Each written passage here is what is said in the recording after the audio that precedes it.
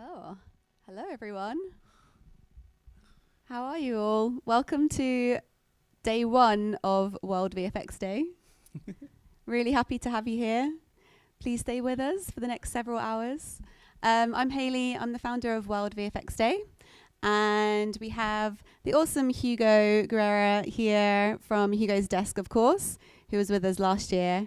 And you can see we've upgraded our surroundings. And I'm very happy to have Jeffrey Dillinger here today with us, who's very kindly lent us his studio, the Megalis studio. Thank you very much for having us. Thank you, Hayley, for letting us be part of World VFX Day for the second year in a row. For those of you that have seen our talk last year, you'll realize that our studio looks a bit different. Got a bit of a makeover, but yeah, we really wanted to make it look nice, especially for this event. And we're happy to have Hugo. Actually, Hugo and I were talking at breakfast at FMX this year, and he mentioned that he was going to be in Tokyo for SIGGRAPH Asia, and I said we definitely have to host World VFX Day at Megalis, and I'm glad it came together. I know, it was almost a year ago. Like I'm so happy that I'm here as well. It's my second time in Japan, and I love being here. And I really want to thank you for hosting this and for being so kind with your time and with everything. It's been amazing. Like Megalis has been amazing on supporting us with this. Thank you. Yeah, and I think that's testament to this entire industry. It's so supportive. We have over 300 studios around the world supporting World VFX Day. We have awesome sponsors, awesome event support, and obviously you amazing supporters around the world as well. So thank you so much for joining us today. We have got some amazing talks lined up.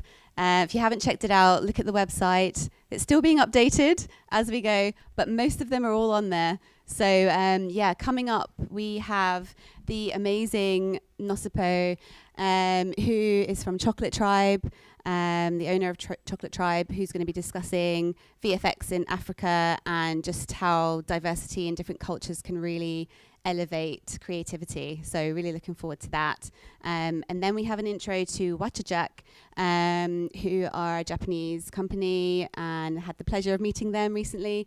So we'll have an intro to them. And then we'll have CINESITE talking about their research on artificial intelligence. So we've got lots coming up. Some live in the studio, some pre-recorded, but yeah. We're excited to have a lot of guests coming through the studio, sitting in this couch, and there'll be a little bit of a party going on out there at some point during the night. Maybe we'll get to show some footage of that as well. Yeah, that would be cool as well.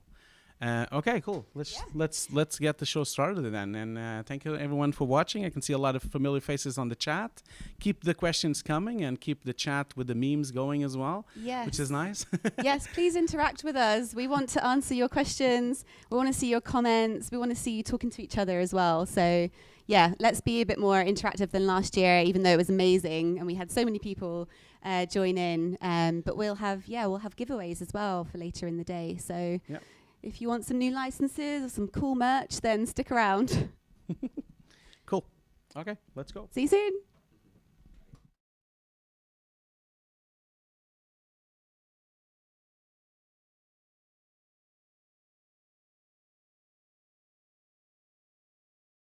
So, hi everybody. Firstly, thank you so much to Hayley for giving us this opportunity to share some of our insights for World VFX Day. I know how it is to actually put together a conference, and so thank you for involving us. Just to introduce myself, my name is NOSIPHO MAKETO-VAN, but everybody in the industry calls me Nosi.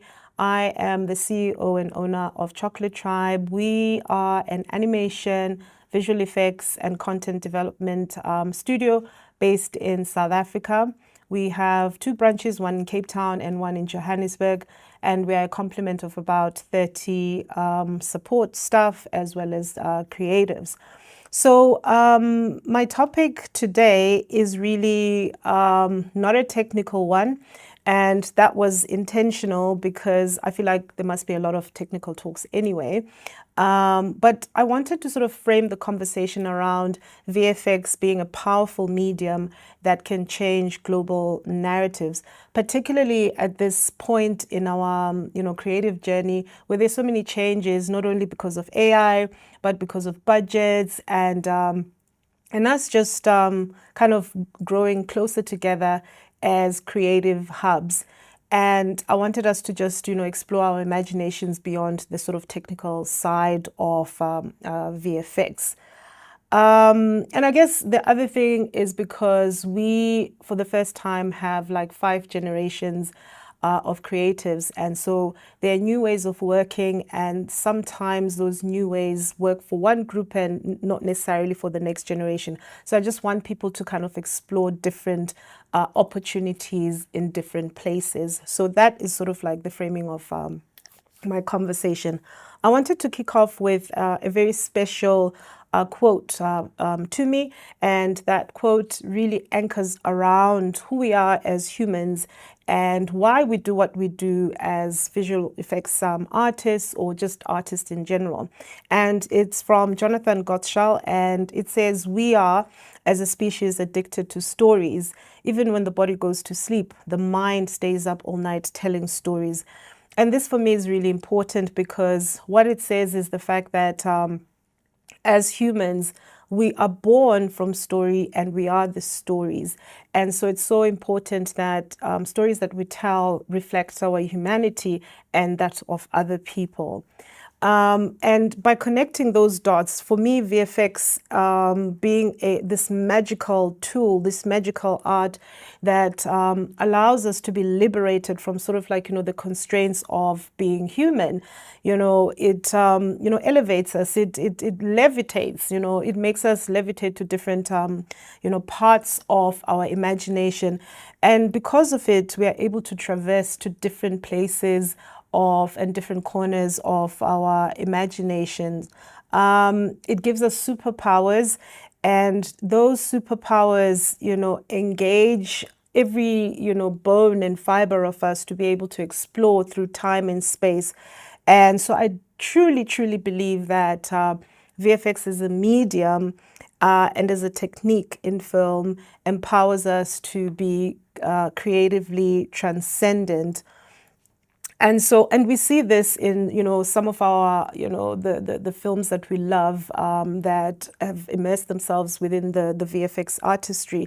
A lot of us, know Pandora, and we understand Pandora. We live in Pandora. So it's it amplifies that experience and that story. It allows us to just become, more than just, our sort of daily, mundane problems and challenges as human beings.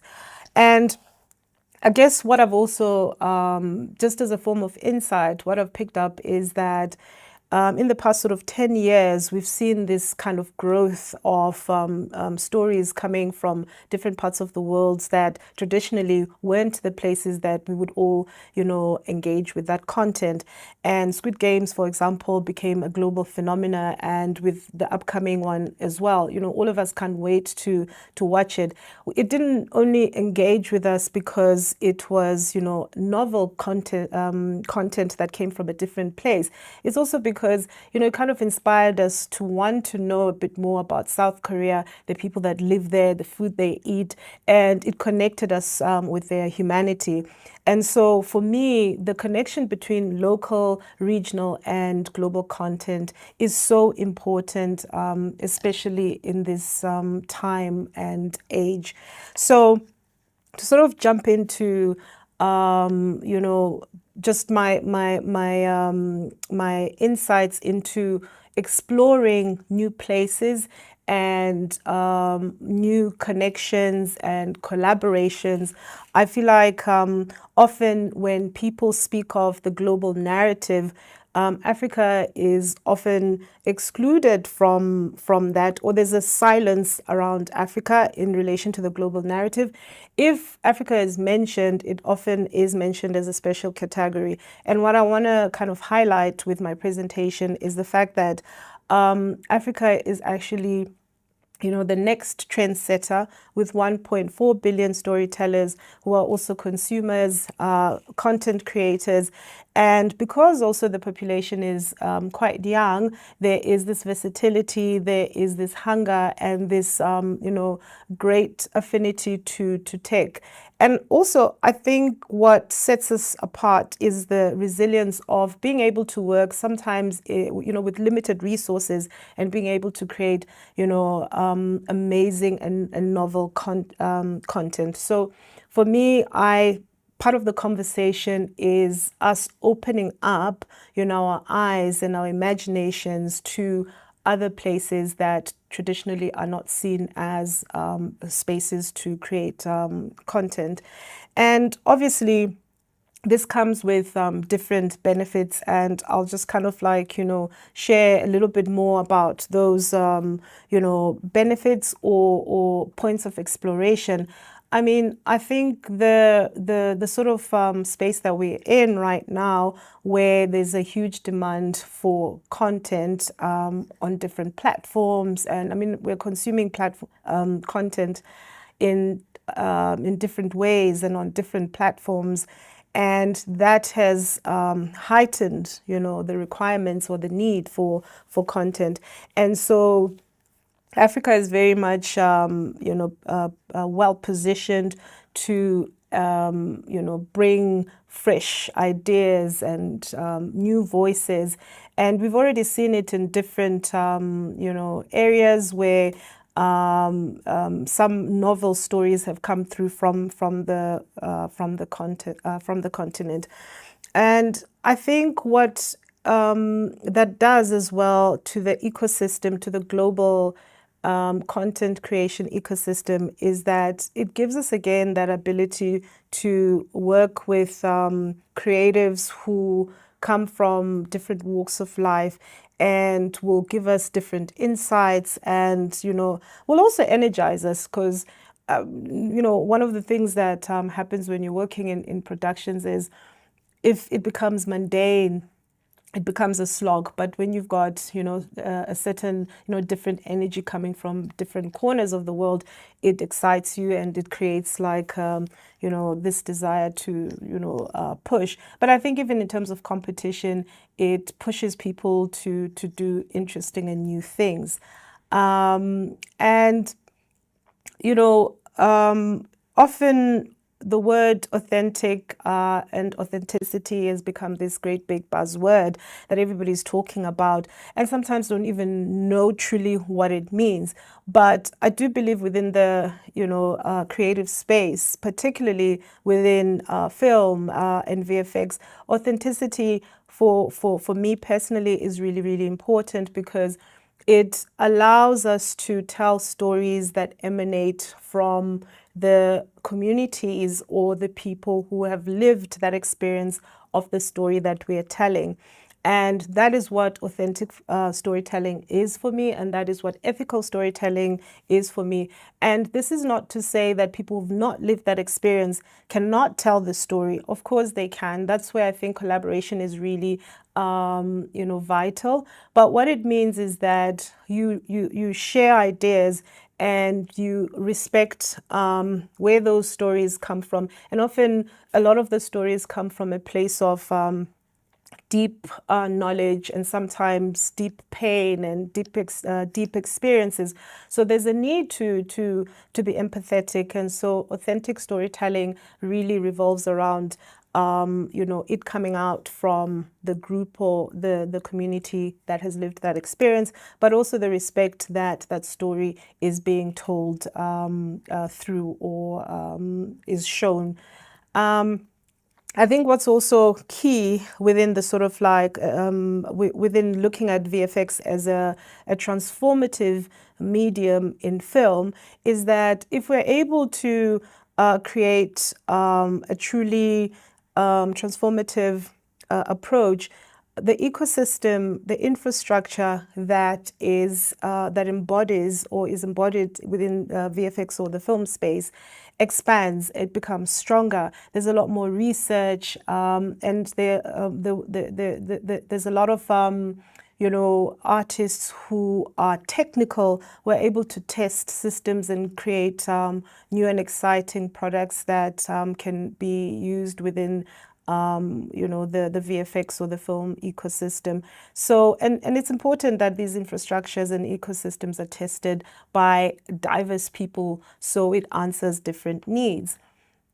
So having kind of like, shared some thoughts around, bringing, strengthening ecosystems and, expanding the narrative, I think what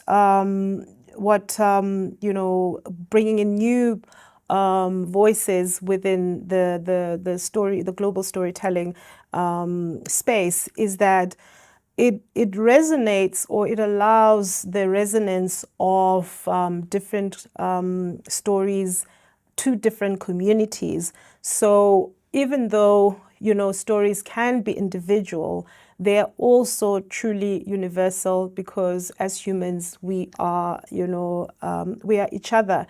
In African culture, particularly in South Africa, there's a saying that says, I am because you are. And basically, my humanity is connected to your humanity. And I do think that expanding a more universal voice or exploration and understanding of storytelling allows us to truly see each other as through each other's eyes.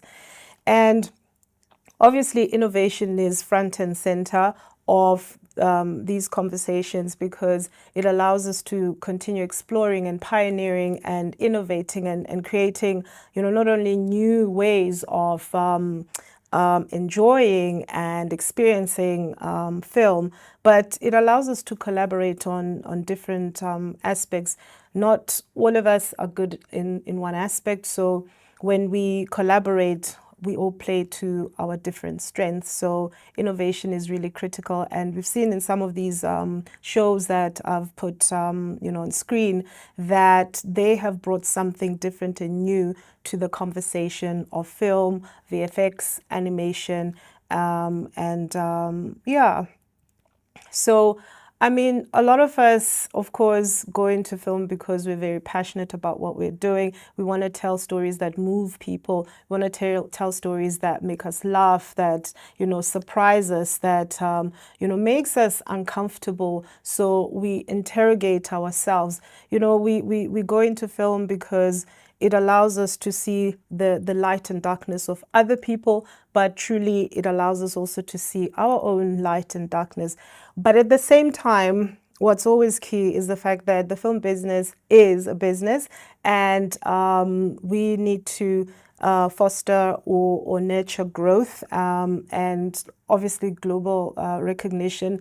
There are these conversations that often bubbled up, especially when it comes to VFX artists, that they do a lot of work behind the scenes and slog, day and night, and they're often not recognized for the work that they do. So this industry is so critical, because it not only contributes in terms of different sectors of the economy, but also it allows our next generation to be interested and to be ignited and to be elevated, and for them to be inspired to come into this industry and create more and exciting content. So just parting shots, because obviously this was 25 minutes and I knew I would not be able to go into depth in the conversation. I just wanted to anchor around the conversation of VFX being a transformative medium that by its nature, because it allows our imaginations to expand and go to extraterrestrial, intergalactical, spiritual places, and by its nature, it's very inclusive. And I just want people to also see that in that inclusivity, we have to look at other spaces, territories, and communities for stories, because when we're telling human stories, those stories can't just be stories about ourselves only. They can't be gated stories. They have to be stories that are truly open. And collaboration is really key, because it allows us to, even though we may not have lived that experience to tell the story, it allows us to be able to collaborate with people who have lived that experience to bring in that authenticity and that very pure voice to the story. And just maybe lastly, when we talk about the inclusivity or the transformative nature of VFX as a global narrative, you know, awards and festivals and recognitions also play a pivotal role, because we are not only sort of like gathered in our physical spaces, sharing, you know, laughs and wines and stories as well. It allows us to also connect as humanity. And to quote, you know, maybe I'm being cheesy a little bit, but to quote, you know, the scene in Avatar, it says that I see you. And this is very important in telling stories, that we see each other, and I am because you are. And so for me, that is the potency of the VFX medium as a transformative, you know, space or tool to engage different communities and bring them together. I just want to share our showreel and some of the work that we've done that's shown how we have also embraced and integrated, you know, our community within our storytelling, but other communities that, you know, outside of our territory.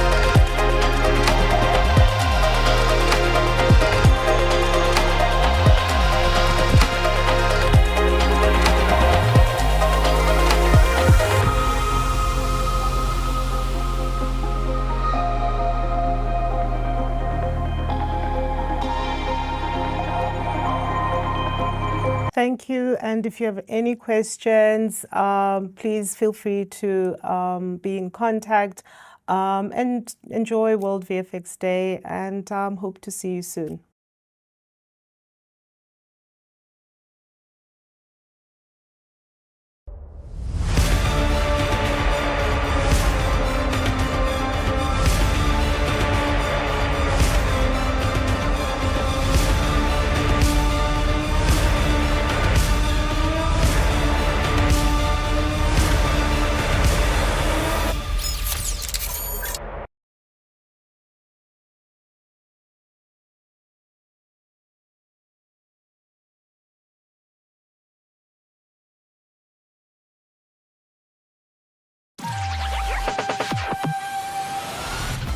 Hi everyone, happy World VFX Day.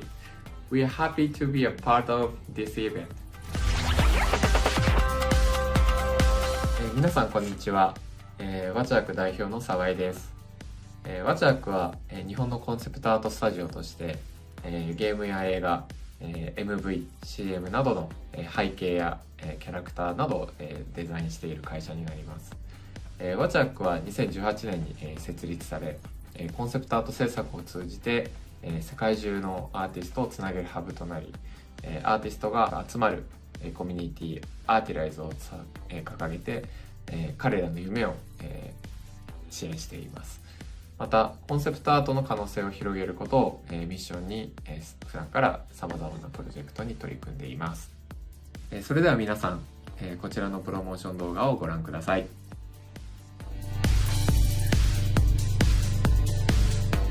I'm Shusei Sasaya. I'm an art director in WACHAJACK.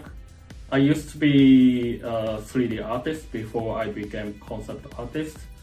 So I was working on computer graphics studio in Japan and in Canada. And I changed my career from 3D to 2D. So I started to work at WACHAJACK from 5 years ago, I think. And right now I'm responsible for the art direction, and I make my concept art from myself for some client work. And I'm working on many kinds of projects like game, film, animation, commercials, advertisement, everything. I think that's our unique aspect of my as a concept art studio. And right now I'm working on my personal project. It's like animated short film, because I want to become the animation director in my future. So yeah, I'm working on the short film, and I will submit that work to the many kinds of the film festivals. Thank you. はじめまして、ワチャジャックという会社でコンセプトアートをデザインしてます。村田と申します。よろしくお願いします。自分は勤めて4年目になります。で、やってる内容はクリーチャー周りのデザインをメインに今させていただいてて、その他映像案件やゲーム案件の背景だったりプロップ類のデザインを、幅広くさせてもらってるような状態になってます。で、あとは、エトっていうチームに今所属をしてて、そのエトっていうのが何なのかっていうと、スカルプトに特化したチームです。簡単に説明するとなんですけど、で今現在僕を含めて、6名のスカルプターが所属をしていて、その他マネジメントをしてくれる方だったりとか、アニメーションをずっとやってる方も含めると十数名で構成されてる状態になっています。で、主に何をスカルプトしてるのかっていったら、もうキャラクターとかクリーチャーを得意とするメンバーが集まってるので、今はクリーチャーやキャラを中心にスカルプトしている状態になってます。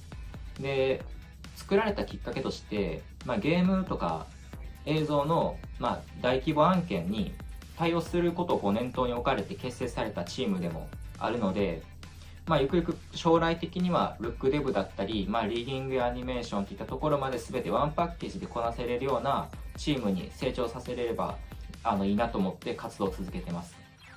で、一応 SNS もやってて、インスタグラムと X を今メインに使ってて、その他ウェブサイトもあるので、エトっていう風に検索を、していただければ出てくるかと思うので、僕を含めた6人の作品もそこに投稿されているので、気になる方がいれば見に来てください。以上です。よろしくお願いします。ありがとうございました。こんにちは。ワチャジャックコンセプトアーティストの田中です。私は福岡オフィスで働いており、今は入社して2年目になります。私は 2D アートが得意で、主に Photoshop や Blender を使ってコンセプトアートを制作しています。お仕事では今まで映画やゲーム、広告など幅広いプロジェクトに参加してきました。私が働く福岡オフィスは去年設立された 2D メインのスタジオです。今はアートディレクター、アーティスト、モデラー、プロジェクトマネージャーの計4名で活動しています。Hi, how are you? Hello everyone. My name is Yutaro Jose Miralles Kobayashi. I'm a concept artist at the concept art studio called WACHAJACK. The concept art studio located in Tokyo, and I'm currently working in the Madrid office for WACHAJACK. We are now working to open a branch here in Madrid as well. So we are moving forward with that movement. So previous entering WACHAJACK, my career has been quite short. I worked first on a Final Fantasy 16 advertisement, for the Japanese audience, and that was my starting point. And after that, the people from WACHAJACK called me in, so I'm very grateful for that first experience, and also for this last almost 2 years with WACHAJACK. Previous that, I studied in Madrid, both fine arts and also a master course for concept art, where I got the knowledge to enter the industry. And currently I'm working as well at the same time for the French comic market, for the publishing house called Dupuis, for a graphic novel that I hope that is going to be released on next year. I hope so. So look forward to that. Thank you very much for everyone to see in this video, and also to the people from WACHAJACK for preparing it and for everything they have done. So see you in the screen. Bye. Welcome to WACHAJACK.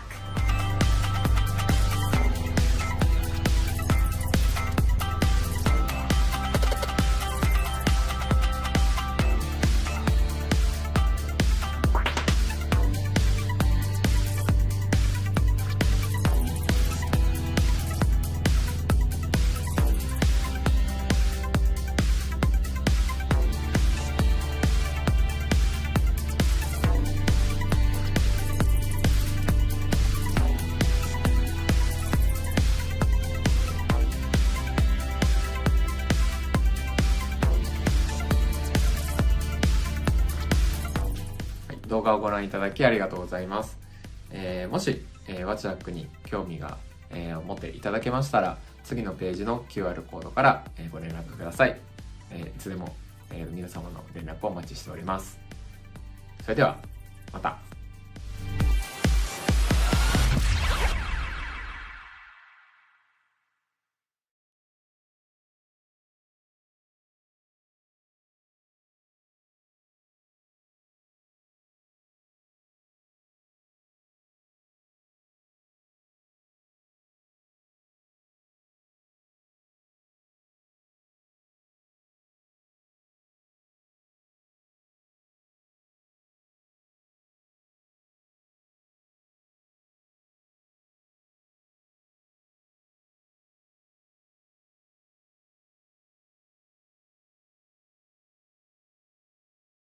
Hey everyone, thank you for having me and happy World VFX Day.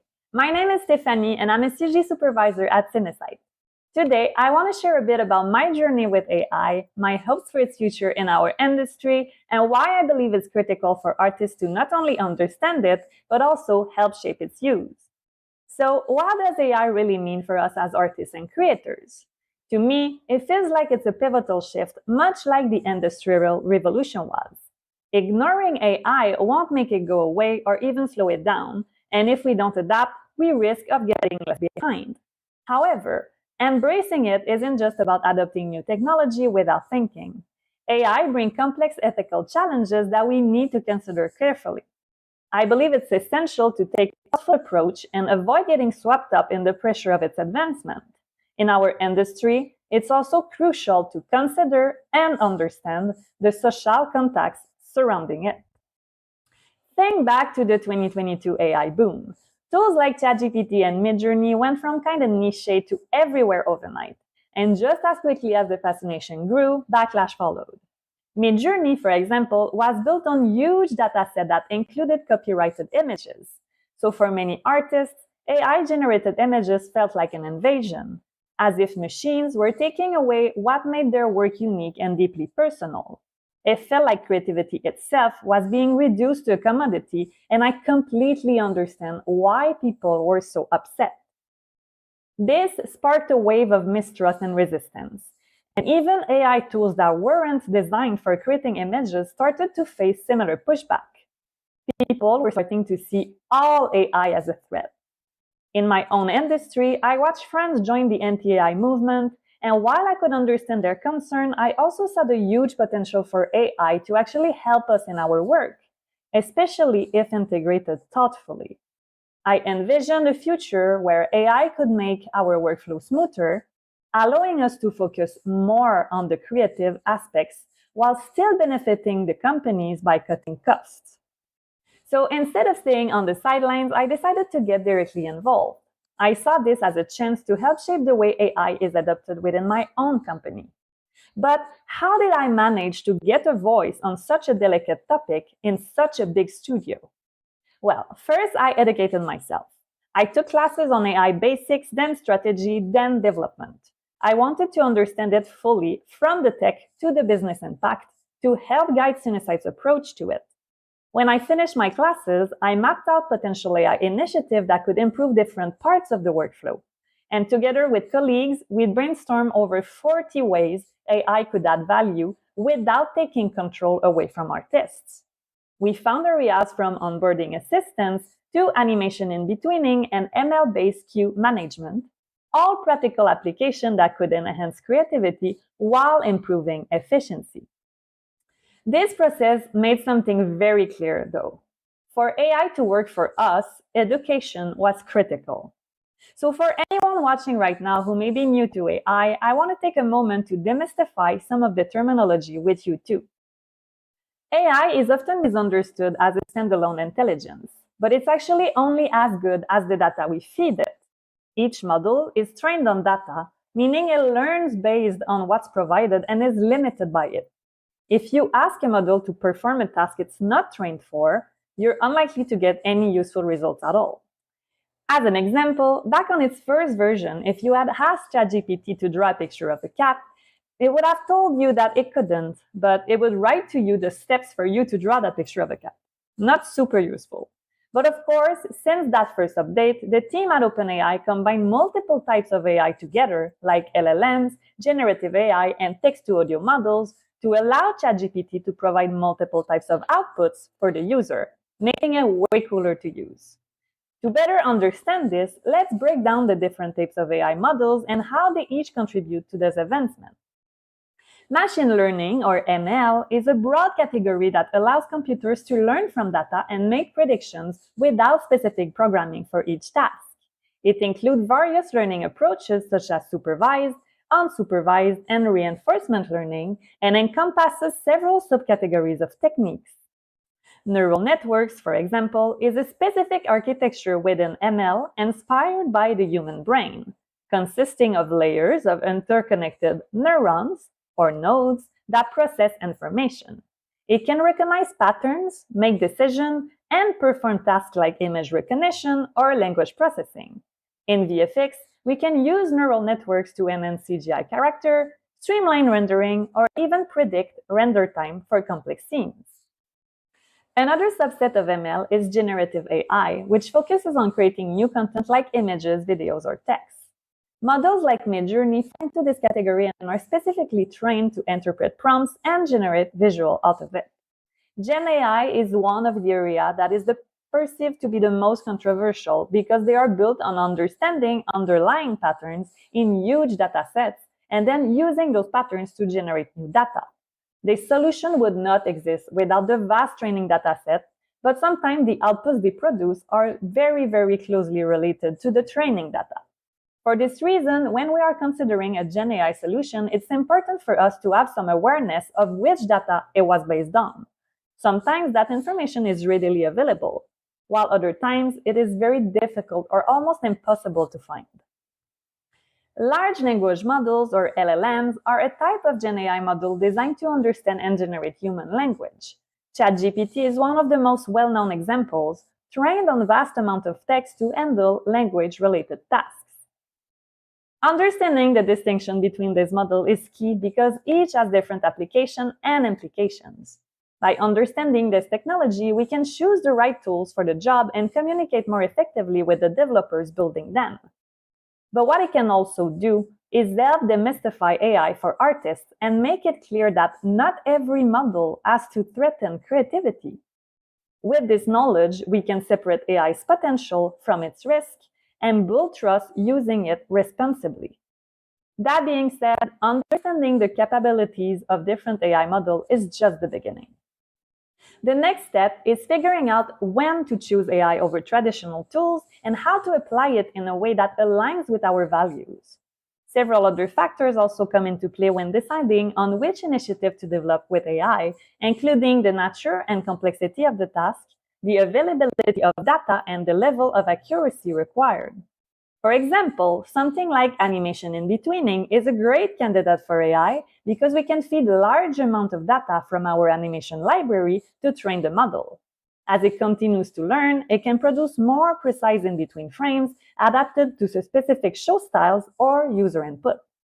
In contrast, simpler tasks like creating a tool to automate naming convention might not need AI at all. Traditional coding can handle that just fine. Each initiative should then be carefully evaluated for complexity, long-term impact, and alignment with our core values.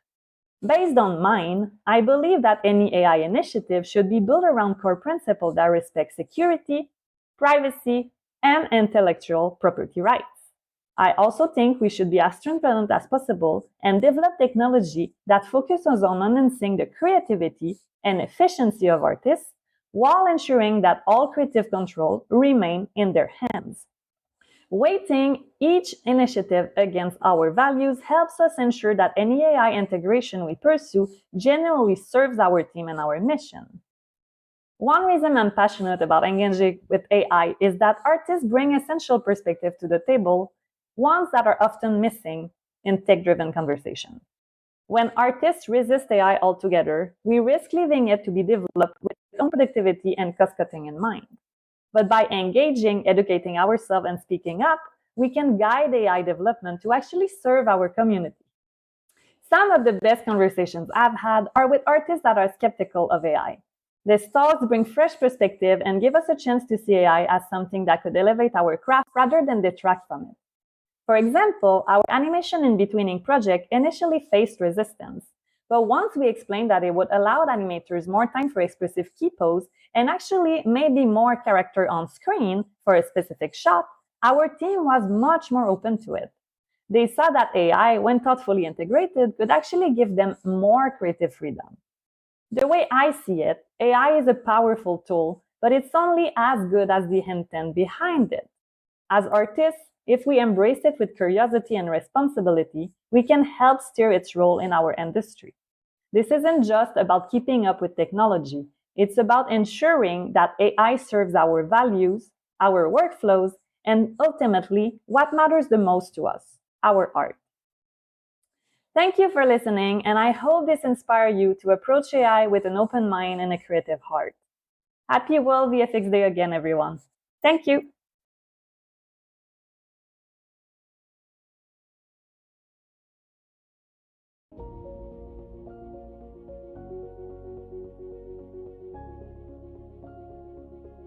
Be yourself, find your authentic voice. It's hard, especially when you start and you're young.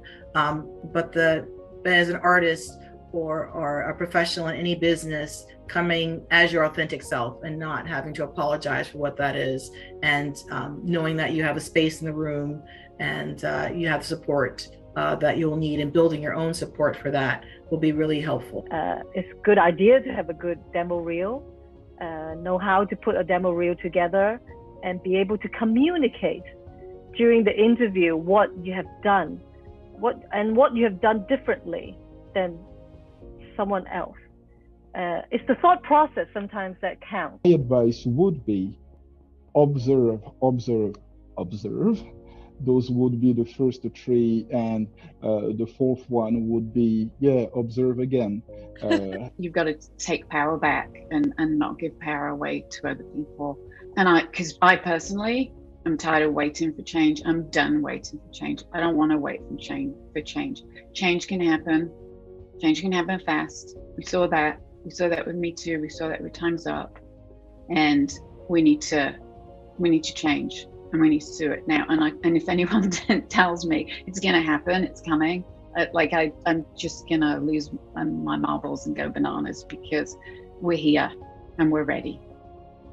I always try to, have send the elevator down as quickly as you can mentality to bring up, the next group of people. And, I always just try not to have a repeat of my experiences that I, didn't find, to be too pleasant. I never wanted to be, someone to be the only in a room, because for so long I was that only, person, whatever, any and all check boxes that I checked.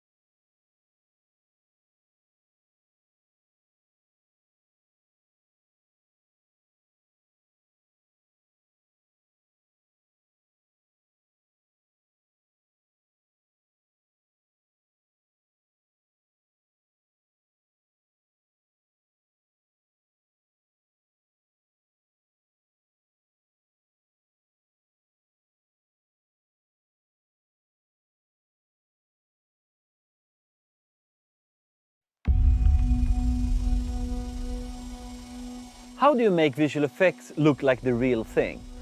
Well, for making the ice environment for The Last Airbender, we teamed up with Ivar Studios to simply bring home a piece of the Arctic in full 3D. Our work for Netflix on The Last Airbender quickly turned into a journey that not only challenged our creative vision, but also pushed our boundaries of how we approach visual effects today.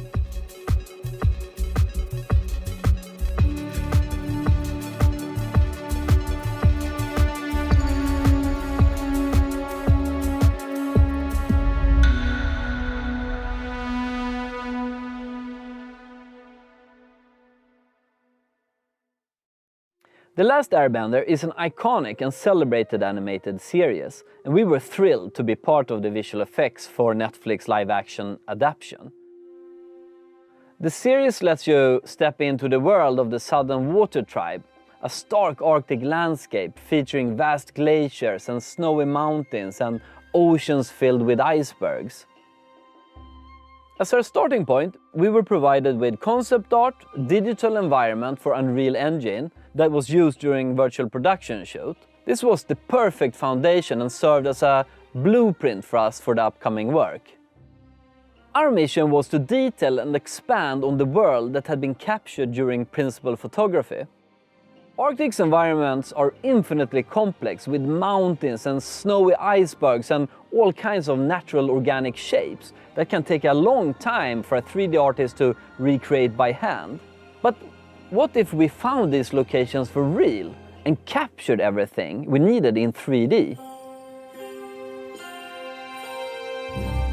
Since we specialize in documentary 3D and in reality capture, we wanted to work with NIKLAS and the team at ILP for years. Using photogrammetry and 360-degree photography, we can go out and capture real environments as they appear in the real world and just bring them back on memory cards. So when NIKLAS called on us to capture icebergs and glaciers, which are traditionally the hardest thing to capture this way, we had to say yes, challenge accepted. Though perhaps most important of all, he wanted us to locate the actual location to represent the village, where most of the story happens, and capture that whole landscape around the village in full. We used maps and satellite data to try to find a real-world location that could be our fictional village. It took a lot of twisting and turning of maps with our team, but then we found it.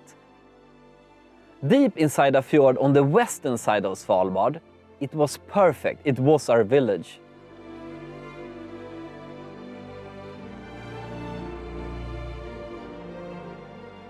We've captured things all over the world, but Svalbard is about as remote as it gets.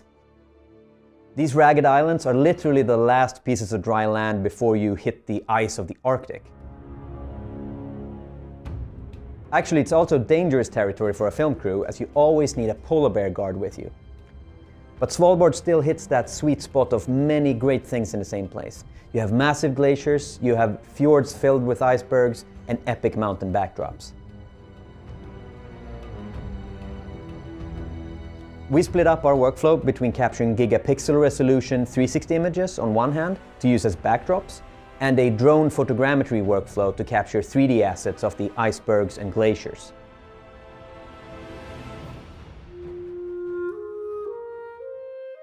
The village was the centerpiece of our environment work, featured in hundreds of visual effects shots.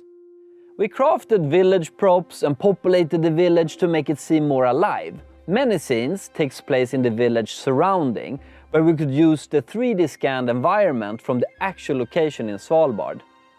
We further dressed the environment with the remains of the old destroyed village, but essentially you're looking at a real location that exists in the real world. For large terrain areas like this, we prioritize area over resolution, and that's how we can bring back a 3D model that covers several square kilometers. This has me very excited, as we've essentially preserved a piece of Svalbard's natural heritage in The Last Airbender. One of the most challenging sequences was the two main characters went out on a fishing trip but ended up stumbling upon the trapped protagonist. It featured a fully digital environment with only green screen elements of our actors. And one of the main purposes of our Svalbard expedition was to capture the assets needed to construct this part of the world. In order to get the best reference possible for our artists, we did a technical visualization of the canoe sequence, and we shot reference videos on location using drones and replicating the camera angles in the height and speed. This acted as the ultimate reference for our look development team as they worked on materials and shaders.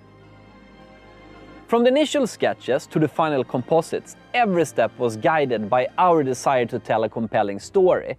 Whether it was the subtle shading of snow or the reflection of light on ice, every single element was crafted to enhance the narrative.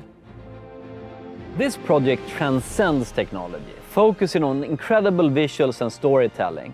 It has involved over 180 talented artists and support staff at ILP, the Ivar Studios team, and of course the crew on Svalbard expedition. And many more were heavily involved and invested in honoring the legacy of this fantastic franchise.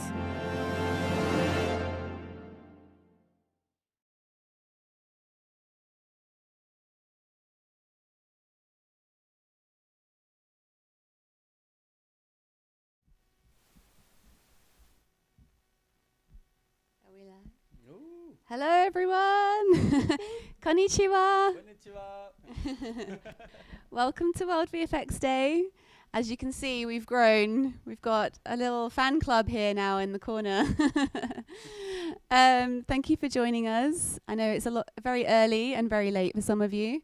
I'm very pleased to welcome to our World VFX Day sofa NIKLAS JACOBSON from Important Looking Pirates, co-founder and VFX supervisor. Yes.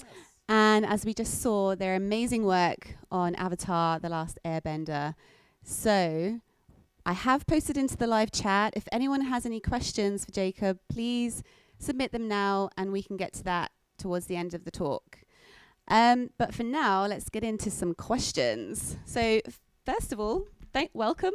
Thank you very much. Thank you so much for being here. I know you're here for SIGGRAPH as well, which finished today. For those who haven't seen Avatar yet, yes, how would you describe the show? The show, it's a very classic American cartoon that it's also an homage, or they were very inspired from Japanese anime culture, and it's very popular. It's very popular in Sweden. We have a big fan base in their office. So when Netflix decided to do a television adaptation of it, we were super excited to be invited to participate in that kind of work. So. Yeah.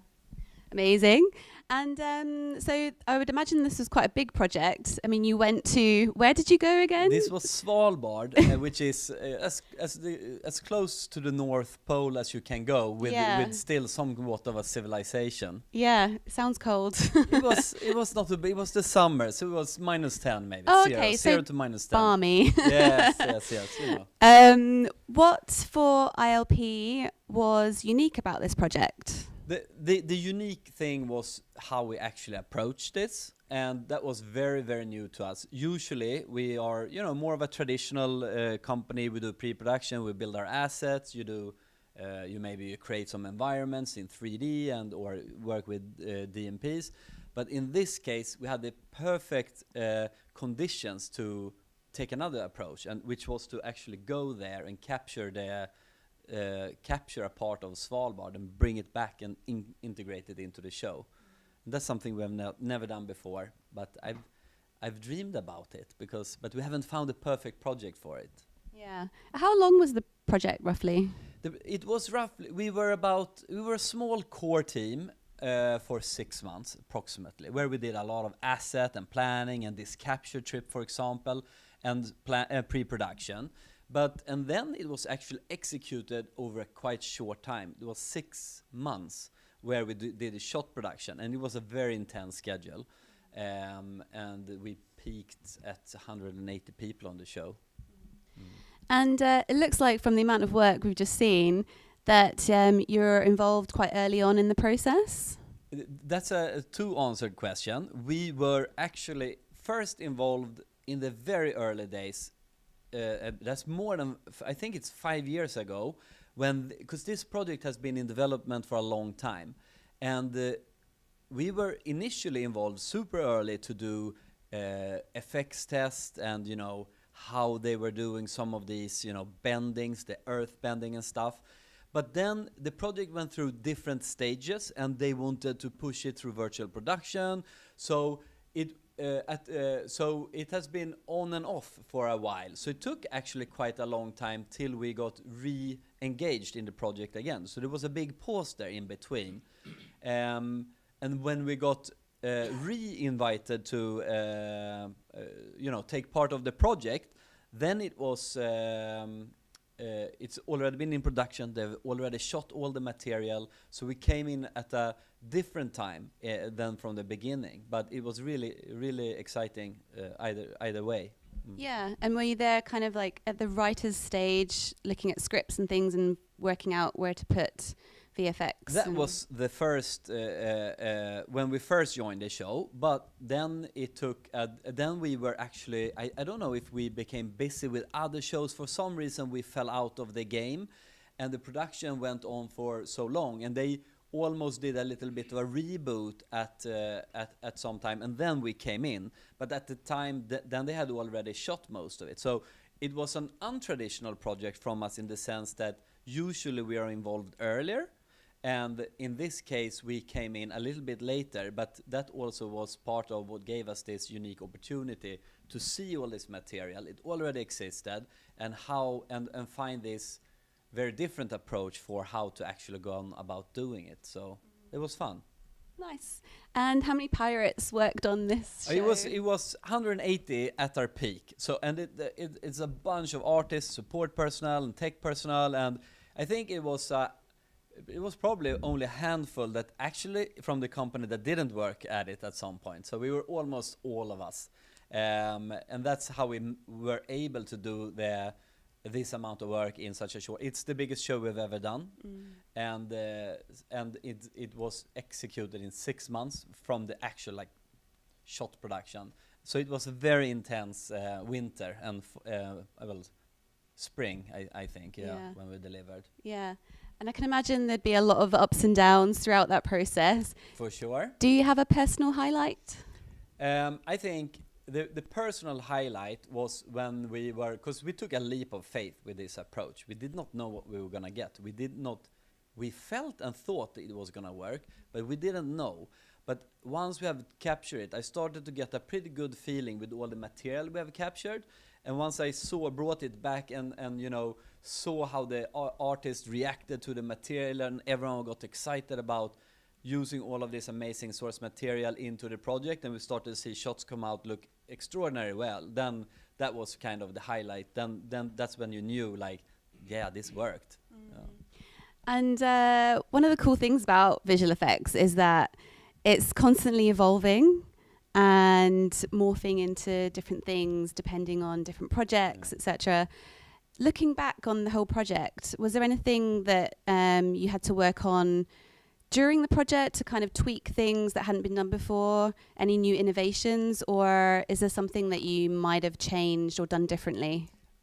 I think no, I think we did do just that. We did it differently, and that was what was so unique with this project. The way we approach this work is something we have not done before, and so there was a lot of first for us. There was a lot of you know, going out as a little second unit team really, and capturing all this material was a first, and it was very educating and inspiring, and we learned a lot. So definitely we're going to take with us a lot of that and implement that possibility and knowledge that you can actually go outside of the traditional boundaries of how VFX companies operate.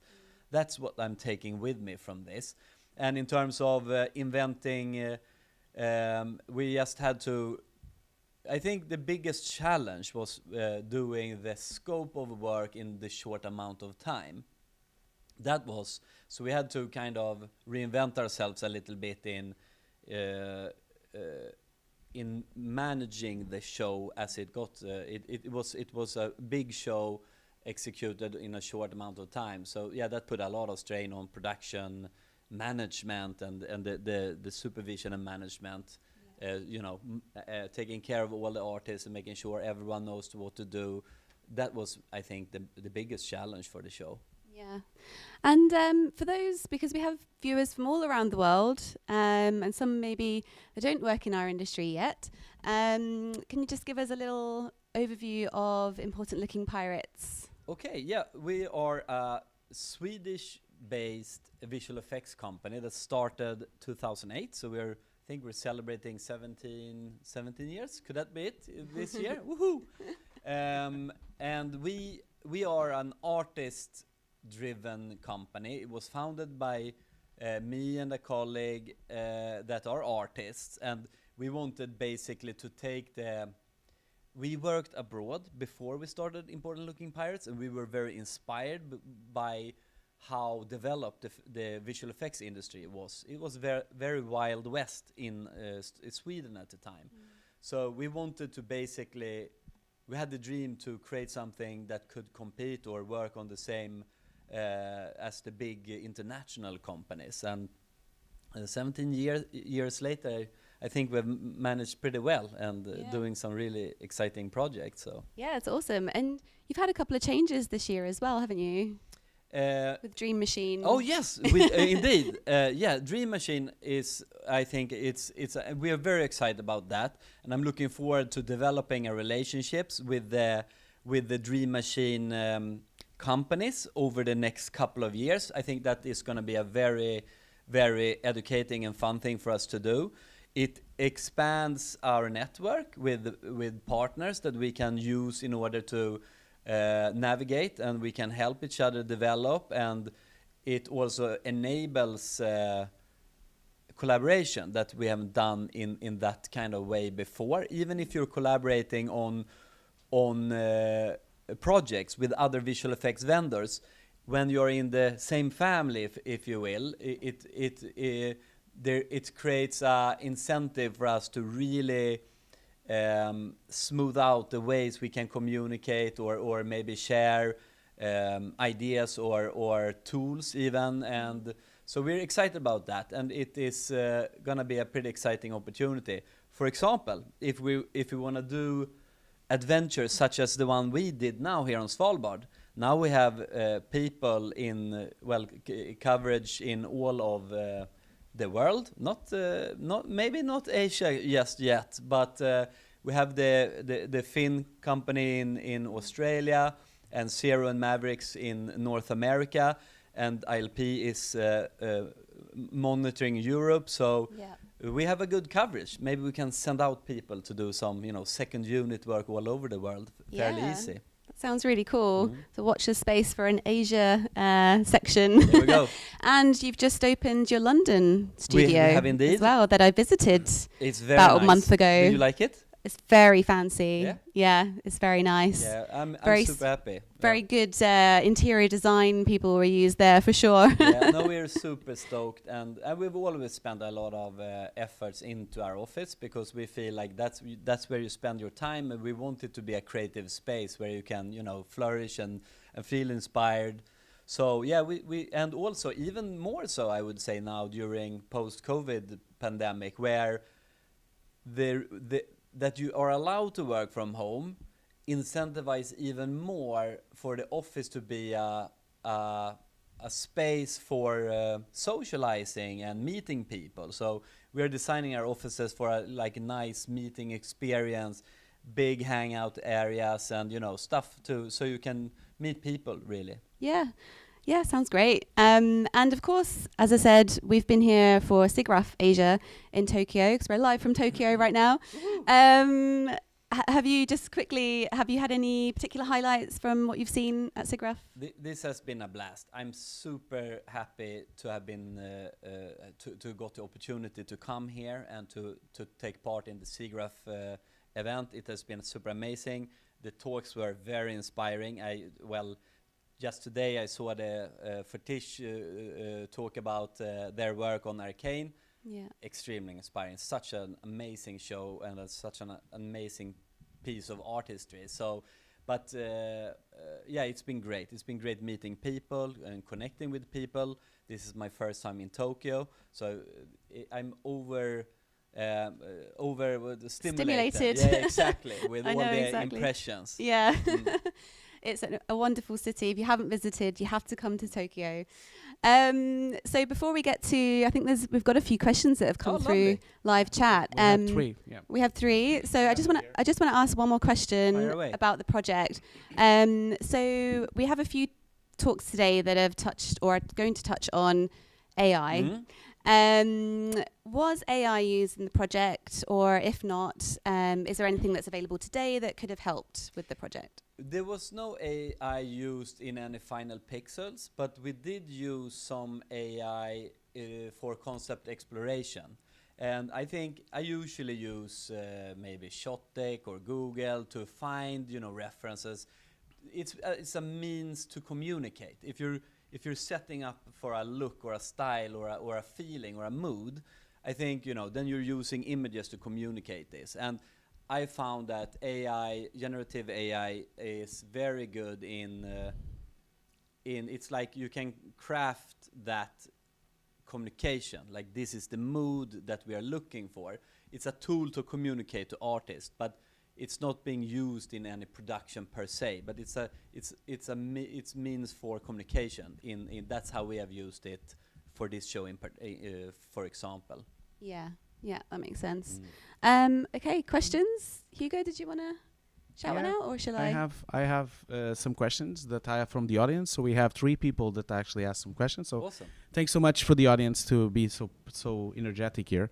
So I have a question first from Matt Neiman. He's asking, as ILP started experimenting with USD Solaris workflows, do you find that Arnold implementation to be production ready?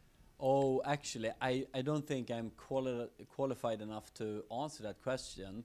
I haven't been heavily involved in that research program. I know that we are making different programs when we are evaluating different technologies, and we have done a big push for USD for sure. But I don't know, Victor, do you know?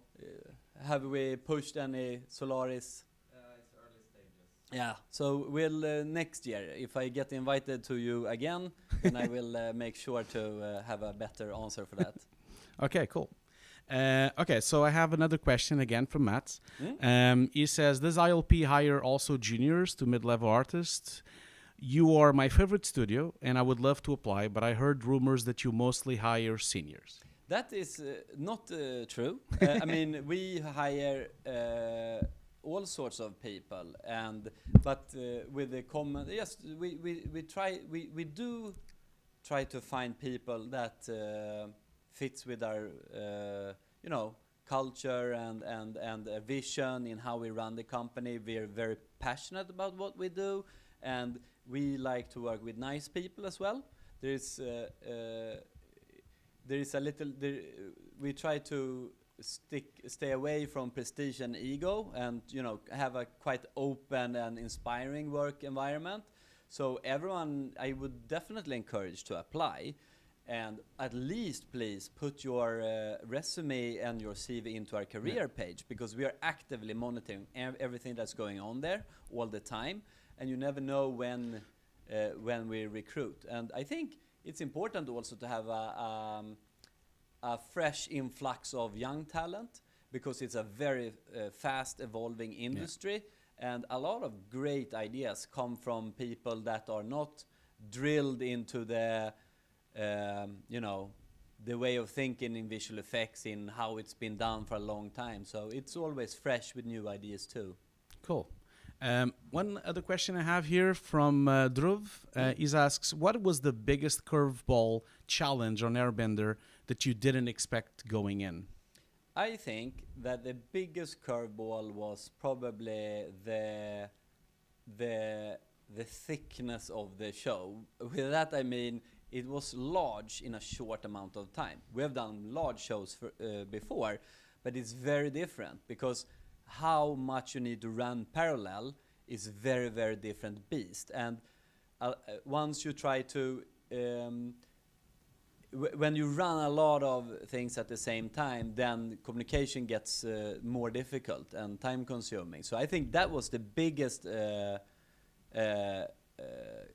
well, I would almost call it a curveball, because we did not maybe expect that, because we are, you know, organized and working well together and all, but it was a part of why this was also because of the crazy times, the post-strike era. So we really needed work as well. So we were super excited that our client gave us the opportunity to work on such a big show. Of course, it could have been great to have, so basically that's why almost all the company worked on the same show. And that's a different beast than running 5 shows parallel with, you know, then you have 5 PMs and 5 VFX supervisors and everything. So it was a little bit of a different set of production management challenges in that sense. And we learned a lot from it, and notes are taken, and we have ideas of how we could refine our work as we're progressing with future shows that can come at various sizes, basically. Yeah. Cool. There was a question just above as well from Mikhail.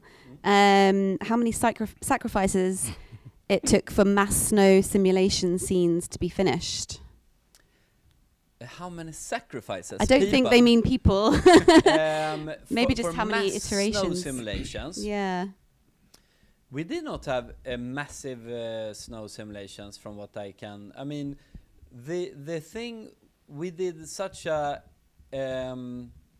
thorough work and a rigorous work with the pre-production. So we built all of this, the environment. We did a large bunch of assets that we, you know, simulations, for example, like snow drifts and, you know, well, even snow at various, you know, containers that our shot artists, lighters could, you know, place. And so I'm not 100% sure which simulations we're referring to.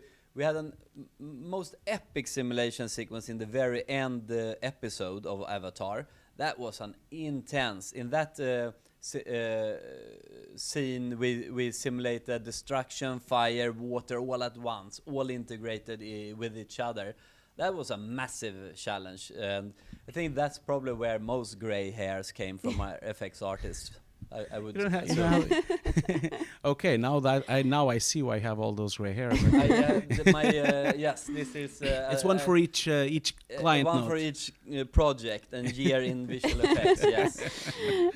Thank you for the questions. We're on a bit of a tight schedule, so perhaps you'll stick around afterwards to answer any others in the chat. But just to kind of go back to ILP Studio. What's next? Can you talk about what you're working on now, or is coming out? It's always a little bit sensitive, yes. You know, talking what you're working on now. But I can say that I'm very much looking for. I hear that Netflix has announced, you know, 2? yeah, and 3, and I'm looking very much forward to that. Yep. And I know what I'm gonna do the next couple of years. And I guess to wrap up in a way. It's World VFX Day, visual effects. We want to shine a spotlight. Is there anything you think that we need to look at as an industry that is important for future talent? Well, I think visual effects has a lot of self-reflection to do. I think it has.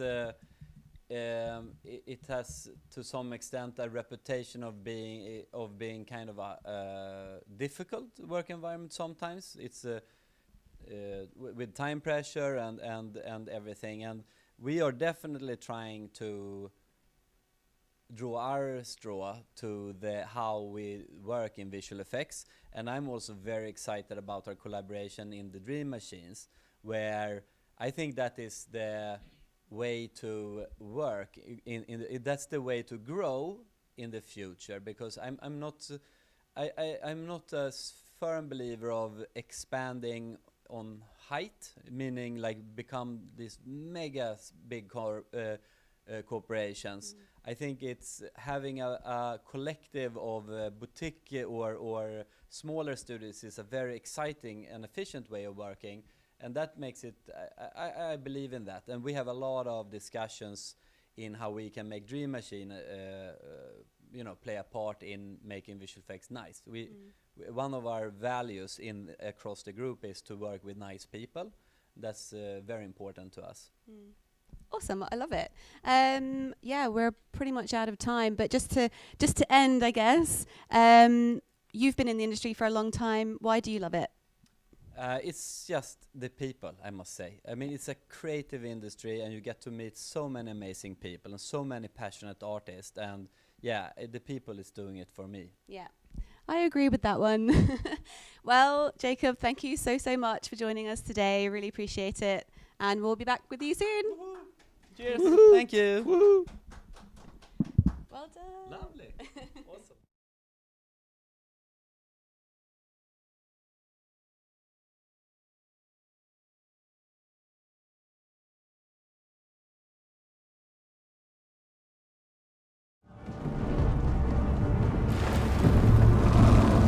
Visual effects is part of the movie making team. It's pretty magical to close the loop on reading a script and then just seeing a sequence like Brooks West. I did shed a tear during the big sequence that we spent months and months and months working on. I have to remind myself this, especially episode 4, that's TV we're talking about. That's some of the best stuff I've ever seen. There isn't another company that works in our space that can take a project all the way from its inception, all the way through every facet of production under one roof.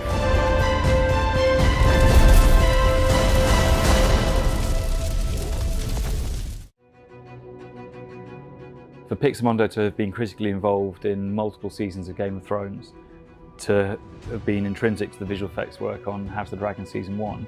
House of the Dragon Season 2 rolls around and there's a new visual effects supervisor, Dardi Einarsson, who doesn't know Pixo. And we kind of had to go back a step and really earn the right to be considered for the show.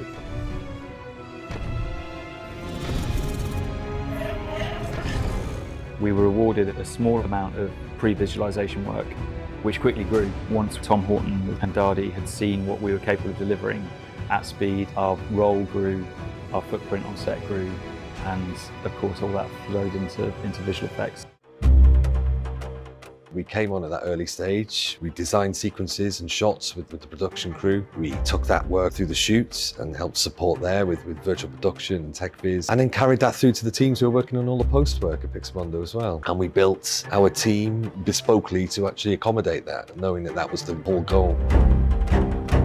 We got the initial scripts in and storyboards, and we started working with Tom, the VFX producer, and Dardi, and it was really a small team initially, led by Matt Perrin. Previs is the most creative part of the process. It's where you start with a blank page as opposed to like if you're doing finaling animate, or you're animating a creature in a live action shot. The constraints are quite small, so getting finaling animators involved in Previs is like, it's such a creative part of the process. I think working on Previs forces the animators to really think about the story, because there it is about developing the story. If you're in visual effects, you can quite easily as an artist get into a tunnel vision and just focus on your shot.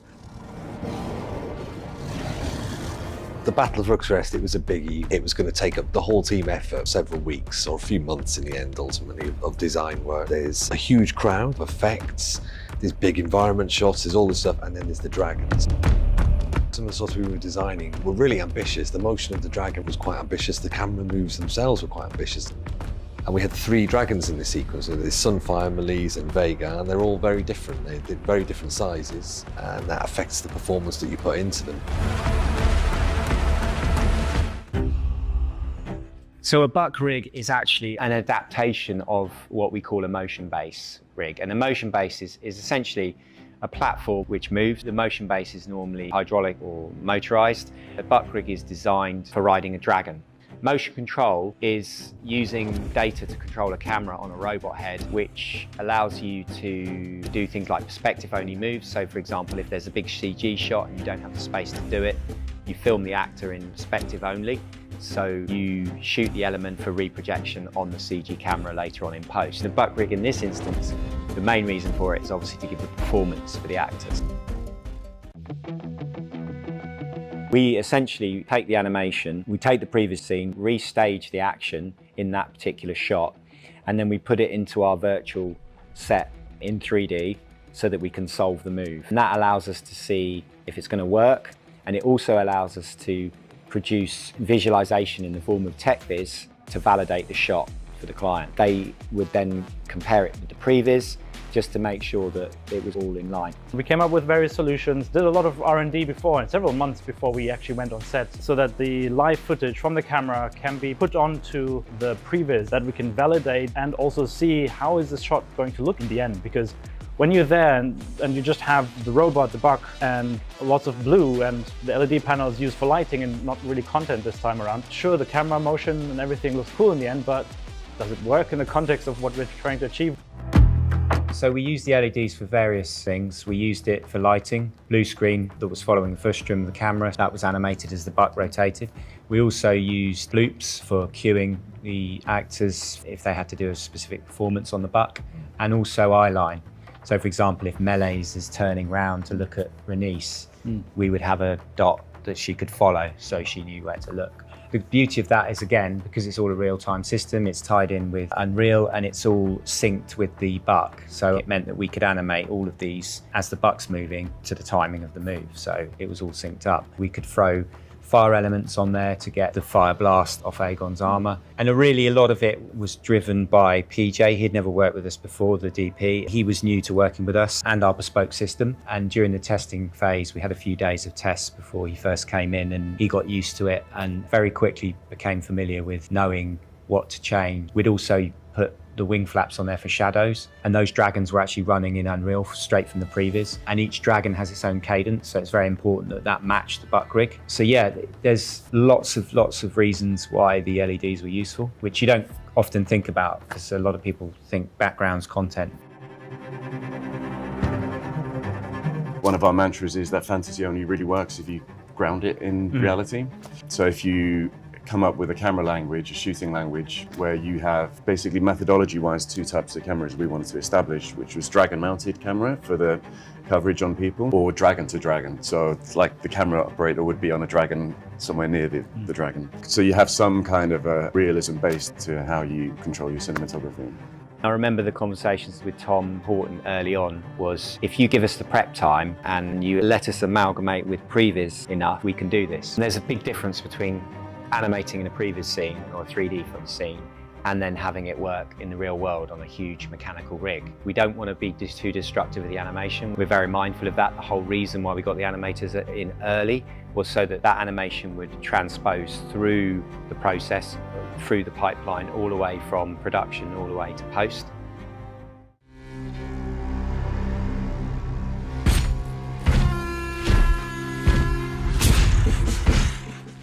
When I would start kind of comparing to Game of Thrones, dragons were always a big part of it, but actually they were carefully sprinkled over the mostly 10 episodes. With House of the Dragon, it already started to become a much more dragon-driven storytelling.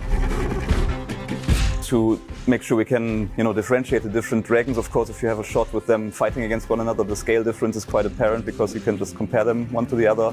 But of course, you want to make sure that even if you just see a single dragon in a shot, you want to emphasize what the scale is. So Vega was huge. You want to make sure that the animation underlines that size and that scale and the weight of that animal by comparison to a smaller dragon, which is, doing much faster wing flaps, is more agile. When you see the silhouette, you should be able to recognize what dragon it is. Because very often you're looking against the bright sky and you don't really see the colors, but you see the shape. When we do the turntables for the dragon to show the asset and the progression of the asset to the client, we're putting him into a pose that kind of represents these character traits already, rather than just putting him into a technical T-pose. Given the large scale of the environment, especially an environment like Dragonstone, where you had the castle, the island in which it sits on, the bridge leaning down to an additional crescent island, and then the mountains there and all the foliage and the water, we had to come up with very creative ways on how to actually render these environments. One of the main challenges with this, again, is that we're building on top of something that already exists. And our audience, our modern audience, is very smart. And when they look at something and it doesn't feel right, they can spot it right away. So we had to really pay attention to details One of the things we learned quite early on is, although the show has fantastical elements, the vision of the showrunner and the client-side supervisor was that this is not a fantasy show, so we had to really ground our environments in reality. So we had to be honest about making sure this looks photorealistic. The main kind of vision or goal that I had was to bring the dragons more into character life. So rather than just being a means of transport or weapons, to actually have them emote. When we're thinking about animation, we're always trying to, let's say, from the design or to the execution, we're always comparing it to real world animals. And I think a big part here is, of course, also the connection with their respective dragon riders. So, for example, Megalis and Renice, you can take some cues off her acting before the battle starts, where she, puts her head against the dragon, and you can see there is a deep connection. The scenes just before they die, she thinks Vega is defeated, they fly off, she looks at Megalis turns her head back to her, and you have a reverse shot of the actress against the dragon. Of course, there is an emotion in the acting of the dragon rider, and you can play against that, with the dragon, as two actors would basically. Sticking with a battle at Rook's Rest, of course, there's a lot of visual effects involved there. So it's not just the dragons, it's the environment, which, they had a relocation that they filmed at, but it wasn't large enough, so we needed to extend it even for shots that are based on the ground. And then for aerial shots, there was some drone footage, but most of what we see is actually CG environments, just to convey the scale of the battlefield and the whole environment around that. And then these cliffs, just behind the castle, they're based on a relocation, but still they don't exist in that way, so they're also full CG. Then the army, same thing there. They had extras on set, all dressed up, but not as many as the story called for. So there was quite a bit of crowd extensions there to make the army a large force, as the showrunners wanted them to be. Then we have a lot of destruction, so not just the fire from the dragons, but also as Vega is crashing down, there's this big wave of dust and debris flying around from the impact. We have the other two dragons, fiery crashes into the castle and into the forest with lots of fire and smoke. And then we have the aftermath, where everything is just like this hellscape with embers flying through the air, ash raining down, smoke. Especially when we are airborne, when the animation gets changed, the camera might also be adjusted, right? When the camera is adjusted, we see something different in the background. So how can we make sure that we have a new background pretty fast? We explored the idea of what can we actually do in Unreal? Having a much faster design process, meaning adding new trees or new bushes in the background. So the original idea was that only when we see some of the dragons' head close up and we see some environment in the background, that it might work out just doing this with a real-time engine render. And over the course of the project, it changed a lot. So at the end, we had quite a high number of environments which got rendered in Unreal versus the ones we did in the traditional approach. We're always trying just to find new ways, just to free up the animation process until the very end and still delivering high quality results. There's so many small puzzle pieces which need to come together just to create one single shot, right? Every shot was so complex. Having the communication between the departments is crucial. Everything that we've been moving towards is to diversify our creative services and to really pioneer this integrated way of working where we can deliver more than beautiful visual effects work, but we can be a creative partner throughout the entire production process. Being able to combine our many studios and our many artists and producers across multiple disciplines, but it's also generating work at the very, very highest level. The production values which are delivered across the whole series of House of the Dragon are exceptional. They're very best in class, and there are some sequences within the series which are truly jaw-dropping.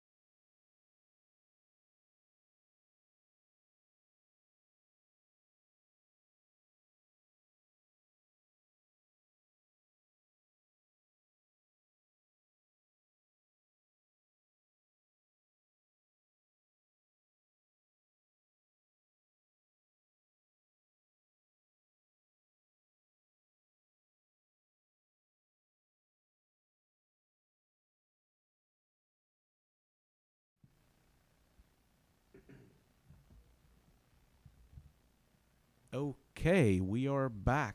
Hello, everyone. Hope everyone is enjoying themselves watching the streams.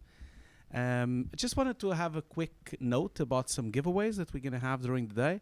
So I already posted one already. So we're going to have a giveaways for my new course for HUGO'S Desk, which I've already posted the link. So you guys can just, we'll keep posting the links once in a while.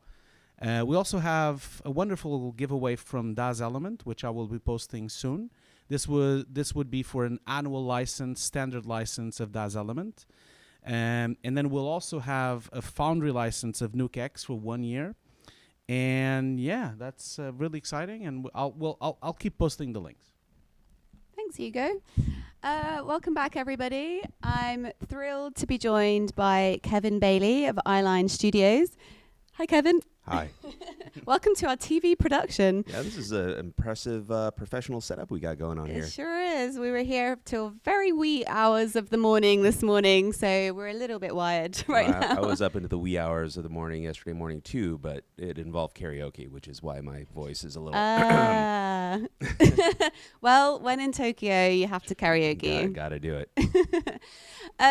So we're here today to talk about the movie Here and the work on that. Yes, I'm excited to talk about it. We've got a lot of questions, and we've got questions coming in as well from the live chat. So we're going to get straight into it. We've got about half an hour.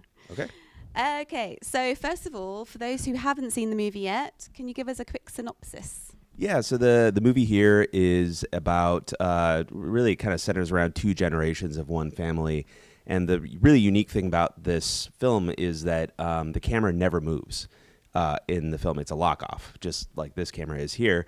And instead of the camera moving, the thing that moves is time. So we're constantly jumping back and forth in time to tell all the stories that have happened in this one place. The 2 kind of hero families that are featured in the film are played by Paul Bettany and Kelly Riley. And then their kid is Tom Hanks, and he eventually falls in love with and marries Robin Wright. And so because there's such a vast time span in this film, it just ended up being like incredibly difficult to really sell all the different time periods. There's a window in the room of this house that you really see the neighborhood outside of the house evolve as time goes. But then, the most difficult thing was portraying the actors. And, everybody knows what Tom Hanks looked like when he was in Big, right? We've all seen their works in Robin Wright and Princess Bride. So we've all seen them throughout their careers. And so we had to really figure out a way of making this really unusual movie. And in Hollywood, unusual movies don't get unlimited budgets, right? So we had to figure out how to make this really unusual movie where we ended up needing 53 minutes worth of complete face replacement on the actors to portray them throughout their multiple ages, both younger and older. So it was a really challenging film, but it is very much not a visual effects movie. It's all about the story. That was the other challenge, is like, how do we do all of that without calling attention to it? Yeah. And I guess, you've said in other interviews about the research process and knowing pretty much straight away that traditional VFX and makeup wasn't going to cut it for this project. Yeah, and also I think that casting different actors for the younger age characters also wasn't going to cut it, right? Because of how recognizable Tom is. And I've heard, seen people say, well, why didn't they just cast, Colin Hanks, Tom's son, to play his younger self? And the trick with that is that Colin is actually like in his 40s now, so he's not 20 either. But also it's just like, for the characters to feel consistent, Bob Zemeckis, the director, felt very rightfully so that it's very important for the actor, the soul behind the character, to be the same throughout the ages, right? And really rely on the actors to, portray themselves. We did a bunch of research, and I've been doing face replacement work and digital humans for, most of my career. And just kind of intuitively, we knew that like the traditional method of face replacement just wasn't going to be, because it wasn't going to work. And that was for 2 reasons. One is the script, I think, originally called for like 41 minutes of de-aging to the point where we knew we would have to do a face replacement. And that's, I believe, even more than like what The Irishman did. They also had a visual effects budget that was larger than the entire budget for our movie, right? So we knew that we couldn't, the economics of doing a traditional 3D face replacement wasn't going to work. The other thing is from a creative perspective, doing a CG face replacement while staying out of the uncanny valley is really, really difficult. It takes a lot of time for animators to like get every nuance of the facial performance right in order to have it not kind of seem creepy. And so I think from both the creative and economic perspective, the traditional methods they just weren't going to work. And we knew it would be way too risky to endeavor in doing that. So we said, well, we got to, lean into sort of AI-driven approaches that were just, this was 2 years ago. So they were just kind of coming into their own. There was a great documentary called Welcome to Chechnya that had kind of used the early versions of this technology, not to like give a photorealistic look, but to do face swaps to protect identities of people. And it was like a really kind of heartwarming use of the tech, but it was like, it didn't look good. It wasn't really supposed to, but it and a few other sort of YouTube videos that we'd kind of seen were like, yeah, maybe it's a stretch, but like maybe we can use this tech to actually do the de-aging in the film. So we actually commissioned a test from 3 different companies, all leveraging different sort of forms of AI, ML-driven face swaps, and had Tom Hanks in. We did a test with him. He read a scene from the movie, and we had these vendors do a paid test to see, hey, can this technology work? And if it worked, we knew we could make the movie. If it didn't work, we weren't going to make the movie.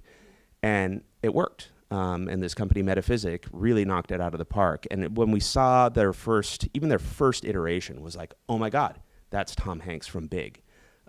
So it really gave us the confidence to make the movie using this new technology because it was the only way we were going to get the movie done. Yeah, I have seen it online and it does look amazing. I'm intrigued to know what was Tom Hanks's response to that? Did he see it in real time on the set then? So when we first did the test, we actually didn't have the real-time on-set technology working. It was all a post-production process. And Tom saw the test and obviously loved it. Bob Zemeckis loved the test, so we all decided, yeah, we can make this movie.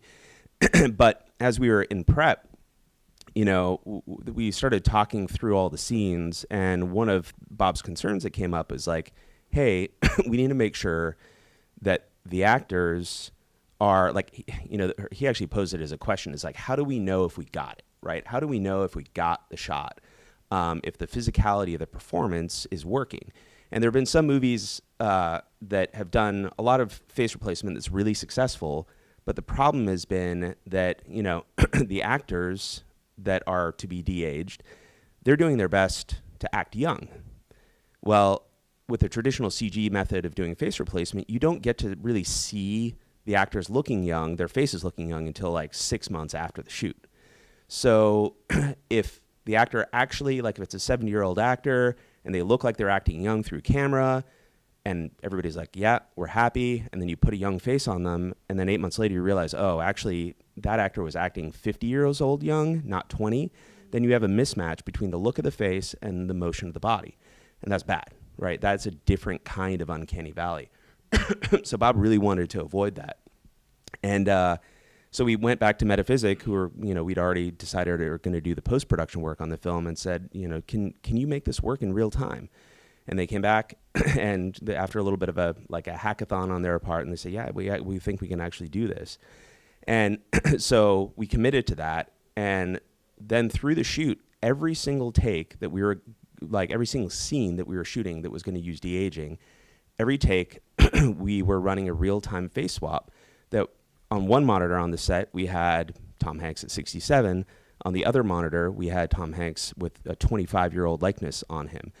And I kid you not, the real-time version of the face swap it looked so good right out of the box that we were able to not only edit with that, but we could actually screen the movie for audiences with it. Now, we had to replace all those real-time face swaps in post to make it hold up at 4K on the big screen, but it was really remarkable, and it was remarkable for the actors too. Like Tom Hanks, every time Bob would call cut, Tom would walk behind the monitor and like analyze his own body posture and be like, oh, I need to stand up more straight for this take, or I was overacting my youth. So it was a great example of like being able to bring visual effects into the physical production process. So instead of like me in post months later making a decision on Tom Hanks's behalf, he is, he's owning his own performance as his younger self, and really able to like feed back off of it without me having to say anything. He can just see it and make choices. And Robin and Paul and Kelly, we're all in the same boat. Oh, it's so fascinating. We do have a little water here. Oh, thank you very much. Soothe your karaoke throat. Thank you. So you've mentioned before that you've used AI in other projects, and things are really evolving quite fast. And I imagine that you finished this project a little while ago. Yep. Has anything evolved since then that you would have been like, oh, we could have used that in the project? Oh man, every single day. One interesting use of AI on here, that beyond what we did with the face swap work, is that towards the end of the production, we were at, it's like every production, you always run out of time, right? And there were some new scenes that were added. And so we had a bunch of set extensions. Now, so sometimes we go back in time like 300 years, and you're in a field because the house hasn't been built yet, right? And the foreground was a real set that we built on a soundstage at Pinewood, but all of the deeper background set extensions were all full CG. And there were a bunch of full CG environments in the film, even in the foreground. So those are really hard. They're hard with moving cameras, but like when you have a locked off camera, the locked off camera made everything so much more difficult on this movie because there's nowhere to hide. You don't have any like motion blur or any camera moves to hide in it, to hide behind. You don't have cuts to hide behind. So we ended up taking these shots to about 80% of the way done, but there was still, the last 20% visually takes probably 80% of the time, right? So we had all these shots that like the creative intent had been laid down, right? All the artists had made the creative choices, but now it's like, all the little detail that makes a shot look photographic. And this movie has a stylized look to it, so that helped a little bit, but like, it really was like, you still need all that really fine detail, snow on branches of a tree. It can't just be like a smooth edge. It has to be like kind of chopped up, like, like the snow is melting. Yeah, exactly. That kind of grit that's in the real world. And so I had seen this tool while I was browsing around on X called Magnific. And they had posted some images that were like, they labeled themselves as an upscaler, but I was looking at the results and going like, it's creating new detail. It's creating new information out of like a green blob becomes a patch of ferns. Like what would happen if I took one of these shots that's kind of 80% done, scaled it down and scaled it back up using Magnific. And lo and behold, boom, all that photographic detail was there. And so we started actually working that into the workflow on the movie to help, and Luma Pictures came on board to help support DNEG, who is our main vendor on the environment work, to use Magnific to actually, in a matter of a couple of days, do work that might have taken 2 weeks otherwise, but still leaving all of the creative intent in the hands of artists, right? So it's just taking the work that is like, it's the stuff you get for free in the real world, right? But it just takes so much time and is so tedious in the visual effects process, and took all that and made it much, much easier. It only worked on still images, which was fine for us because, we had a locked off camera. But now, fast forward to even, 6 to 8 months later, you could, see a world where you generate an image using a tool like Magnific, and then take sections of that, run it through Runway to make like, foliage move and all that kind of stuff. Whereas like, back when we did it, Luma had to like, use elements for blowing branches and, kind of do more laborious stuff. Yeah.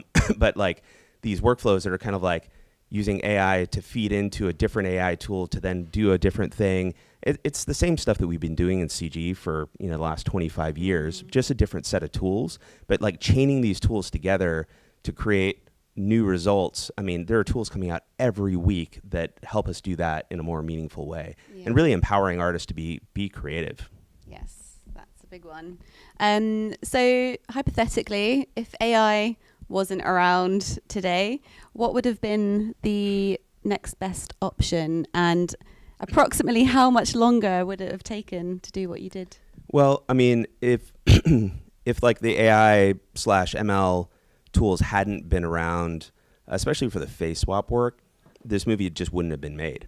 So I mean, it's really that simple. It wouldn't have been made. It would have been an irresponsible thing to do to make this movie. And so I think that, in that world, I hear a lot of people talking about AI and how it's going to take jobs and all that. And there is, like, I think, an element of kind of truth to that, in that it does take things that would take very long otherwise, and helps you to be more efficient. But any time in the past, I mean, you look at CG tools for many, many years, and they've all been getting more efficient. But then we fill that time with like a more creative appetite, right, or different uses of it. So I think that this movie is an example of, like, if the AI tools hadn't existed, all the jobs that were created by this movie would not have existed. So I think it's like undeniably like a net positive contributor to that conversation. Yeah. No. We'll come to a couple of viewer questions shortly, but what's been a highlight for you on this project? Probably many, but... Well, it's every project that I do, especially with Bob Zemeckis, they all have different challenges, which is why I love this job so much. Like, I never, ever, ever get bored in this industry. And so, I think that I always love at the end of a project kind of like checking the reality of what happened versus my assumptions going into the project. And my assumption going into this project was, oh, thank God the camera's not moving. It's going to make everything so much easier. And the reality at the end of the day was it made everything so much harder. Like, the match moves were kind of easier, but like everything else was so much harder. And the thing I thought was going to be the most difficult, which was all this face swap work, ended up being probably one of the easiest parts of the film, because of, both the metaphysics team, and the metaphysics team is like, it's like half data scientists, right, feeding these sort of AI ML tools, but then half like a really talented team of compositors. And Yo, the visual effects supervisor that leads that team, and his comp lead, Thomas, they're just like exceptional VFX practitioners, right? So I think that and it was because of that part of the process, it's like, again, it's like everything else in VFX, it just kind of happens faster, right?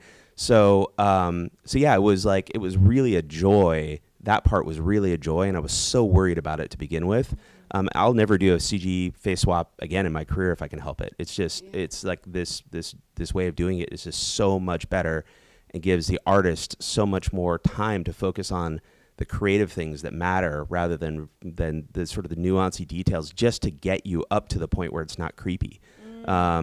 Yeah, so it's just like, I was just really shocked at how the stuff I thought was going to be easy was the hardest, and the stuff that I thought was going to be the hardest was the easiest. And I think it's just a sign of the times of like how this tech is emerging, and the people that are really clever about how they start using it, how transformative it can really be to the process. Yeah, and like you said before, it must be really cool for the actors to see themselves there in person, rather than seeing it on the screen at a premiere and thinking, oh, actually, yeah, not too happy with that. And that's you bring up a really good point, in that like what these tools allowed us to do is like bring everyone into the visual effects process early. So like the actors, a lot of people ask me, like, did they give you permission to do this? Like, yeah, of course they gave us permission. But not only did they give us permission, it actually allowed us to involve them in the process of helping to like sign off on what their likeness was going to be. Like, Bob Zemeckis was really vocal about like, hey, we need to do tests early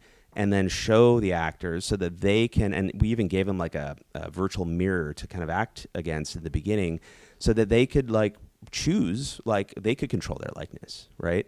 And then also, like people that traditionally aren't able to like really interact with the visual effects process, like the costume designer or the hair and makeup supervisor or the cinematographer, right? These people are all usually off the project for a long, long time before they, we really get to have something for them to see. They're able to just look at the monitor and go like, oh, I need to tweak the wig, or I need to like, the costume, the padding under the costume to give Tom his dad bod might, maybe it needs a little bit more in order to sell the illusion. So it helped to bring everyone into the process. And I love that because it's like the worst thing is a visual effects supervisor standing on set, because what we do is like, it's kind of magic to a lot of people, right? It's like complicated stuff. Like, and if you're on set talking about, just like the nerd details, right? Which we love. It's like speaking Latin, right? But so doing that and be like, yeah, trust me, we need to do X, Y, and Z because it's going to do this for us in post. It's a big leap for a lot of these these folk. Whereas if we can bring the technology to set so that people can just look at a monitor and see it, they don't have to take my word for it. I can just be like, hey, look at the monitor. Like, let's fix this together, and they get it. It's really remarkable to be able to tap into these decades of experience that these live action people have. So it almost feels more like it makes it feel more like doing practical effects. Yeah, that's really cool actually. And as you were saying that, I was just thinking, we have this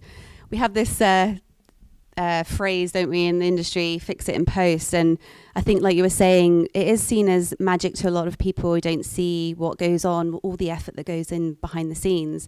So things like this is really bringing it to the forefront. And I think that's only a good thing for our industry to really shine a spotlight on VFX, which is the mission of World VFX Day. Yeah, so yeah, no, I think it's amazing being able to like put the decisions in the hands of the live action team that have all this experience. And I think that's one of the reasons why people like practical effects, right? Is like there's this spontaneity and this like team, like, it's like the filmmaking's happening right then and there.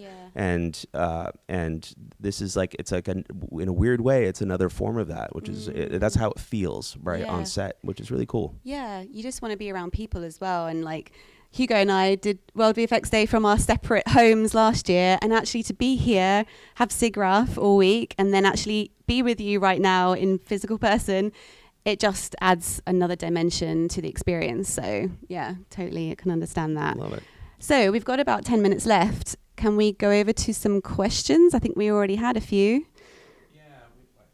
Yes, we do. We have quite a few actually, as I was expecting. So let's start with the first one. So we have a question from Lickstream.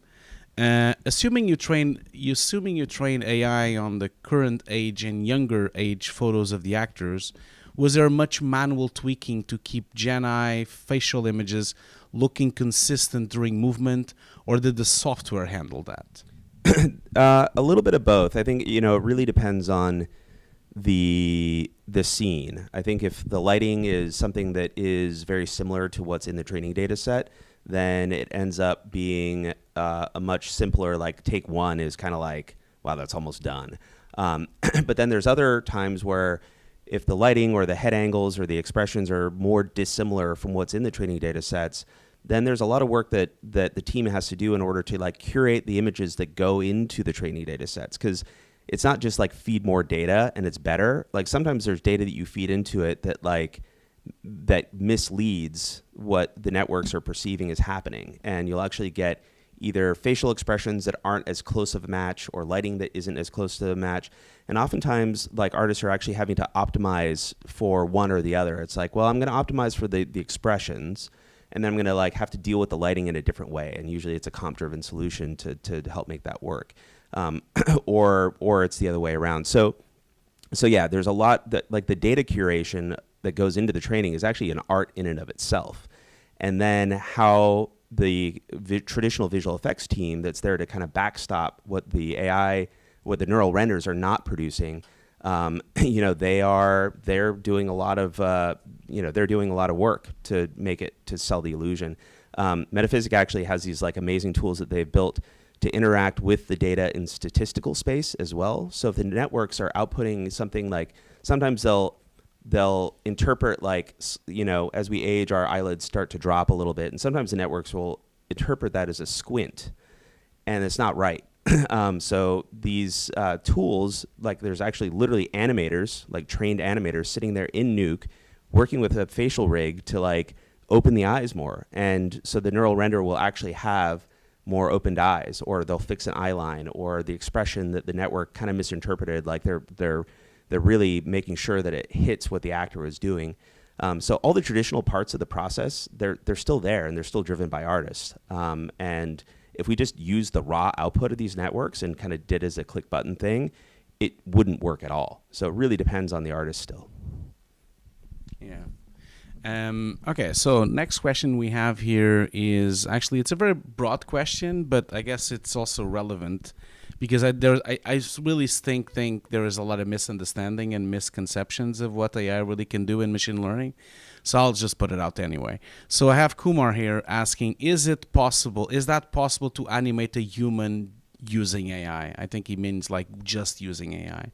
Is it really possible right now? Oh, it totally is, but it would look terrible. Like it would not, it wouldn't, you know, the thing that like people like really have to remember about filmmaking is, you know, when we're on a movie set, take one is something, right? But there's always things that the director wants the actor to do differently or whatever. And so fast forward to like take 12, the performance is down, and if the camera doesn't start moving at the exact right time, and then the cross in front of the camera by the extra isn't at the right time, and the actor isn't delivering their line, you know, within half a second of when the camera stops, now you're on to take 13, right? And so movie making is all about specificity, right? Especially the, you know, really great filmmakers, but like, you know, pretty much every director, they have a very specific vision that they're trying to hit. And so the AI tools are not great with specificity, at least not yet. And then the other thing is, and in the very early parts of pre-production, when we did the test with Tom Hanks for the face swap, we thought it might be an idea to test if we could use a body double for Tom. So have Tom go in, do a performance, and then get something that we liked, and then have Tom and Bob both direct a body double to repeat that performance. You know, playing the audio into their ear and everything, and so that would save us from having to like de-age hands and arms and neck and other things. It would be a savings for us if we could make that work.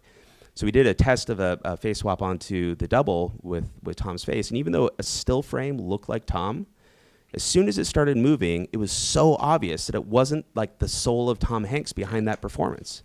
And so, like, even though it was a person, it wasn't the right person, and it was obvious as day. So I think actors are so important to the process, and it can't be understated like how much the soul behind what they bring to the screen is. It is the critical thing. Yeah, I think people really forget that, and I would even say that a lot of times, being on set so many times as I've been, so many times are invented on set and happen completely spontaneously. You know, an actor decides to do something that is out there, or he tries something weird, or he tries something that is not even on the script. All these improvisations that happen are incredibly difficult for you to create in AI. And I just feel that there is a lot of miscommunication and misunderstanding of how actually we film films, because there's a lot of stuff that happens on that moment that is not even on the script. Yeah, I totally agree. And, you know, sometimes the actors are, you know, they're a lot of times they're part of the filmmaking process, especially like Robin Wright on this movie. Like we would, you know, call cut, and Bob and I would be talking about a problem that we were having. You could just see her standing over there, just kind of listening. And then, you know, we'd kind of be stuck, and she'd just walk up and be like, hey, how about if like my character did this and this and this, or like, you know, that we changed that piece of set deck. It's like, oh, Robin, that's a great idea. And so, yeah, you're right. It's like everybody's playing off of everybody else in a pretty magical way. And by the way, we can use AI tools to do that too, right? I mean, like, you know, even for the lack of specificity, it is very fast, you know, using some of these like generative, like the text to image or similar text to video tools to like just brainstorm and like shoot the shit about like all this, you know, the different ideas. And so it can be part of that process too, but it does, but by no means replace sort of the human element of everybody working together. Yeah. Okay, so we have time for a few more questions? Yeah, we got a couple of minutes. Cool. So let's see here. So we have, So Dovrin Shetty is asking how much of the amazing opening sequence was in the screenplay and how much research went into making the opening sequence. Did you have any creative freedom with the scene from a visual effects point of view? Yeah, so the opening sequence that they're referring to is, I think the beginning of the film, walks you through the concept of like how there's like these graphic panels that kind of take you through different times, and we end up in prehistoric times and do this big time lapse that takes you from like the dinosaurs all the way through to our house being built. That was in the script, but it was like 3 lines in the script. So really, it was a big process. We worked with a production designer, his name's Ashley Lamont, to sort of concept out some of these steps of it. But there was an immense amount of freedom in the visual effects process. And, I'd listened to some podcast about like, how the dinosaurs died. And the going theory apparently right now is like, the meteor crash. And it wasn't just the meteor, like the smoke and dust and stuff that blacked out the earth. The thing that they think actually killed the dinosaurs now is it like sprayed a bunch of like molten rock into the space that turned into these like little glass beads and then rained back into the atmosphere as like a rain of fire that heated the earth to like 800 degrees, and everything died because of that. Oh, that's right? awful. Yeah, it's terrible. But I kind of heard this on a Radiolab podcast or something like that, and I was like, Bob, we should do that in after the meteor hits. And he's like, I love that. And so it's like Bob is a great director in that sense, where he will take anybody's idea from anywhere. Doesn't matter who they are, and he might not implement that exact idea, but he will turn it into something that is super brilliant and entertaining. But that sequence was really hard. Oh, I bet. Okay, so I have one. Yeah, go for it. You've already mentioned how the dynamics changed on set with everyone interacting together. Yep. Was there anything from a VFX perspective that has changed through this technology, this new method of working, i.e., pipeline changes? Have there been any fundamental improvements from using this method? Well, I think, look, it definitely put together correctly. And like Metaphysic is like, they're kind of like a Gen AI first company. Like that's sort of their model.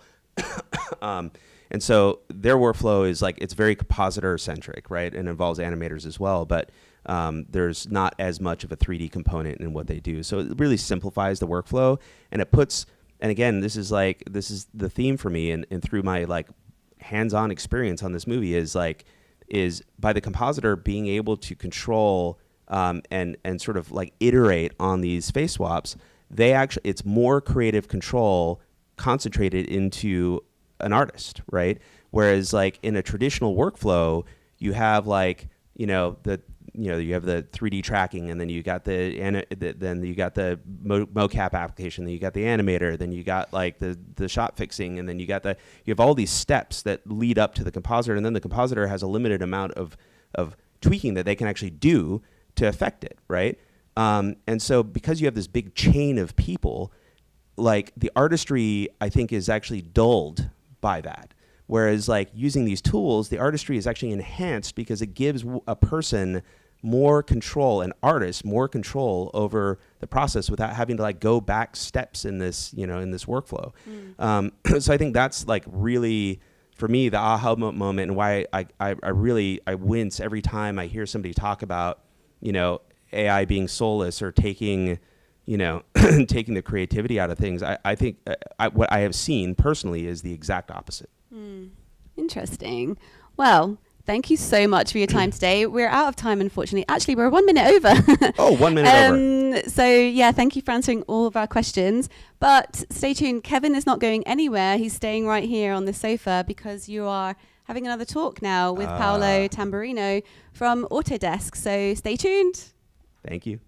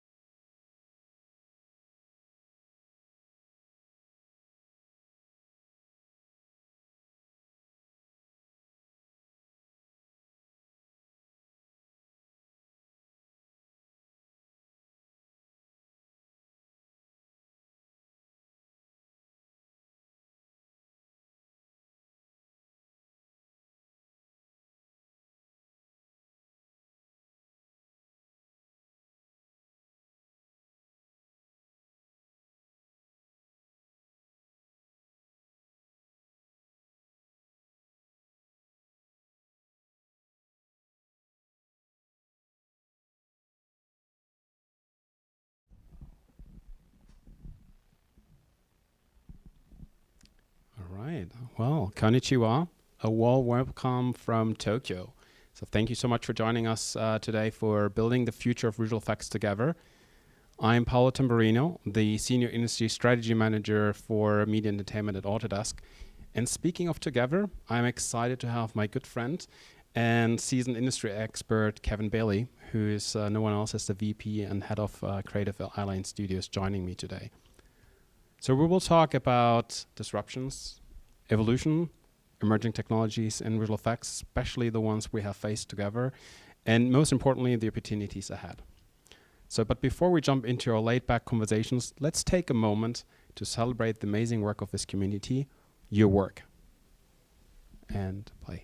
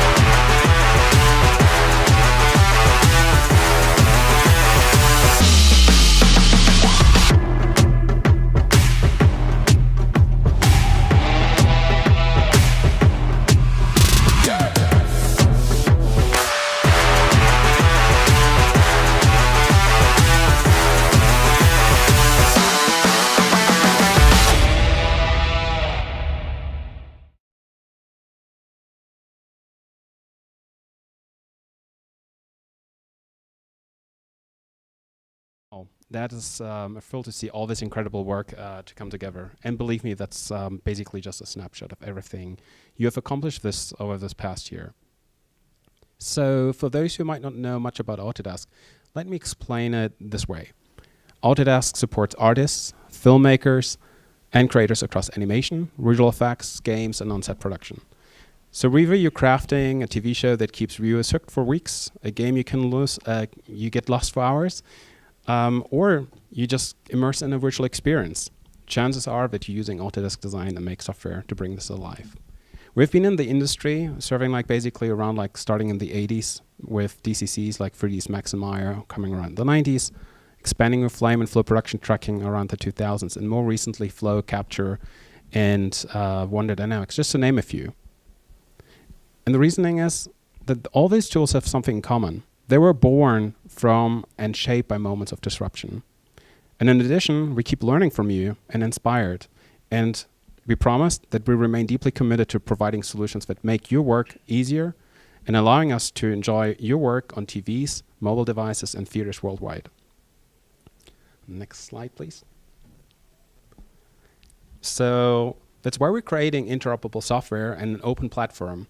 And this is just one way we aim to support you in bringing your stories and visuals to life. While tools and advancing open standards are important, it's the community, especially the next generation of creators and filmmakers, that truly matters. So over the years, Autodesk has been involved in various initiatives like Women in Animation, the Rookies, and the Visual Effects Society, which we are honored to once again present the Student VS Awards next year. But speaking about emerging talent, disruption, and evolution, they all have something in common, namely opportunities. All right, and that being said, let's roll over to our fireside chat, which I'm very excited about. So Kevin, it has been a while since we bumped into each other. I think we mark now the 10 year. And the interesting part of it is kind of even between the phase and even before we went for various different challenges, which actually led us to pivot in our careers and make movies, especially particularly visual effects, the way we do it today. So I want to talk a little bit with you about the past and present. And without all the fluff, how did we end up here? I mean, in the industry. That is a great question. How did we end up here? Well, I think the industry and as I got into the industry, you know, one of the reasons why I did is because it was, even at that time, such like an amazing story, right? You know, the proliferation of you know, how stop motion became so popular, and then model making and motion control, and it was just like magic. And the moment that it really hit home for me was the Jurassic Park moment, right? Where it was like, for the first time, computer graphics were used to make something that was like so unbelievably real looking, and told a story that would have been absolutely impossible otherwise. You really felt like you were, you know, those dinosaurs were there. And that movie still holds up today, right? And that kind of like, that change, I think, was so inspirational to me. It's what led me to start teaching myself in high school to do computer animation, and that ended up getting me a job on Star Wars right out of high school. And at that point, previs, it was the first movie to really use previs in any meaningful way. So we kind of helped invent previs. And so I think that all the changes that have happened in the industry over these years, leading us to where the industry is today, all these technological advances, they're not happening because they're cool technological advances. They're happening because they are supporting a filmmaker to tell a story that they would not be able to tell otherwise. And so that's why, like, I think a lot of people in this industry, like, I've constantly been chasing that feeling that I had when I was like 18 years old working on Star Wars, where I could see this new process and this new kind of like, whether it's a piece of software or a process or a combination of the two, help a filmmaker to make a story in a way that would have been impossible otherwise. And that feeling of seeing that enablement, that empowerment of the storyteller, I've been chasing it ever since. And I think, like, in adopting new tools along the way, that's really what our industry is about, and that's how we've really ended up where we are.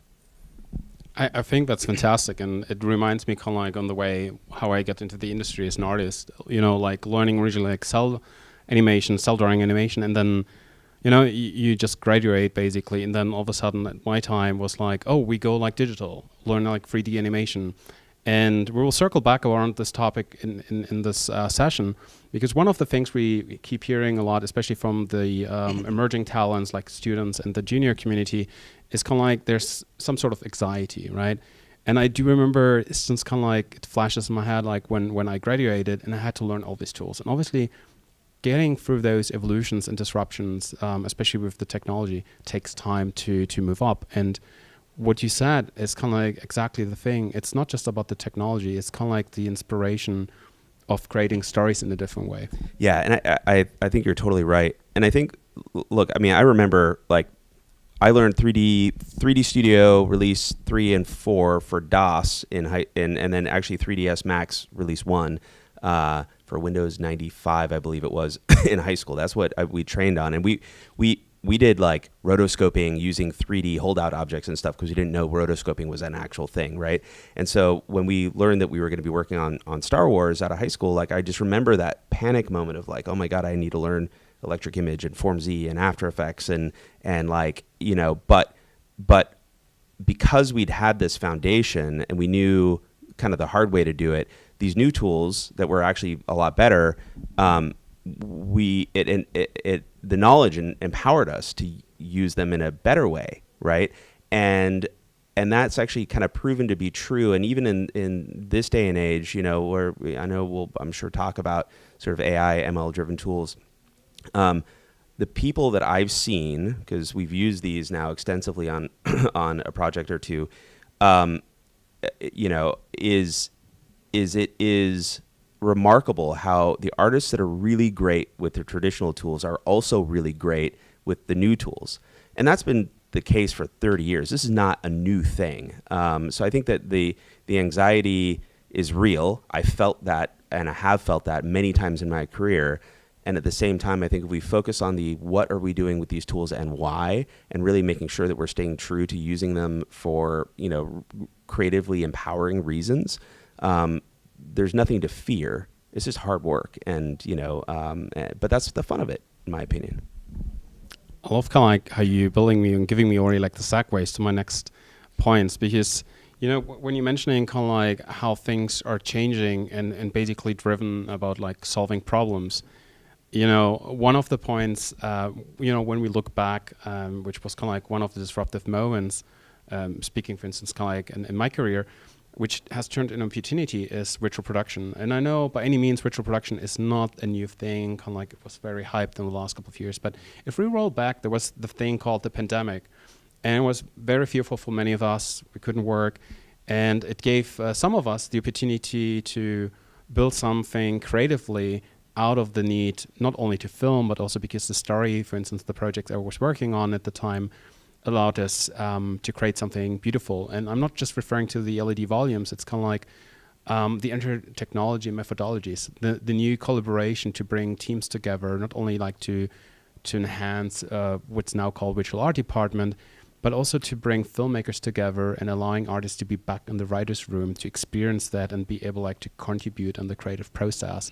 And I think this is kind of like where it goes in tandem by developing existing technologies, by inventing new ones, but also adapting to that. And one of the key points, coming back to what you just said, is that no matter if you use virtual production, like in camera visual effects and all this real-time techniques, or AI, I find quite fascinating, because when you need it, that you always go back to the roots, which is like actual filmmaking and composition and photography. So understanding how light works, how nature works, how the film, like framing needs to be composed. And I think even particularly with AI, as we're going to talk about where the opportunities are, I think for everyone who's out there, I mean, obviously the professionals who went through this, I think the next generation will still benefit from having a deep foundation of how to create a photo, how to compose, and how to set lightings. And I really like that aspect, because it's something like a lot of people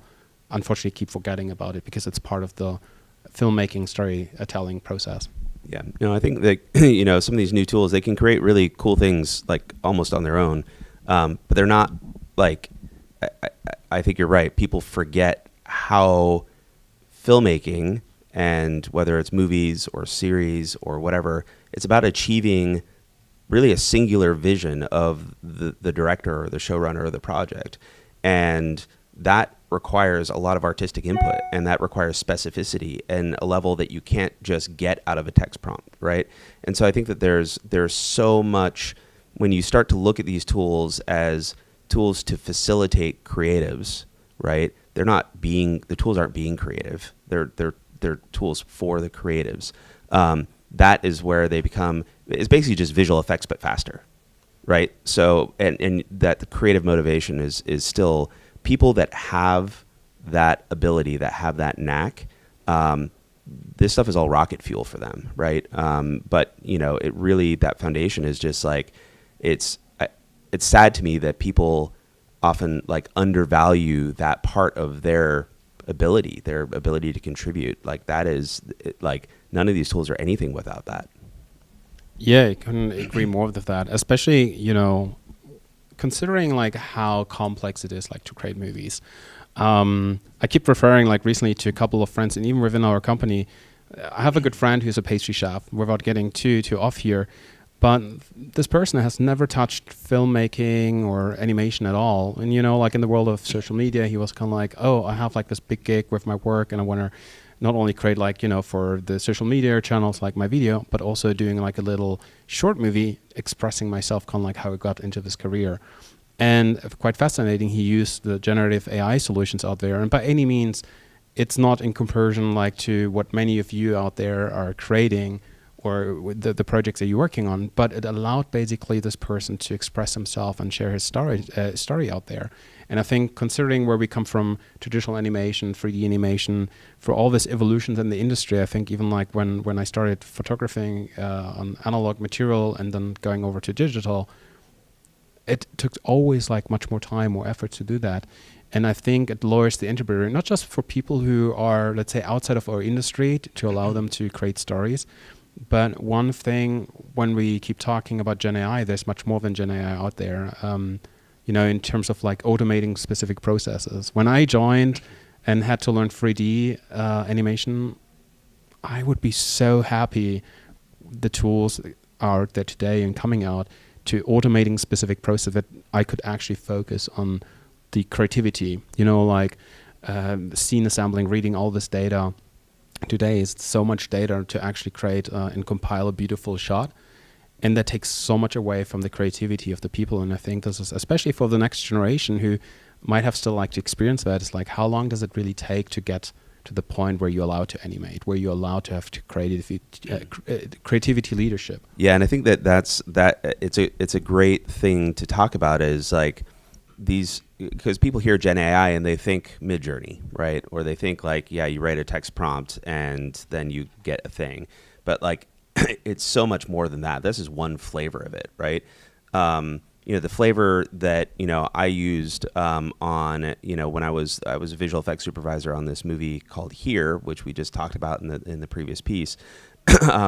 And the forms of Gen AI that I and the team at Metaphysic, as well as Luma Pictures, used on that film was all, it was using actors' performances to drive their facial expressions. You know, the ML AI tools were creating new kind of faces. They were de-aging the actors by doing full face replacements, but that was all driven by copious amounts of data of what they looked like when they were young, as well as the actors' performances. So it's the actors' souls that are behind that, right? So yeah, it's generative AI, but like the inputs are not a text prompt. They are you know, heartfelt performance by the actors that they're driving. Same with the environment work that we did on it. We the teams at DNEG and Luma and Crafty Apes, they would be able to take they would be able to do all the creative decision making, right? To bring the shots up to about 80% done. And we all know that like that last 20% takes the, you know, the visual 20% takes the longest. But it's all like, you know, I was saying this in the previous piece too. It's like all the detail that is so important to add that takes most of the time. It's all stuff that's there for free in the real world. Like you look around and you're like, oh, that's all there, but it takes us so much time and it's so tedious and it's not creative work, right? It's very important to making the shot look good, but it's not creative work. And so by using this image that has been taken to 80% and then using Gen AI to like give it those details in a fraction of the time, it is actually, to your point, it is freeing the creatives to be creative more. You know, you can do more iterations without having to like worry about undoing weeks worth of work that you've been doing and adding these details. You can just kind of like play around and iterate, and it's really remarkable how freeing it is from a creative perspective. Yeah, and speaking particularly like about working together, like in terms of collaboration, especially with filmmakers, where you think kind of like they have the creativity and all this knowledge, but most of them are still like disconnected to what visual effects actually are. I mean, many of us have experienced that, but it's advertising or TV shows or anything beyond that. But what I think what it unlocks these days, like real-time technology, machine learning, and AI, is giving additional tools to communicate, to visualize things. So even if I tell you right now, like to think about blue, we both know the definition of blue, but our minds process it differently. And without getting like too philosophically here, I think what it really unlocks is kind of like that you can have fast iterations, getting closer to the goal. And I think one of the things we spend a lot, speaking as a former producer, is that we spend a lot of time in the dark rooms to do the dailies. And I think having a better understanding in the way how we express kind of like what we visualize allows kind of like the creatives really like to nail those shots, get faster. But it's not just about time, it's really about like spending the additional time you unlock and gain into the creative process and the quality. Yeah, it's like, and it's the same thing that I experienced back in 1997 working on Star Wars as part of the previs team. You know, we'd be doing these space battle sequences and designing them with George and his editors. And by virtue of it being kind of a video game quality, we could do these iterations much quicker than George would have been able to do them working directly with ILM. It would have taken weeks, and we could do those things in hours. And that, you know, just I think every opportunity where we can find ways to make the creative process faster and allow two people to talk together and, you know, get as close to like giving the director the control to like really, you know, prove out their ideas and bring their vision to the screen. It's like it's like the essence of what the filmmaking process really is. So you know, taking these like long convoluted chains of you know, processes and departments and kind of like compressing them more and more towards like really true creatives being creative with these tools and iterating on them with filmmakers, I think is it's kind of a dream from a creative perspective.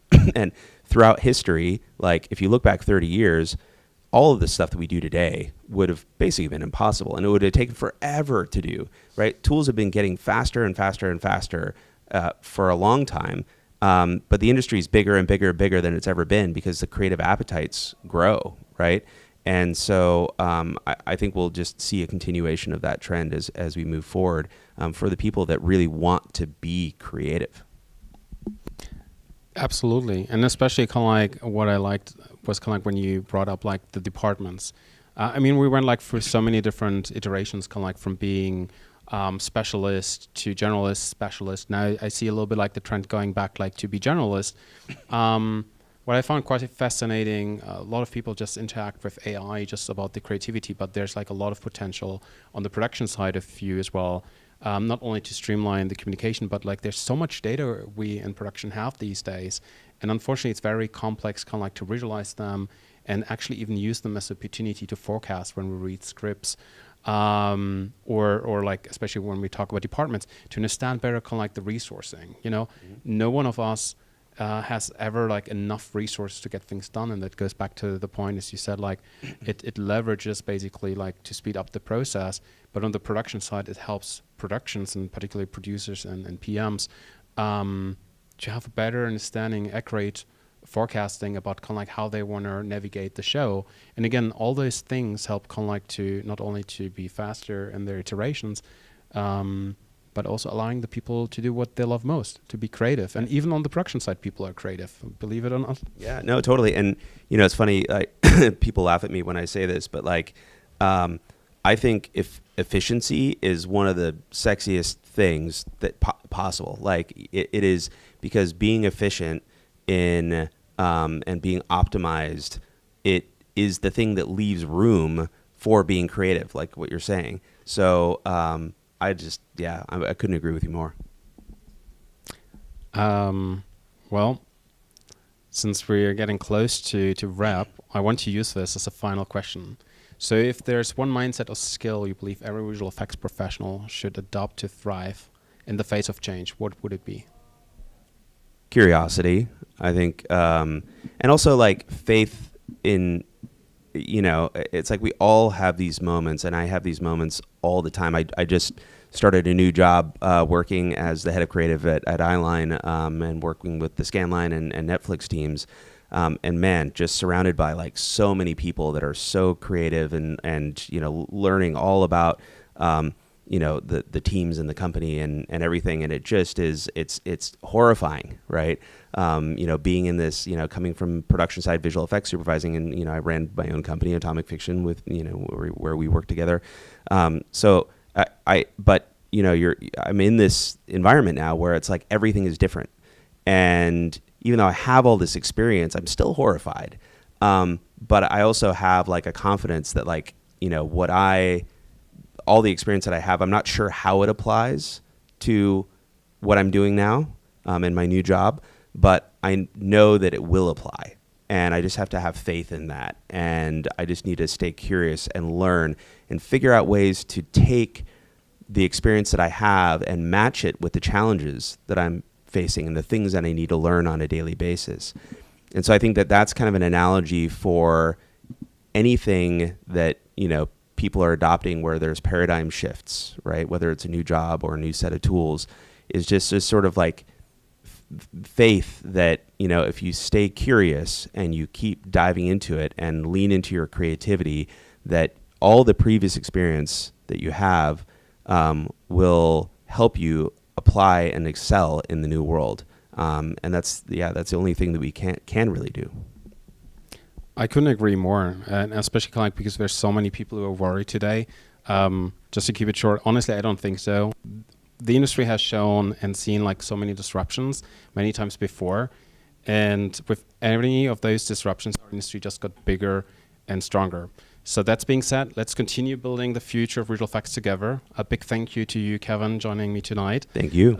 Big thank you to all of you joining us tonight, and making the world better and more wonderful today with your art. And finally, a huge shout out the wonderful team behind the World Visual Effects Day who makes this thing happening. Yeah, Hugo, HAYLEY, you guys are awesome. Yay! Yay! Thank you so much for saying that, and it was a great talk. So, thank you so much. We'll be back very soon. Don't go anywhere. We'll be right back.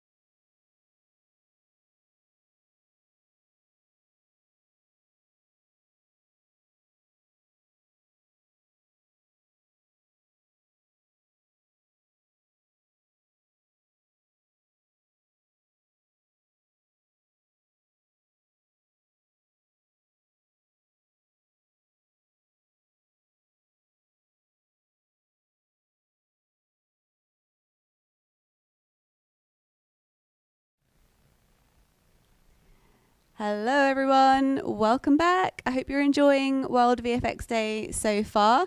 As you can see, we have a new guest on our awesome sofa today. We have the awesome Ria from Lost Boys and Campus VFX. Welcome, Ria. Thank you very much. Excited to be here. Yeah, we're excited to have you. We're so lucky that it's coincided with SIGGRAPH this week. So we've got all these amazing people. And obviously we had to invite you along to our filming day today. But yeah, just to kick off, would you like to give us a little intro and how you got into this wonderful world of visual effects and how you started Lost Boys and Campus? Well, to be honest, I didn't start Lost Boys, but I did start Campus. Oh my gosh, it's a long story, so I'll try and make it very short. I actually started in film. I went to film school and I worked in the film industry for a little while. And then I got into animation and I ran a small animation company with my partner at the time. And then I always kind of had a love for special effects makeup. On the last day of my film school tour, we went to visit a visual effects studio. We couldn't get into the studio we were supposed to see, so we ended up kind of doing a side tour. And I was just like, oh my God, that's so cool. Like fake glass and fake limbs and people being thrown from cars. So after running the animation school, it was more focused for games, to be honest. My partner and I split at the time. We ended up closing the school. But I thought, you know what, I'm going to try that special effects makeup stuff. So I did, really enjoyed it. Worked at that for a little bit. Then I got pregnant and couldn't work with all the chemicals anymore. So eventually my path led me, I have background, did some accounting. Both my parents were accountants. Very disappointed that I didn't follow them. But nonetheless, it did benefit me later on. And I was asked to join Lost Boys School of Visual Effects in 2009 because of my film background and because I had already run a school, not a visual effects school, but a school. So I was helping with filming and with administration. And since then, it's very interesting because in my role, I get to do, I work with the filming, I work with the administration, I work with finding students' placements. I don't teach anymore. I used to teach when I ran the animation school. But yeah, it's neat. And then in 2018, we had some students from Montreal, and they were looking to go back to Montreal. And part of my thing is to help them find placement, but I wasn't familiar with the market. So I actually went to a career fair in Montreal and met a bunch of the studios there, and they said, hey, you should start a school here. We don't have any schools like you. You guys are so focused and specialized. And I said, oh, that's kind of a cool idea, but kind of put it on the back shelf. But it was sticking in my head for a while. So I eventually was like, yeah, let's look into that. Yeah. So next thing you know, I started a campus in Montreal in 2018. Awesome. And you've been doing it for a while. What is it you love about it, being on the sort of other side, seeing other people grow and develop their skills? That's exactly what I love about it, to be honest. I mean, I love that I get to utilize all the skills that I've learned over the years, which I never, trust me, when my parents wanted me to be an accountant, I was like, no, never, I'll never use that. Why am I learning it? Yeah. But now it's so beneficial to know it. But honestly, it's the students and seeing their journeys. And growing up, my dad was very into, he was like a sci-fi nerd, fantasy nerd. And so I was learned very young to be enamored with all that. And so seeing the students and their excitement and being able to work on projects, and quite often alumni will come back and share their stories with the other students, or they'll message us and say, I worked on this movie. And I get to sort of, I don't know, I feel like I'm kind of like the studio mom, and I get to be proud of them and see their experience. And yeah, it's really nice to see their excitement and then sharing their journey with us. Yeah. Yeah, it must be so nice to just, follow people's career journeys as well and seeing how they're going. But I guess it's still a business. So were there any challenges in the early days or now even with everything that's happening in our industry? Well, there's always challenges, isn't there? Yeah, I mean, obviously the recent strikes in North America made a big impact. A lot of people were concerned. And the industry is starting to pick up now. I have friends that are in the film production side of it, and so they're telling me now that the strikes are over, it's been so busy. So that's a good sign for us, because once they're done, it'll come to the VFX side and our students will have lots of work. Come on, give us back some work. Yeah, but I do see, I see on LinkedIn a lot, there's more and more postings happening. So that's very encouraging. There's been lots of challenges. When I first went to Montreal, I didn't realize the ministry rules are very different than the ones in BC. So there was lots of hurdles to jump through, the language requirements, but I've always been a person that likes to face challenges and just find a way around it. So if you tell me there's a square box, I'll try and find another way around it. I'll round the corners, or like our school originally started off as a generalist program, but we noticed all our students were getting hired for comp, lighting, and effects. So we eventually started specializing in those areas. And now with the changes in Montreal, there's some changes with the ministry again. We've decided, well, you know what, then we'll change our programs. So we're looking at developing new programs. I've been talking to some artists about developing a CFX program, because the industry has said that's an area that nobody is specializing in, and they'd really like someone to do that. So we're the school that specializes. Let's do that. Yeah.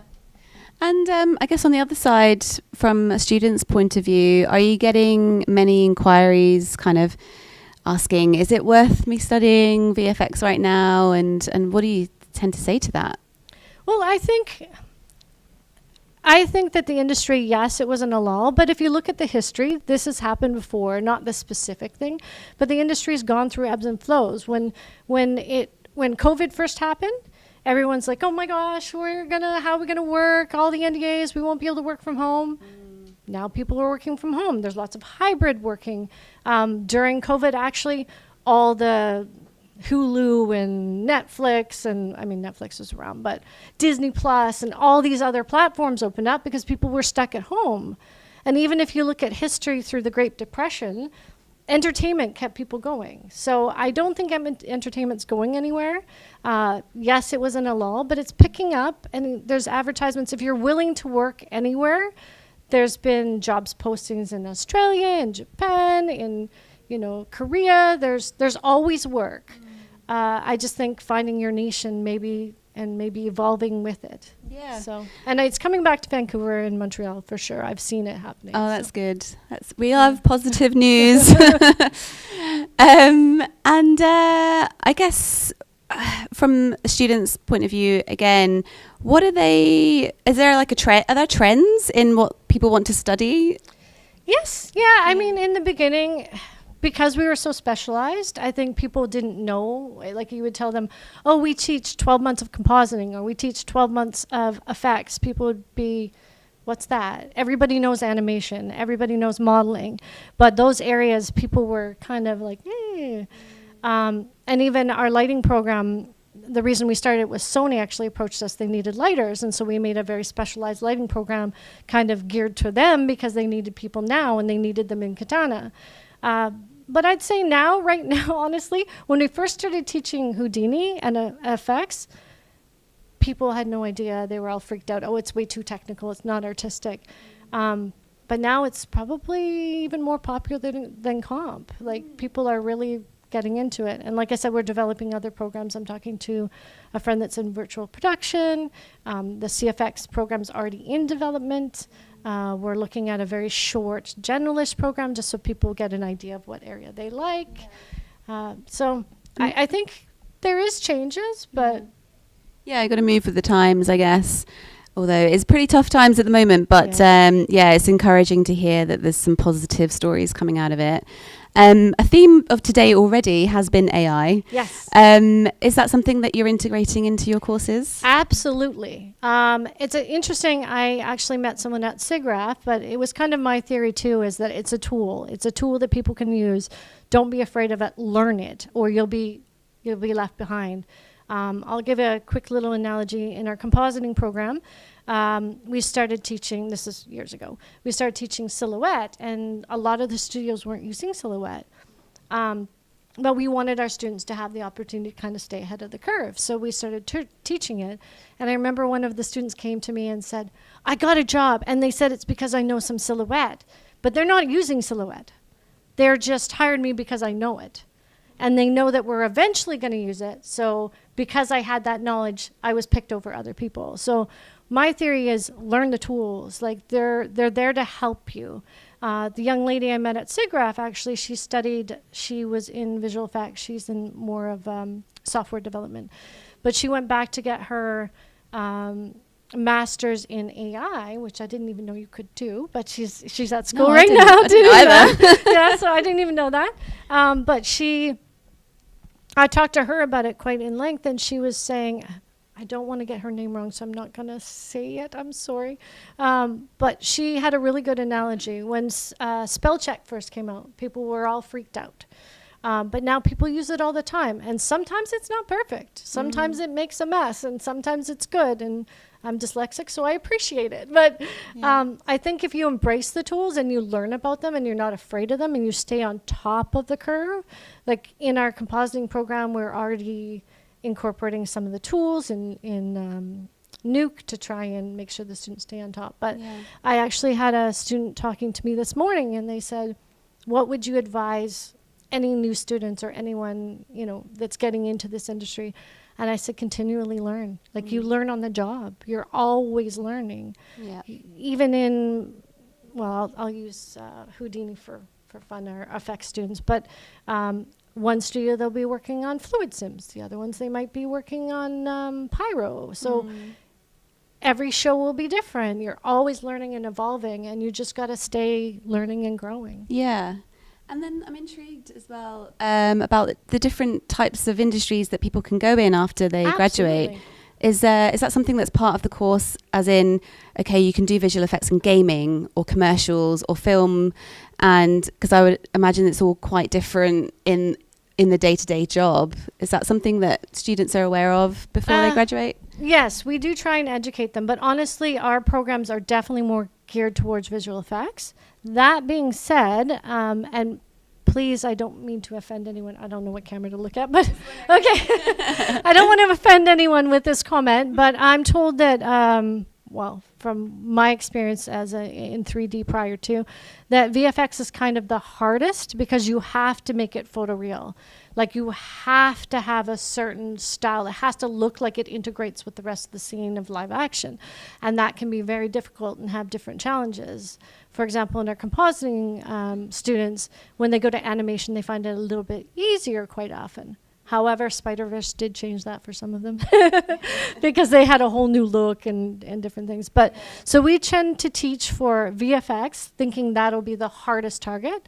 But I've had students go on to work at Moment Factory, work in games, work in animation. I think the skills are transferable. Yeah, it's just learning a different way of doing it. Yeah. Like once you have that knowledge, it's about learning, right? You just try a different way. Like you go to Moment Factory and you're doing huge installations, and I had actually a student that went into the car industry, and he's and I was just, wow, okay, I never thought of that, but why not? There's advertising, there's so many fields. Yeah, architecture as well. Exactly. Yeah, exactly. The possibilities are endless. That's true. That's true. And I think, during the strike, a lot of people did ebb and flow. Some people got all doomsday and the industry's over, and I have to say that kind of annoyed me, because it's like, if you look at history, there's been times when things are slow and times are busy, and you just got to move. You got to do things. When I was younger, I had run my animation school, but there was a time that my ex and I split, and I had some debt because I didn't want to run the school without him, and he didn't run it without me. So I took jobs that, trust me, I didn't really want to do. But you do what you got to do to survive, and then eventually I worked my way back into an industry I love. Yeah, got to do what you got to do sometimes. And like you say, most of the people that, if not all of the people that work in our industry, are so passionate. Exactly. And I've heard people say in other talks, like they ask the person, okay, do you really want to do this? Because it is going to be tough. It is a tough industry. But if you know you want to do it, then you're gonna find a way to do the job you want eventually. Absolutely. But it doesn't take away from the fact that today it is still pretty tough for many people. Coming on to present day and future plans. First of all, tell us about your sort of intake for students per year. Is it just for North America, or do you have online? People can join from around the world. So currently the Vancouver programs are in-house, 12 months intensive. But in Montreal, the lighting program has moved online. Primarily because the lead instructor moved to Montreal and it was kind of in between, and so we had to go online for that. We are actually, the other programs that I'm in development with, we're looking at doing hybrid so they can have the option. For our comp and effects program, it was a 12-month program in Montreal. Due to the ministry changes, we float and change. So we're going to be doing the first portion most likely online, and then the second portion in-house. I think for me, I understand that online is the thing and everybody loves online, but I did find during COVID, the students that we had to send home suddenly, because we have intakes March and September, and so March COVID happened.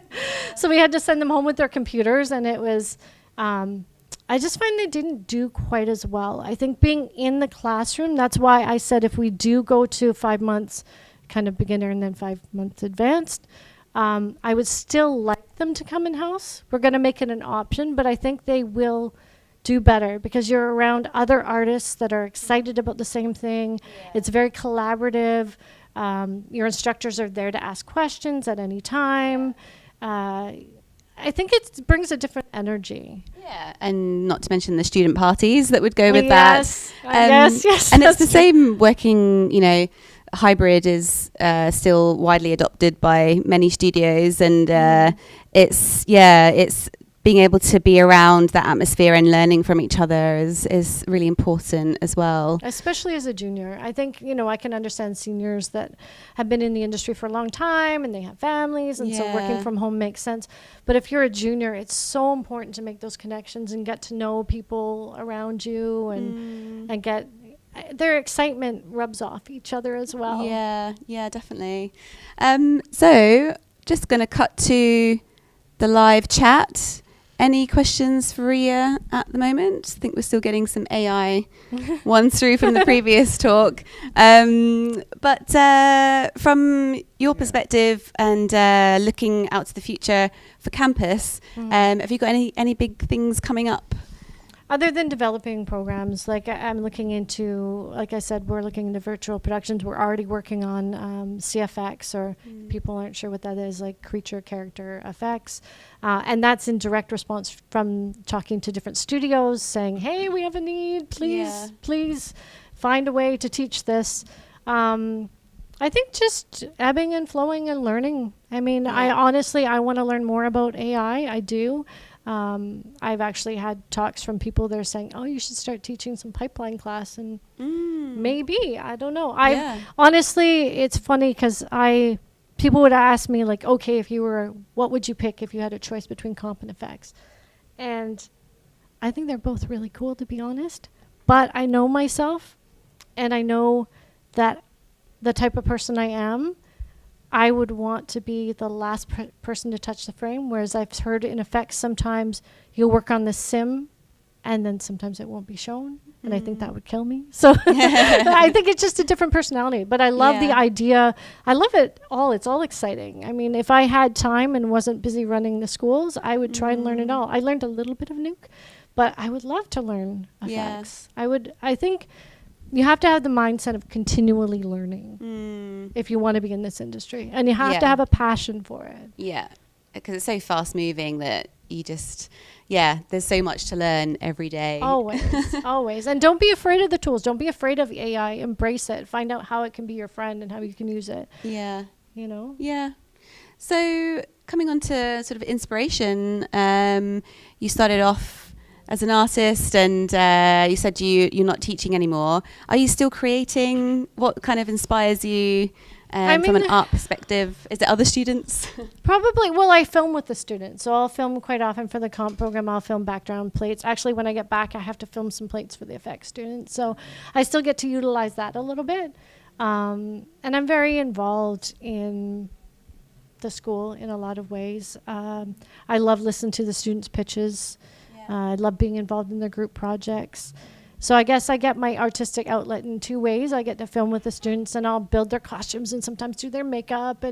But then I also get to see the projects they're working on and building, and get to give a little bit of feedback and get to see them grow and develop as artists. Yeah. I always feel bad for them because they're always, especially the FX students, they're always like, can you make the program 2 years so we can make our work that much stronger? I'm like, no, after 1 year, go get a job. But yeah. Earn that money. Yes, exactly. And we have another educator in the room. We do. Hugo. I was just wondering, what's it like? I mean, do you need to have certain skills to be an educator? Like, what helps to kind of, do you have to be compassionate? Do you have to be outgoing? Like, what are the skills you think makes a good educator? I'm not super outgoing, to be honest, but I'm good with small groups of people. But I love helping people, and I love seeing people grow, and I love sharing knowledge. And I think for me, what's really important for the instructors that I hire is that they have to love what they do, and they have to want to share it. Because you could be an amazing artist, but not be good at sharing that knowledge, not care. Like, you know, in the past I've had instructors that get to a point where they care more about their ego and what people think of the students than they do about the students. And to me, that's not okay. Everybody pays the same price. If someone starts at this level, you get them to this level. If someone starts at this level, you get them to this level. But it's important that the students come first, and they're developing their skill and their passion, to me. Yeah. I guess from my point of view, I always tell all the artists that I work on, you know, on every company that I've worked all my life, especially to the senior artists, I try to convince them to teach more, because that's one of the reasons why I started doing this, why I started teaching, and why I opened up the YouTube channel, was because as a senior, I thought, you know, when I was a junior, I couldn't really get a lot of help. It was quite difficult, and I felt, well, the seniors should have a responsibility to share their knowledge in the future. And so I'm always trying to convince them to open YouTube channels and make courses and do this and that. Some of them do, others don't, but I just feel that it's beneficial for everyone, because if the seniors can convince, they can like teach and pass on their knowledge to the juniors, then they're not just teaching the juniors and giving them a break, but they're also helping themselves. Because then that means when they work with these juniors, the juniors are also going to know what he knows, or they know, or he knows. So it's like basically a win-win situation for everyone. That's why I really focus my attention and like half of my time teaching. You know, I try at least my best to do that. Yeah, there's a lot to take in, really. Well, just having a look at the comments, we do have a question from Evska. What do you think makes a strong portfolio for someone who's just graduated? Do you need to help the students with that, or yes, kind of let loose? We try and tailor it a bit, because you want to show your best work. It's funny, actually, I was talking one of my alumni that's worked in the industry, and we were talking with Hugo yesterday, and she was showing the reel, and I hadn't seen it in a while. I haven't seen it since she graduated. And one of his comments was, put your industry work first. If you're in the industry, if you're a student, obviously, you just put your best work first. You want to catch the attention of the recruiter. And if you kind of intermingle your best work, they may have turned it off. Quite often they'll watch a few seconds and go, yep, okay, I'll keep watching, or I won't. So he had actually said, oh, make sure you put your industry work first. And I absolutely agree with that. But if you're a student, put your best work first. And don't ask your mom. Don't ask your friends. Even like I advise my students, put their work in progress. Our program, I wish it was longer, because they are learning so much and so many things that their work doesn't get perfect. They'll never be perfect, but put it online and ask people. Put it on LinkedIn and say, this is my work in progress. Please give me feedback. We do screenings with our students all the time, and we give them feedback, but it's always good. Sometimes they don't listen, honestly. I hate to say it, but they'll have heard your voice so many times, like they'll have heard the instructor's voice so many times. They'll say, oh, you know, you got to change your black levels. You got to do this.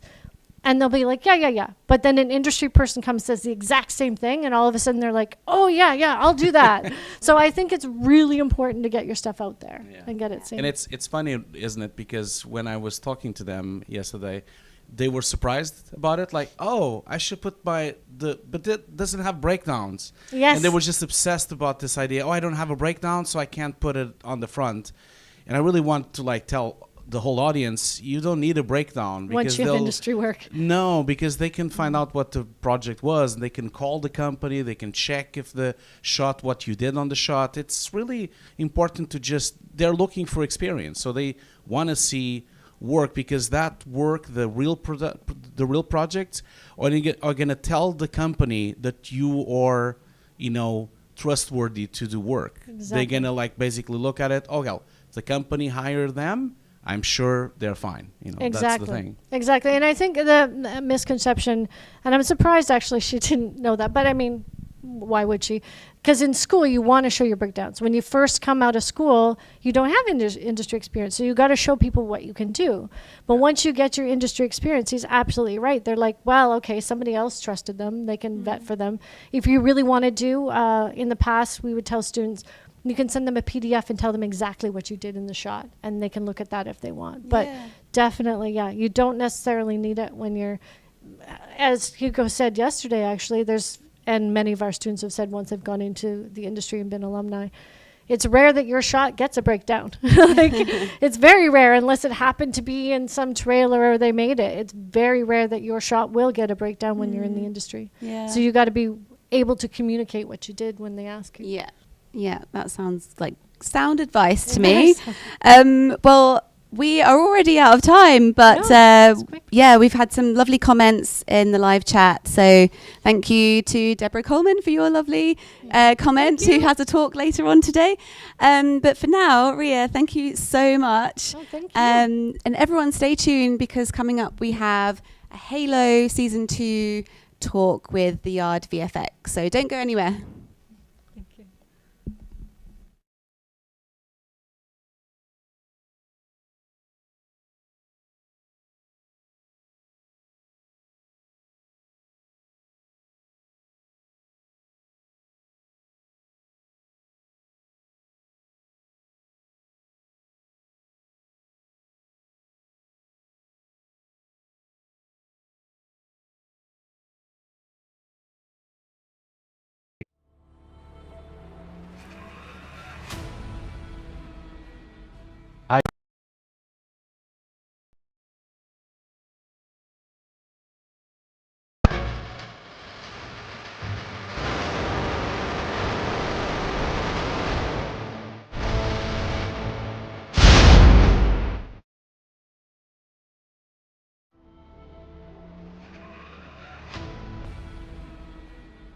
Hi everyone, I'm Harry. I've been working at the Yard, and I had the pleasure to supervise Halo Season 2.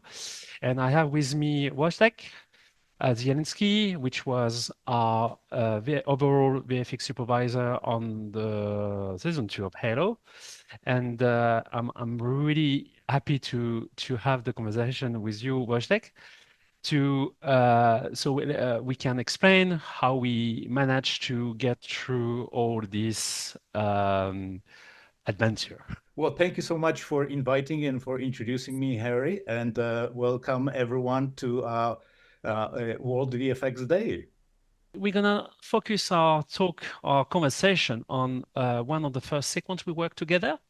We worked on the sequence where that we call internally the Dog Bay escape, where we can see is the wife of Soren try to get back into the ship and just try to escape from the Dog Bay because something fishy is going to happen.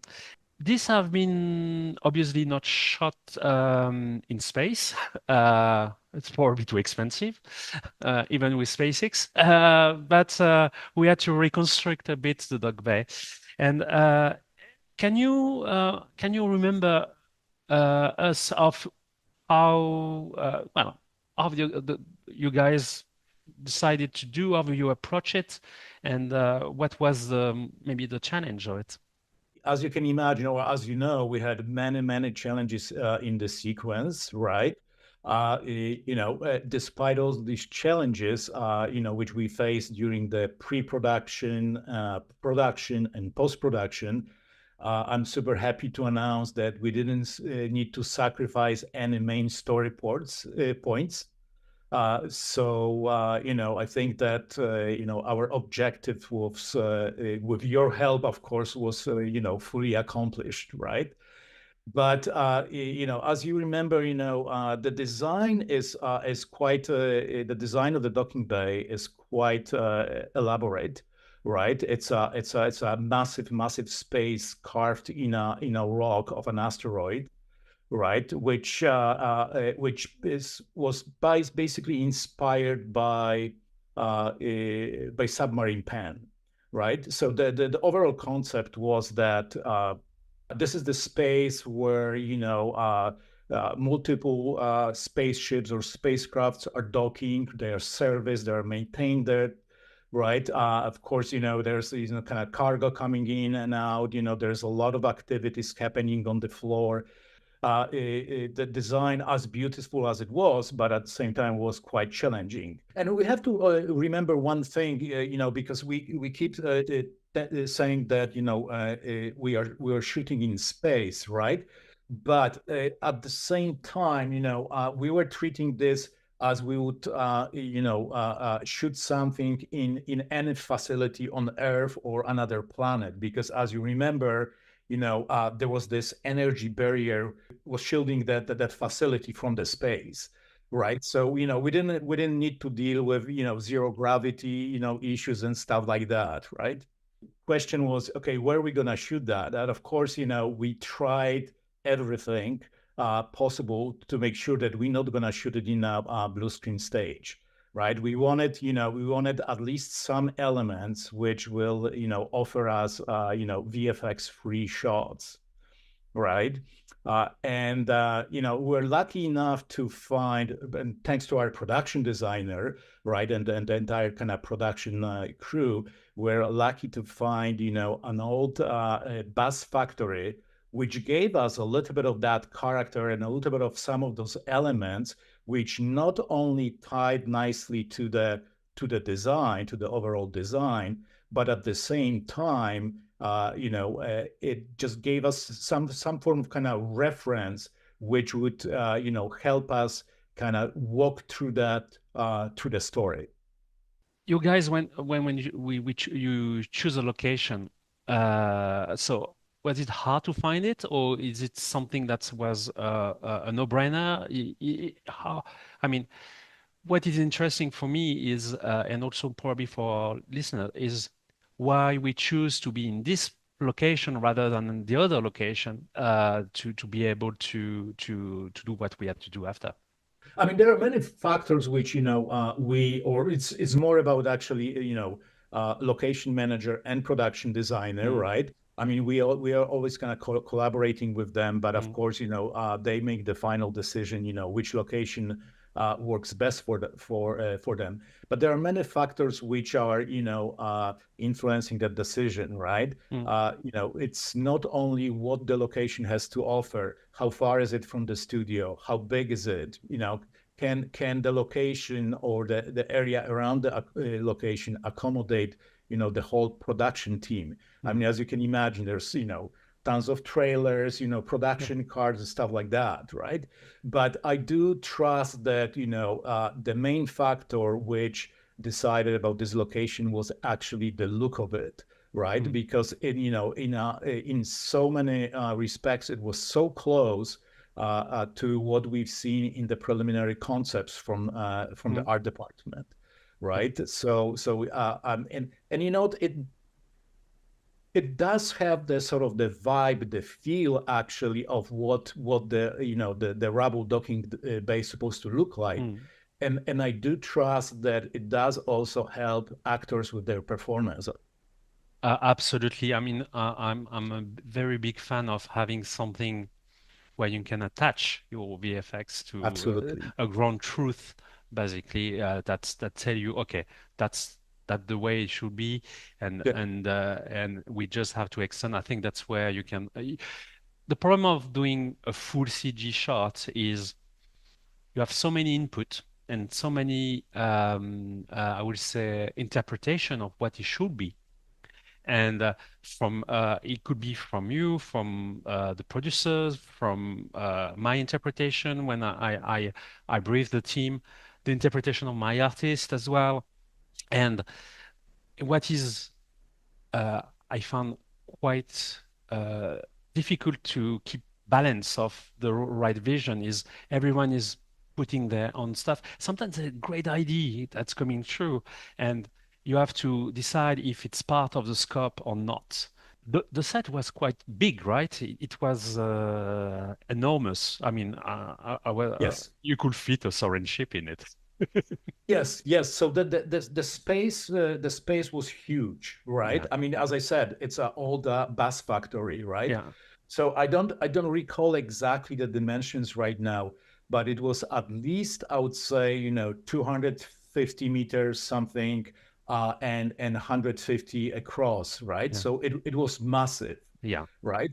But at the same time, as you know, it was just a portion of the world which you guys were building. Yes, Right.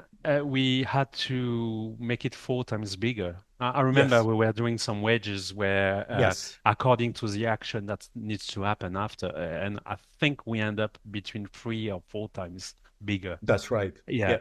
And also, when you do something that's big, obviously that's mean a lot of assets that needs to be added as like a, and you can't model and texture every single bit. So you need to find a clever way to extend that. Otherwise, it becomes a 2-year job rather than just 9 months. I believe we worked 9 months on that. I think. Yeah, I think so. Yeah. I mean, 10 months of 9 to 10. I can't remember, but it was quite a long collaboration. And Yes.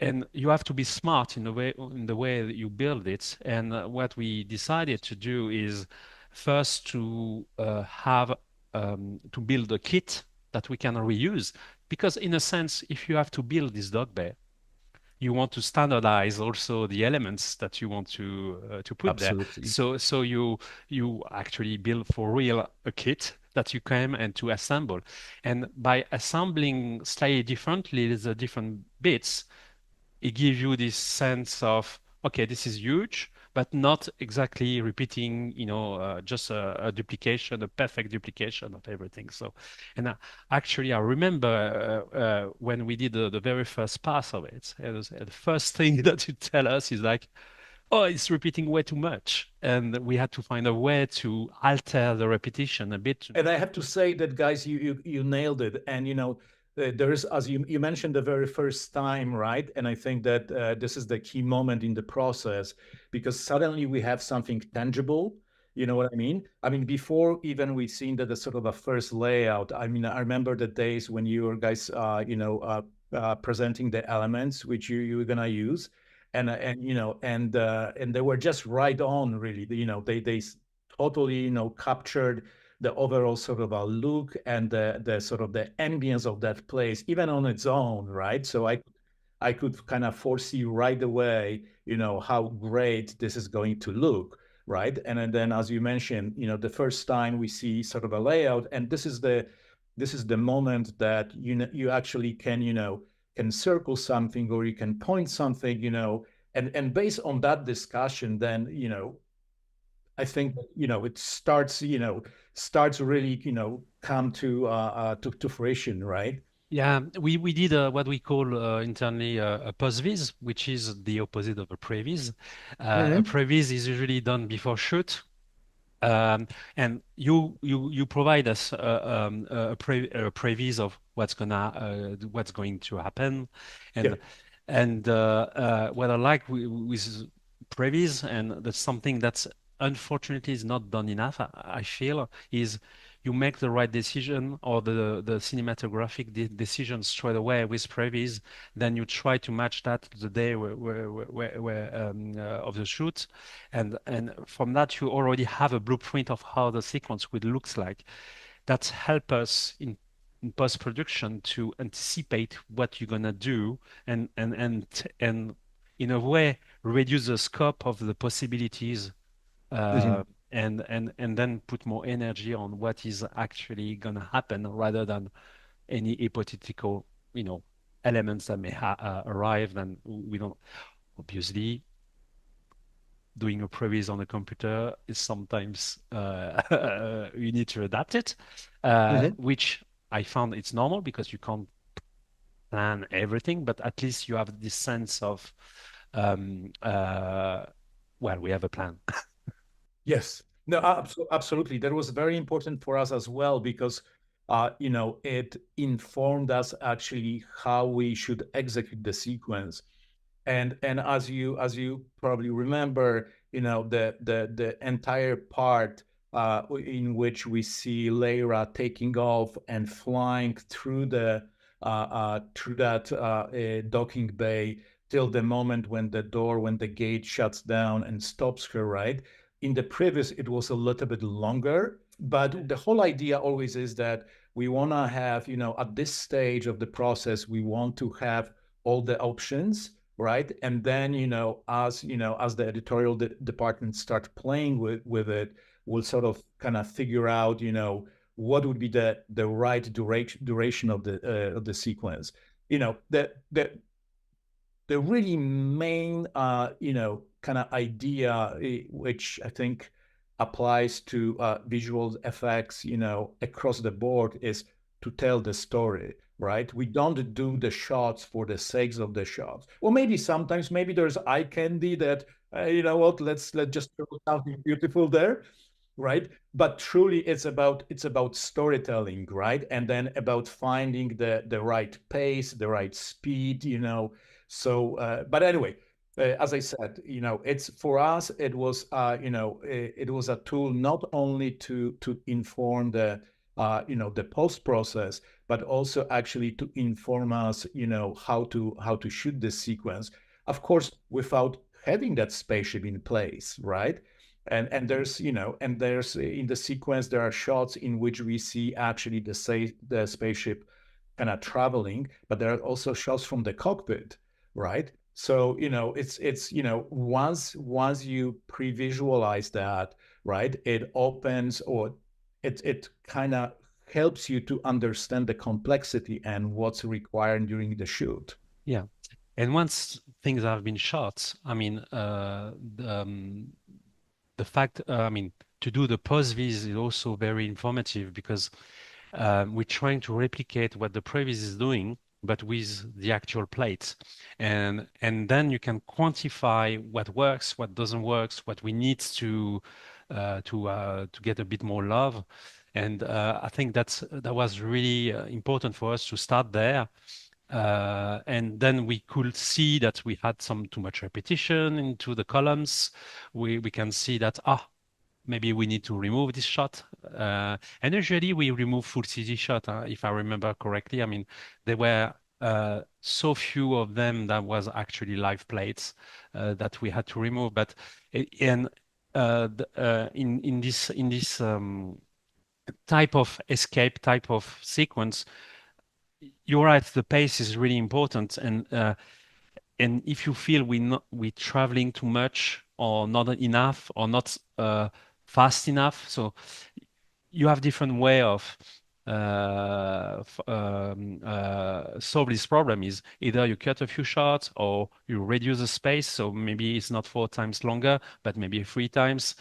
You try to find the right way, and also on all the cockpit shots, obviously you didn't have any cockpit flying through, so we had you guys decided to do a 2-pass. I mean, you shoot different plate basically, one with a drone, if I remember, and the other one from the inside of a fake cockpit. And obviously we need to stitch them together. but at the time you didn't know the space really, so we had to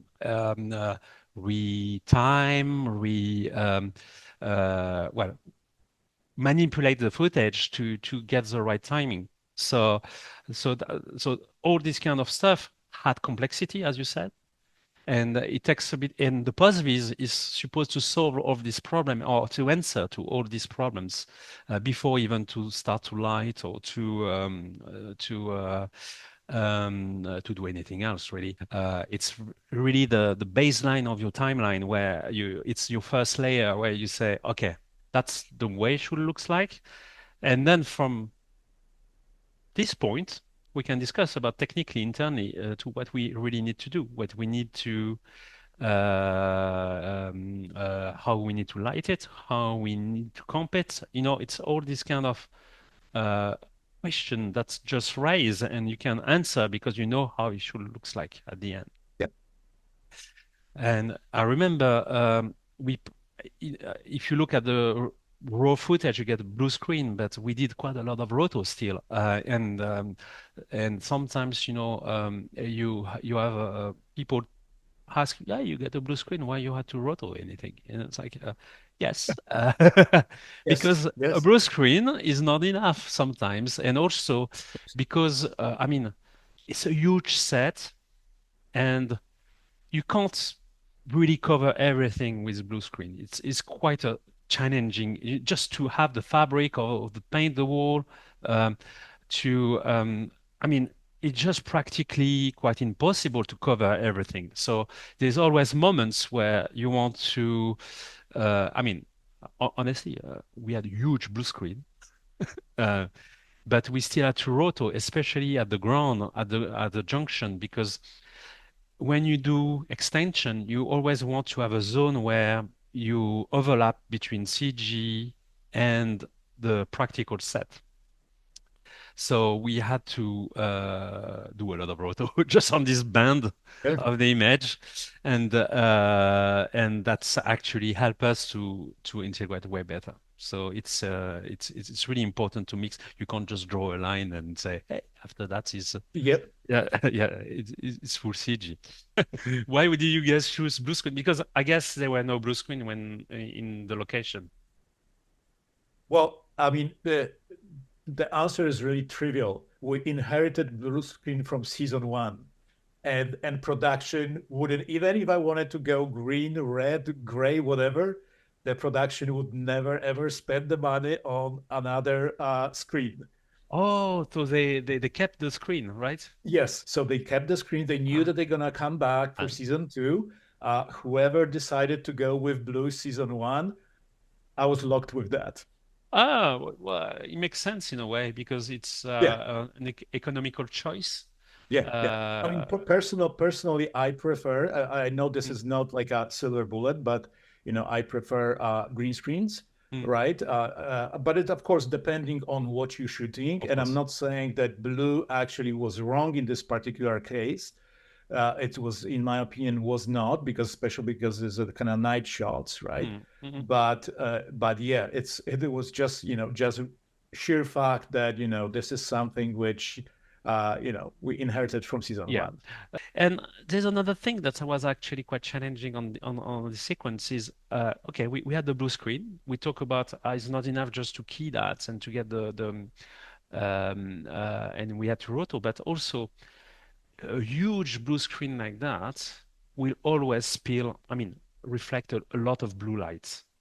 And we spend quite a lot of time to have the dispill to be correct because we were, especially with skin tone, when you remove the blue, then we had, it becomes grayish because the skin of the actors were reflecting way too much. I mean, were saving way more, but also the ground was wet, so we had a lot of reflection that we had to kill. But when you kill the blue, easy, but we have this very orange light, and then suddenly all our reflection were magenta. And another challenge was we had some real blue lights that needs to cast some blue. So I want to say that actually it may be trivial, you know, because of the all the CG we're building, but the comp work on this sequence were quite astonishing because there were a lot to do in comp just to get it to get the right balance before even trying to tweak the CG, and that was really challenging, if you ask me. Oh yeah, I fully realize that. I totally understand, you know, all the challenges and complexity which went into this, to these shots. And you know, the easiest way actually to understand, you know, what's involved is to see one of those shots before and after, right? So it's really eye-opening, and as you said, every detail, guys, you put into those shots. And you know, including reflections on the ground. You know, it's like, you know, the spill suppression is one thing, right? But it's like all those elements, guys, which you added to the shots, which were never there, right? It's like, yeah, you would see wet floor and you'd see blue reflected, right? And then you see actually reflection of the structures, of the lights, everything. It was just a perfect kind of blend of CG and those plates, which didn't give that much. Yeah, but what I like also is at the end, you know, I mean, if you go back to the original concept of the Dog Bay, is all this layer of depth, and the depth were done by lighting more than something that's I mean, you could do depth with different way. You can put a fog, you can put, but here it was all about lighting. That was, you always had a pocket of light a bit further back that just small silhouette that give you distance, and that was, I mean, already in the concept it was really good. And what I really like with the final DI on this sequence particularly is they try to go back in the color palette of the concept that was much more warmer than what we delivered, because we were into this bluish kind of mood, and then suddenly they just rebalance that, and I feel that they did something very great in that. The other thing that we worked quite a lot was the soaring ship itself. And I remember we received a lot of the blueprints from the initial one, I think, and also from the production design, and they actually built a part of the soaring ship on set. That's right. Yeah, and we used that. It was really helpful to place it basically, and at some point we received the asset from the first season, I guess. Yeah, yeah. Then we put it in the shot, and then we just realized that it's not going to hold up on close-up shots, right? And what you do? Like okay. So this is the asset which was used in the previous season, and of course there was no point of kind of building it from a scratch, right? But what I'm saying is that sometimes, you know, it may be treacherous to assume that, oh, we're just gonna ingest and it's gonna work, right? I mean, of course, besides the fact that every studio has a different pipeline, right? But still, you know, what's worth to remember in the process is actually what the asset is used for. Because, you know, the difference between season 1 and season 2 was that in season 1, you know, it never played as hero as it did in season 2, right? We had like extreme close-ups, right? And that's when the asset kind of falls apart, right? Yeah. And that was quite interesting, the journey of doing the soaring ship, because first we had this issue of not holding up close-ups. So which detail we needed to have to make it looks like a bit more complex, basically. So that was one thing. that was really geometry detail that we wanted to do. So, and also texture-wise, because we received the texture, but the texture were done for a certain distance, and they were not necessarily holding up. It's not necessarily a resolution of the texture itself, but more like the amount of detail or pattern or that's make the material looks real. And also I remember also the way the hull needed to be. I remember I was quite resisting to make it too shiny, because for me, two problems straight away is with that many lights. If you do something shiny, you have a lot of reflection on it, and it gets really difficult, especially when it moves, to see it, because it becomes like a Christmas tree, basically, just moving through. And also for me, it was fighting the scale of it. You know, something very shiny could be. You can assume that something very shiny is smaller. The reasoning is to make something shiny, you need to polish it, and if you polish something that's big, you need a lot of money. Yeah. Yes. So I was resisting, and also third, you had what the production designer did in the practical set.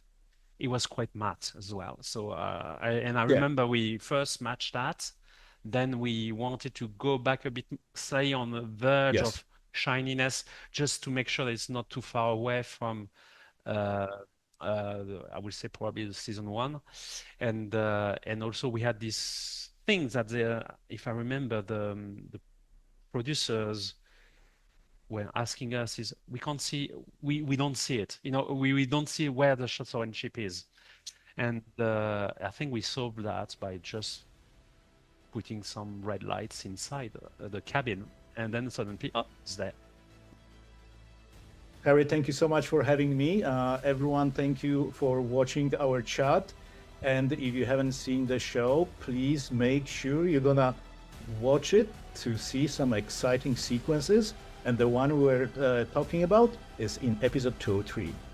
So thank you so much to having us, and I hope that you all guys will watch it, and you can watch all the episodes. Actually, they're all good. Thank you. Especially the visual effects side of it. It's really good. Yeah. Thank you so much. Thank you. Bye-bye.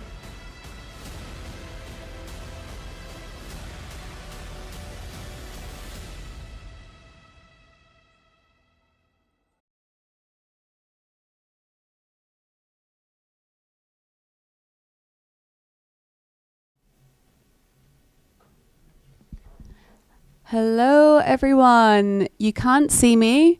I'm just off camera, but I'm here. There's no room for me on the couch. Sorry. But welcome to our next talk. I'd love to introduce Marcus Wells, who is from Pixel Talent and is talent consultant and currently lives in Australia. Hi, Marcus. Hello. Nice to be here. Wonderful to be here in Tokyo, live from Tokyo. Thank you, Hayley, for everything. It's amazing. So I work across recruitment in visual effects, animation, and creative industries with the Pixel Talent team. We're a global team of extraordinary people, putting talent solutions in place for companies large and small across all the entertainment sectors, really. So visual effects, animation, virtual production, episodic, feature film. That's Pixel Talent. That's what we do. So, yeah. Amazing. Thank you. And on to Andreas MAANINKA, VFX supervisor at Oasis VFX and residing in Vancouver, but from Sweden. And you've also lived in Japan. I have, yes. I actually lived in the area where SIGGRAPH is at this year. So it's the old stomping grounds, and I've had a really fantastic time to actually show other people who are visiting to really get them to really enjoy everything as well. But yeah, I started with Oasis in February this year. out of necessity for one production. And yeah, it's been a fantastic year so far. I've been really fortunate, and yeah, hopefully we'll continue that as well. Nice, thank you. And last but not least, Mark Flanagan, who is a learning and development manager with a wealth of experience, and is currently residing in Australia but from Ireland. Indeed, I've moved around the world several times because of visual effects and animation in games. I'm currently in Sydney, moving shortly to Melbourne. My last job was with Animal Logic, but before that I was with Netflix, and then Epic Games, ILM, DNEG, and I do consultancy work with the Renderman Group, and just loving working in VFX. I think my next move may be, after discussions we had, into consultancy for generally working with education and training amongst the industry. Amazing. Well, thank you so much for joining us today. We've had a busy week this week for VFX in general. We've had SIGGRAPH this week. This is why we're all in Tokyo. So really happy to have you all here. But let's go back to the start. How did you all get into VFX? Mark, you've got the mic, so let's go with you. It was a very long and winding road. Okay, so my first experience with animation or visual effects was as a kid, obviously watching Disney movies. But then Star Wars changed my whole life. I wanted to get involved in the industry, and at the time, nobody believed it was actually something that was achievable for somebody from Ireland. So I had artistic skills and technical skills, and I moved into architecture. Later in life, got into architectural visualization, and then studied again, went into games, and moved to Australia into education. From there, got some work with Pixar, doing training for Renderman, and started working in studios training. So I've traveled through many different careers, as a lot of people in our industry have done, and I've got to where I wanted to be at the start. I think, you know, that's one of the things people should realize is everybody has a different route that they actually travel to get to where they are today. So I love this industry, and I've got to where I wanted to be. Brilliant. I mean, similar, but I mean, from Stockholm, and not really, there's no industry, or wasn't any industry in early 90s really for what I knew anyway. And I'd actually read or watched a couple of art books and stuff that had come out, and I actually got to meet one of my heroes last year, telling him the story of reading or seeing some of his artwork, and then really being inspired, and it kind of solidified that, because he had a similar topic in his talk last year about exactly the same thing. So started out in Sweden, fortunate enough to move to London before I was old enough to drink and drive, which I don't know, good or bad, and grew up there, working at some fantastic places, getting to move to New Zealand, working on some amazing things there, going to Japan, and then now in Vancouver. So, and I've worked at all really awesome places and learned a lot about myself as well. So, no, I'm really fortunate. So, look, I started my career in '96, and I'm one of the few people that can't claim that Star Wars was a major influence. I'm really sorry to say, because so many, I mean, no offense, but so many people got into it because of that. But I wanted to be a director, and so I decided that visual effects was something that directors needed to do, so I decided to study visual effects, learn visual effects. I worked in CINESITE from '96 to '99, then did a master's in visual effects, a little bit of visual effects supervision, some compositing. Would never call myself an artist or a VFX supervisor at all. And the career just progressed from there. At some point in the career in the early 2000s, someone called me and said, "You'd make a great HR manager." And I said, "Well, I've never studied it." And they said, "Well, but you love people." I said, "Do I?" No, I do.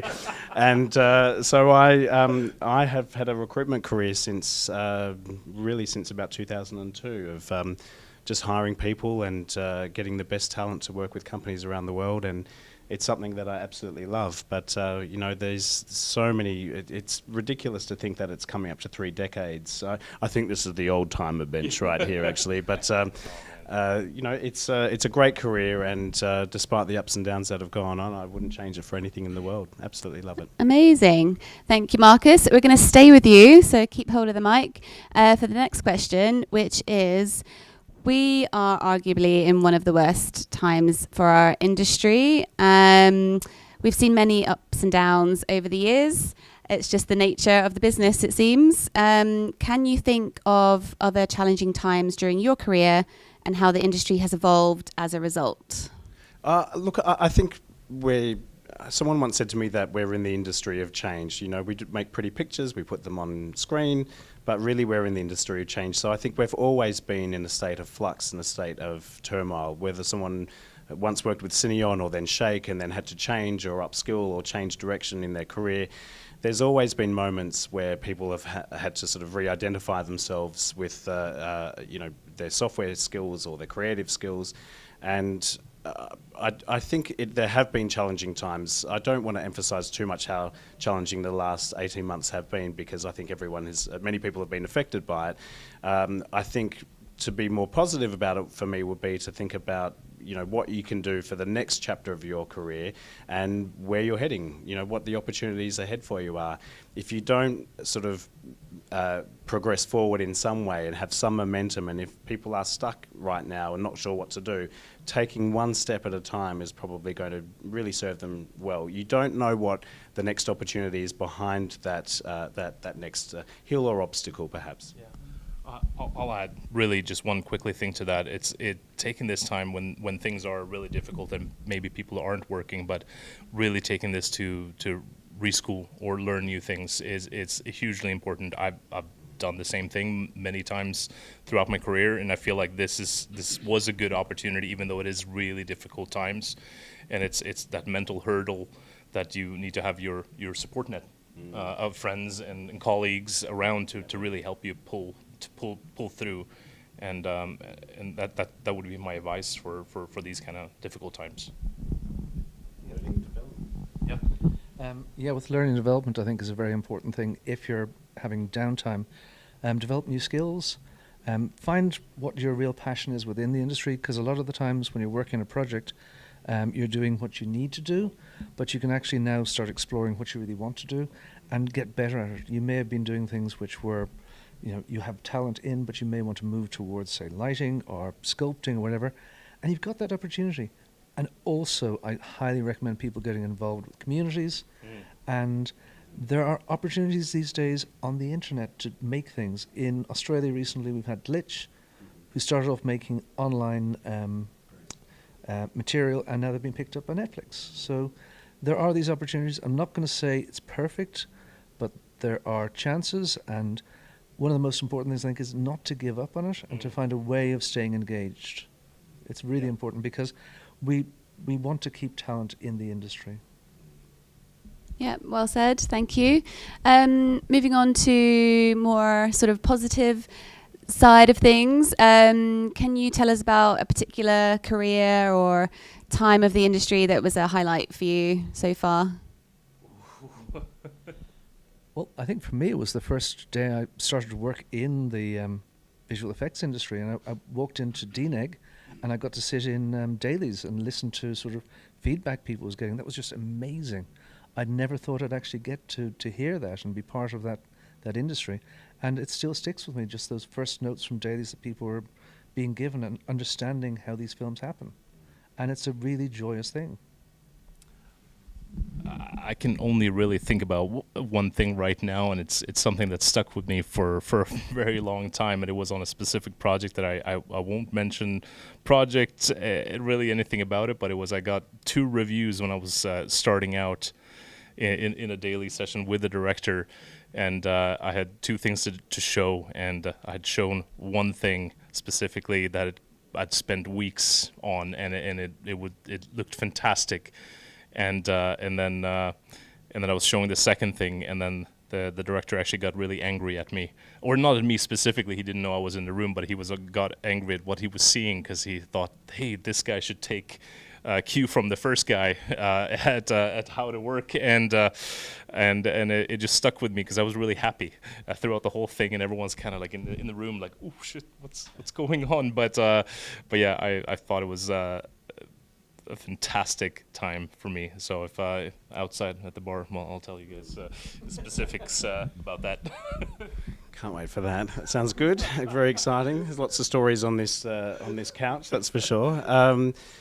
Look, it's The complex thing with this is, for me, is that the highlights are the collaborative and the human elements of visual effects, and I could never consider myself to be in a desk job, an office job, where one is, you know, just you've got that isolated sort of world around you. And for me, I think the working with great teams and finding great talent, and I mean, I absolutely love it when someone that I'd introduced to the industry or had introduced to a piece of software meets me many years later and says something along the lines of, "Thank you for everything that you've done." And it's I should say that that's not an ego thing. That's just, I should have said that. It's not an ego thing. It really is heartwarming. One of my colleagues from when I was working at Rising Sun Pictures worked in my HR office. I'm going to mention her. She's Chelsea Mirris. She worked with Important Looking Pirates and just won an Emmy. And I hope I was one of the first to congratulate Chelsea on this amazing effort. But it was. I was teary about it because it was watching someone grow up in the industry, and I'd not at one point did I think, oh, I wish I had an Emmy or anything like that. I simply thought, so good on her, you know. So that when people are able to contribute based on something that you've done in the past in some way, that's lovely. Absolutely enjoyed. Even though I occasionally get credits being in learning development, and it's not something I'm concerned about, when I actually see students of mine with their names up there, and we always sit to the end, when I see that's somebody I helped, that's amazing. That's absolutely incredible. I love that. You about to add? No. No more to add. Fair enough. Yeah, I think that's lovely, and it means that you're in the right jobs as well. You're loving the satisfaction of others progressing. So we've all been in Tokyo all week. There's lots going on. There's lots of people here. Has there been a general sentiment from people, or are people feeling a bit more positive now? Are things improving? I mean, I've seen the fact that there are so many people here in Tokyo. We didn't get the official numbers for how many people actually attended, but it's way more in than the last few years here. And the amount of tech papers and the amount of sort of speakers and guests that have been here has been phenomenal. Great to see a lot of friends who've flown in and be able to catch up for people that you haven't seen for a very long time, even in people in Tokyo. So and it's always a great time to come here. So yeah, no, it feels like things are starting to pick up again. People are feeling more positive about where things are going for next year. So it's more about building that momentum, and we know that projects are starting to pick up, even though it may not be as much as before. They are picking up for sure. So it's just stay positive, have that positive net of people around you, and continue to power through. I'll add that I haven't encountered any negativity about the industry here, really, which is it's almost like it's been forgotten a little bit. I know it's on people's minds, and I don't want to downplay that, but I think that events like SIGGRAPH are all about encouragement, and you have that great mix of the really excited students and looking for the opportunities for their careers, and you have the high-end professionals as well. And what an amazing opportunity these things are, where a student can be in a room and ask an Oscar winner about how they did work on Godzilla -1 or something like that, and be feet away from them and get some inspiration. So it always feels that these events are absolutely essential for networking, for communicating with people. In fact, I'm really big on taking photos at events like this. And I say to people sometimes that this could be out. Let's picture this in 20 years' time, and we'll do another selfie again. Because we're developing relationships that should last a long time, and they're connections. And colleagues that I've just met are saying, "Are you coming to FMX? Will we see you at other events, etc.?" And they're the highlights for me, is meeting new people and new friends, like these fine chaps here. I will add a really quick thing on that, on working just in general. I know that there's been a lot of sort of discussions about working from home, working in the studio, and so on. And I'm a huge advocate for people just learning from the peers. And that is something that you will learn absolutely more if you are working in a studio, in an environment where you're meeting people face to face. It is hugely important.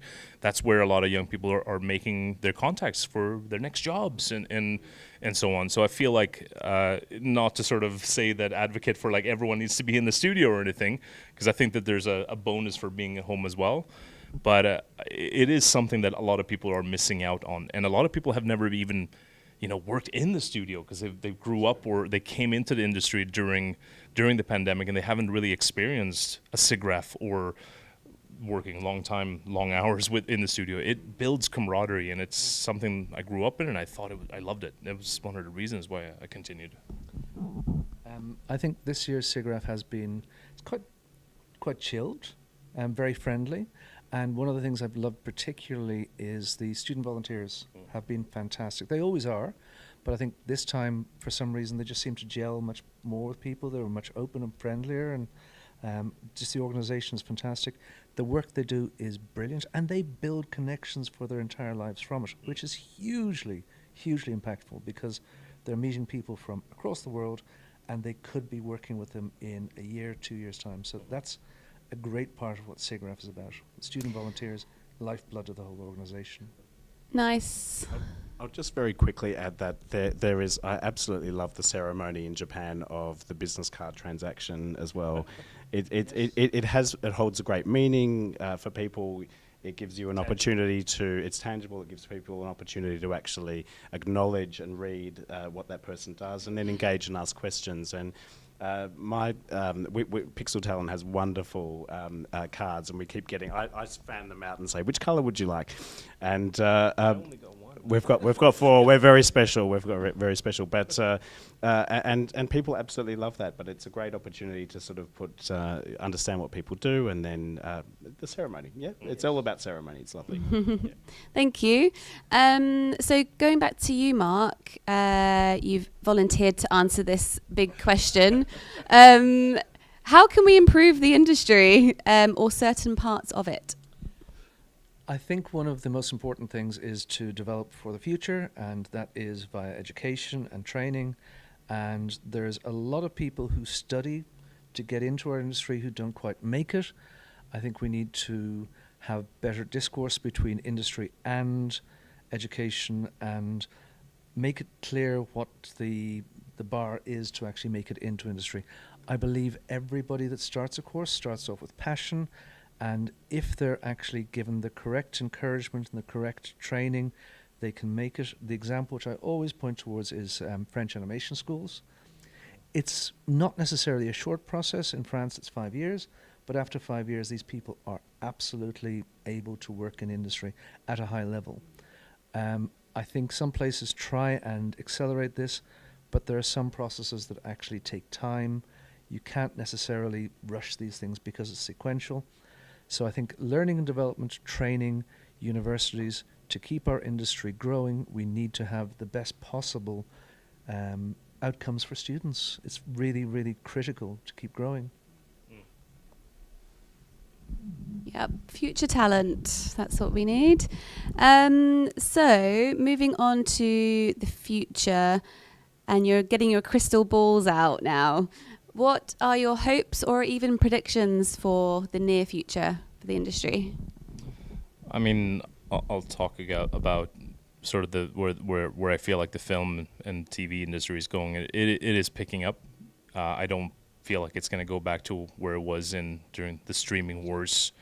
It's but it absolutely is coming back for sure. We're seeing it. We're seeing a lot more production starting, especially next year. We're hearing about projects just coming down the pipeline, but that's starting, which means that it's going to still take that time to film, pre-production, getting all that through before it comes to a vendor to do the visuals themselves. So I feel like next year is going to be the big pickup time, but I don't think it's going to come back to as big of explosion as it has been for the last couple of years. Mm-hmm. So preparing for that as well, I think, is really important, because there are so many different avenues in our industry in general that I know it's glamour in a way is a lot of what people are students want, but there is so much more to it than that there is a lot broader spectrum of work that can be done. So don't try to just, I say, actually, no, try to get into do what you want to do, but don't be discouraged, because it takes sometimes a long time to get on any good projects. So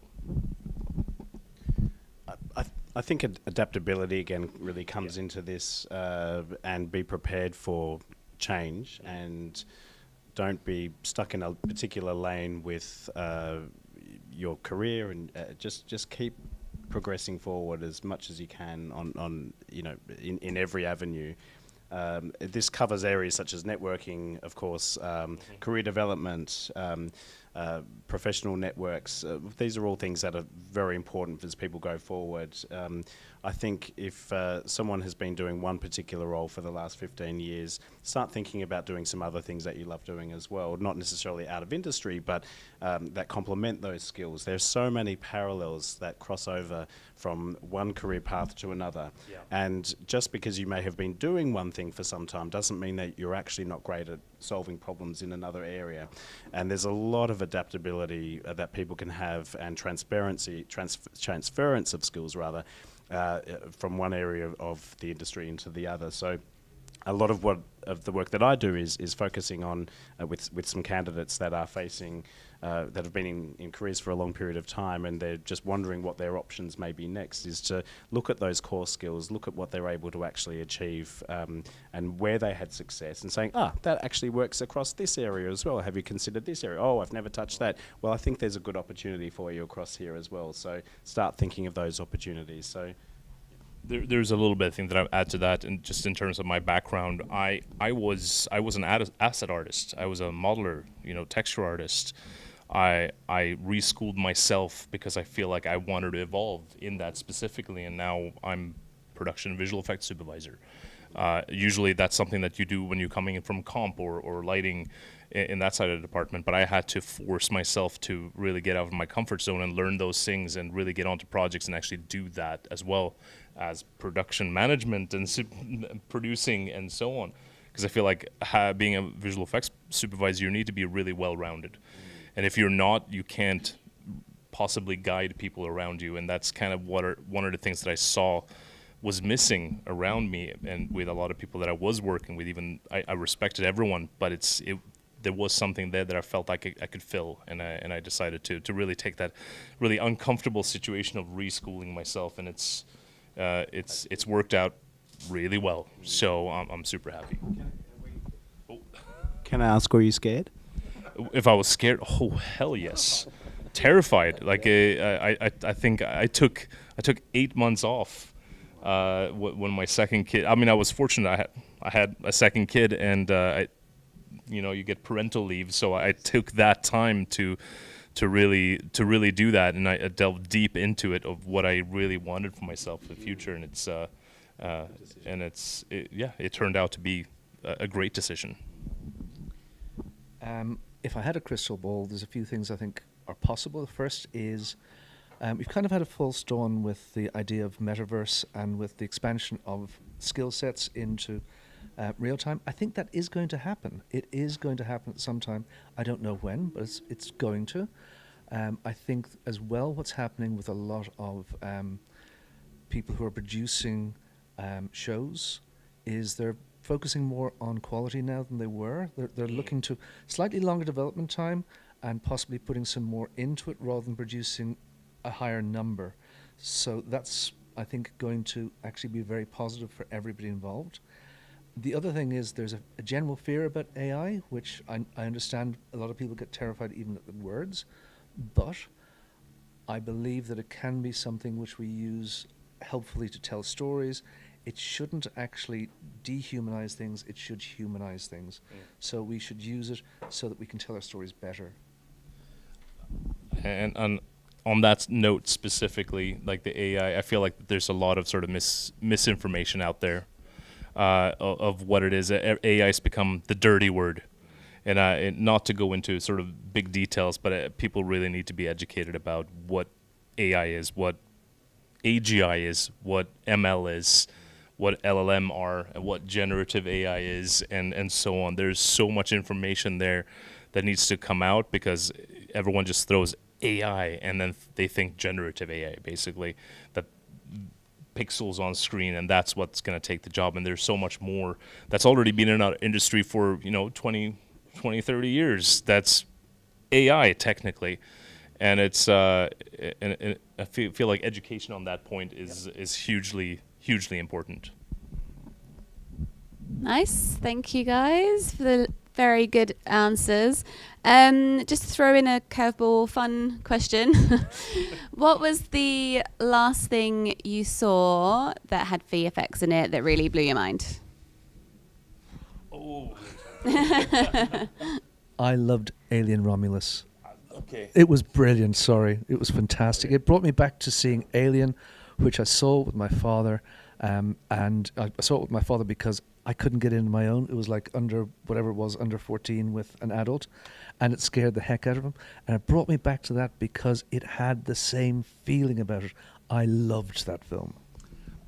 I mean, yeah, you stole it. I mean, I count myself to be extremely fortunate to have hung out with Fede and Alec Gillis for a week a month ago in Italy, and hearing all the behind-the-scenes stories from basically from my childhood of like watching those films, and kind of want to introduce my kids like early. They're only 6 and 11, so maybe it's too early, but at the same time, I'm like that. It was something that really just blew my mind back then, and to talk to those guys, especially honestly Alec, who created the creature effects for a lot of the Alien films. And just hearing the behind the scenes, that's kind of why I got into the industry at the same time as, so it added to it, and really special. I'm glad there were no spoiler alerts for the Alien. I've got 15 minutes to go. Yeah. So in watching that, I haven't quite finished it. I had the pleasure during the week of seeing a talk by Nicholas Klaus from Important Looking Pirates on Avatar: The Last Airbender, and I'm a fan of the practical visual effects integration into CG, and that lovely blend that can happen. And it was possibly one of the most, I don't want to stroke his ego too much, but is he okay? Oh goodness, okay. I hope he's not watching. But from what Important Looking Pirates did with that show, and how they managed to have this depth of exploration in going out to a remote island in the Arctic and filming plates and things like that. And I mean, the regular punter wouldn't know about how well that was done, but the attention to detail that they provided on that film, it reminded me a lot of the projects that I'd worked on in the past, where miniatures were involved, and all sorts of practical effects were involved in it as well. Not the cheesy ones, but the ones that you didn't realise were a practical effect. Mm-hmm. I did work on a film a very long time ago, which won a cinematography award and they highlighted a CG flare going up in the sky as great work that the cinematographer had done. That was actually probably hooked me into visual effects. The fact that a cinematographer won an award for a visual effects shot. So that merge between the two is just absolutely wonderful. Blade Runner, he said Blade Runner under his breath. Nice, thank you everyone. And Niklas Jacobson was on earlier talking about Avatar, so you can check that out. That'll be on the channel later on. So we're getting close to the end. What is next for each of you in terms of career or personal, or what are you excited about? Look, I think 2025 is really going to be a good year, I think, on a number of fronts. If I can say that Pixel Talent as a company, we've got some great initiatives underway. We've got some great endeavours ahead. We're working a lot with studios with different kinds of offerings, large and small, where we can provide really bespoke solutions to them. So there's just a lot of opportunity for a great team of people that we have to be able to come in at different times within a production cycle and say, we can support you. And that adaptability, we're having to adapt as well, as every organisation and company is. And we're finding new avenues of approach, and our clients seem to be really loving that. So as we sort of expand further and we get more companies involved, we've certainly got great candidates that we've been nurturing for some of us for decades. So and placing those with wonderful companies, it just there's always that great kick and that thrill, and we celebrate it internally as a global team as well, and just hope to continue really to do that as we go forward. I love it when people come back to us and say thanks so much for that job opportunity. You know, things that they didn't know that existed, or getting them a seat at the table that they couldn't previously get themselves. So I just hope that we can, and I know that we will continue that as we go forward. So it doesn't sound as personal as it should, but it really keeps me going and alive. So yeah. Yeah, I mean, going back, I started my company February this year out of necessity for a project specifically that will be coming out next year. So I'm really excited about just showing that to everyone. And I'll be going to it's going to be a quite big of a trip next year everywhere around the world. But I've been really, on that sense, really fortunate to be able to hire a lot of people as well to help out on this. And I'm trying definitely to sort of do it on a freelance basis where people can do it from home as well, especially during this whole difficult time of post strikes and everything. So I feel that's been really awesome. So I'm looking forward to be able to share that, and then hopefully be able to get a lot more credit to people. And then we build on top of there. There's a bunch of stuff I can't talk about for next year, but it's going to be exciting. It's going to be really exciting, I feel. I'm absolutely not sure what's going to happen next year, but I think it's going to be good generally. I've kind of like opened this jigsaw puzzle, and there's a lot of very interesting pieces in there, and I think I can put them together to something which is fantastic. But it's going to be generally along the lines of involved with helping people to develop their skills, both internally in organizations and also in schools, and also maybe some online training for software, these kind of things. There's a bunch of stuff out there which I'm kind of making a recipe for my own job, and coming to SIGGRAPH has helped me to actually crystallize that. And speaking as well, particularly to Marcus there, it was very, very interesting, and also to other people here, Andreas, like we were talking today at the WACHAJACK thing, and you had some ideas there. So this is one of the things I'm looking for, new opportunity, and I'm looking generally to make a difference rather than to just be part of an organization. I'd like to actually see what I can do. I'd like to be that man over there. I'd like to be Hugo. Hugo's done so much great stuff for the industry, but something like that. But cut to Hugo. Cut to Hugo. But I'd like to do something and give as much to the industry as Hugo does, but in a different way. You're being too kind now. But it's true. It's very true. But in a different way, with different software and different impact. Yeah. But these are the things which I think I feel drawn to as well. So very much in line with that. And I don't know where it's going to take me, but I'm reasonably confident it's going to be okay, and possibly better than it has been. Lovely. Yeah. Thank you so much, everyone. And the Canucks is going to win the Stanley Cup next week. You reckon? Yeah. Oh, they were really close this year. Oh yeah. Alrighty, that's the end of that talk. But thank you very much for joining. We'll see you soon. Thank you. See you soon. Bye. This is awesome. Thanks so much. Thanks, Hugo. Thanks, Hayley. Thank you. Not a problem.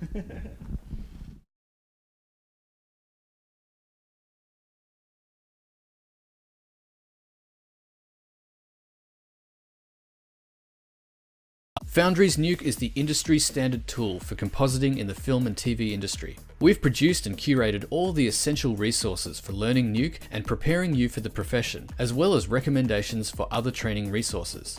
You'll learn compositing fundamentals, rotoscoping, keying, tracking objects, color management, 3D compositing, and much more. Our objective is to empower artists with all the knowledge they need to push their skills to the next level.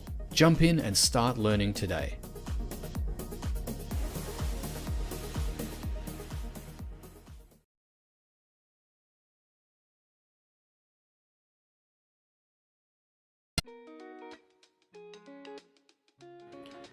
Hello everyone at World VFX Day. My name is Ota from KASSEN.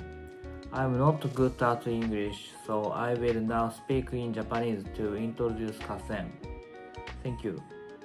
それでは改めまして株式会社カッセンの紹介をさせていただきます。日本における歴史上の大きな戦いを合戦と呼びます。一人で戦うのではなく、みんなで集まってより大きな戦いをするために合戦と名付けました。個を個にする。一人だけでは作れない感動を、組織だけでは生み出せない創造性を、個と個が集えば強力な個になる。束ねる、連ねる、合戦する。私たちがその強力な接続点となります。日本では大手の会社から独立する優秀なアーティストが増え、小規模なスタジオ及びフリーランスが増加しています。世界で認められる作品を作って海外からも認知されるには、ある程度の規模感が必要ですが、日本でそれを叶える会社はほとんどありません。世界に届く作品を作るには、みんなを束ねる必要があると考えました。そのために中心となり、あるいは先陣を切って切り開いていく存在を目指しています。代表の太田自身、少人数で戦ってきた一人ですが、より大勢を巻き込んで大きな戦いをしたいという思いが社名に込められています。こちらは私のプロフィールになります。1989年、日本の長野県で生まれました。制作進行を経て、広告のオンラインエディターとして VFX に転向、2021年に合戦を立ち上げています。こちらは東京原宿に構えている合戦ベースと名付けた私たちのスタジオです。地下1階から4階までの1棟で80人のキャパシティがあります。全部の作業の部屋にセキュリティシステムと監視カメラが完備されています。こちらは東京赤羽橋にあるカラーグレーディングルームです。こちらが私たちの受賞歴です。主に広告の分野で賞をいただいております。私たちが取引をしているクライアントです。国内の映像制作会社を中心に広告代理店やコンテンツ制作配信企業などと主に取引をしております。こちらは私たちのグループ会社となっております。左上からハッシュ、ワチャジャック、カイ、そして鉄砲道、それぞれの強みを生かして連携しています。ワチャジャックはコンセプトアート、キャラクターデザイン、エンバイラメントモデリングを得意としています。ハッシュは 3D アニメーション、キャラクターモデリング、リアルタイム CG。カイはシミュレーション FX、3DCG モーショングラフィックス。鉄砲道はスクリーンライティング、フューチャーフィルムディレクション。それぞれ異なる強みを持った会社同士が連携しています。また、それ以外にも日本のあらゆるスタジオと連携し、大きなプロジェクトなどにも柔軟に対応するハブとなることができます。チョコレート、合戦、ワチャジャックの3社でアニメーションスタジオを立ち上げました。2026年公開予定のキルチューブというアニメーション映画を制作中です。それではこちらティザーをご覧ください。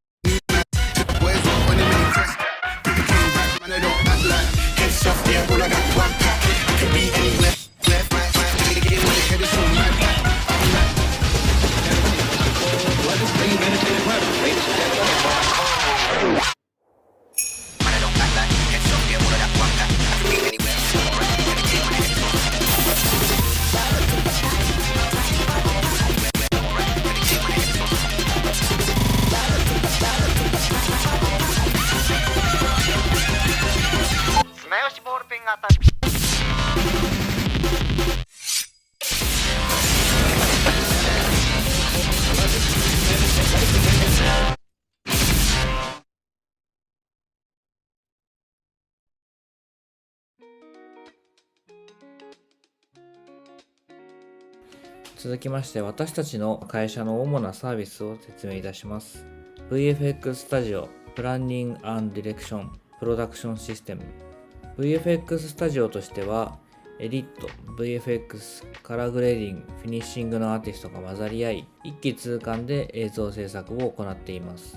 プランニング&ディレクションに関しては、実制作現場と密接なコミュニケーションを取りながら、現実的な企画演出が可能となっております。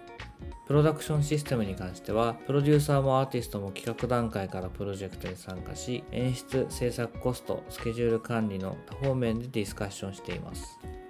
私たちは15秒のコマーシャルから2時間の映画に至るまで多岐にわたる映像制作に携わっており、年間では VFX だけではなく他部署の制作物も含めて300以上の作品を手掛けています。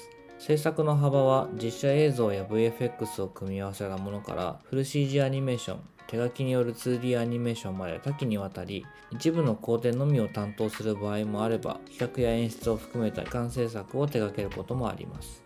私たちが中核となって日本全国のスタジオと密接に連携することで、柔軟な対応力と豊富なリソースを生かし、最適なチーム編成を実現しています。合戦には現在6つの部門がございます。ディレクション、エディット、VFX、カラーグレーディング、シューティング、アニメーション、そしてバックオフィスとコーポレートとなっております。VFX ディビジョンの中には、プロデュース、CG、コンポジットがフレームとニュークの2つのチームに分かれていまして、あとはシミュレーション FX を社内で担当しています。VFX を中心として立ち上げた会社ですが、それぞれが独立しながらも協力し合いながら、日々様々な作品を制作しています。こちら事例の一部になっております。こちらのティロリミックスは海外の広告賞なども多数受賞しています。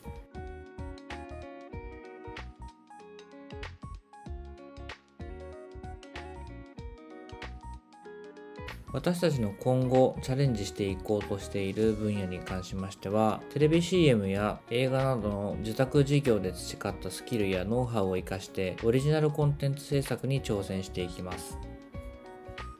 こちら大怪獣 VS 巨大少女という自主制作ムービーをご覧ください。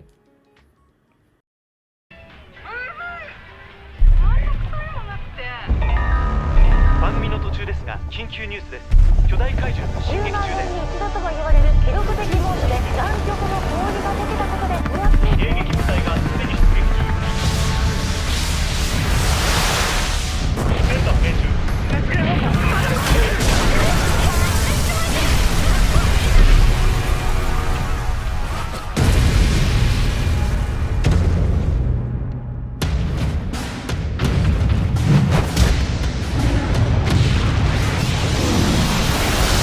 やばっ。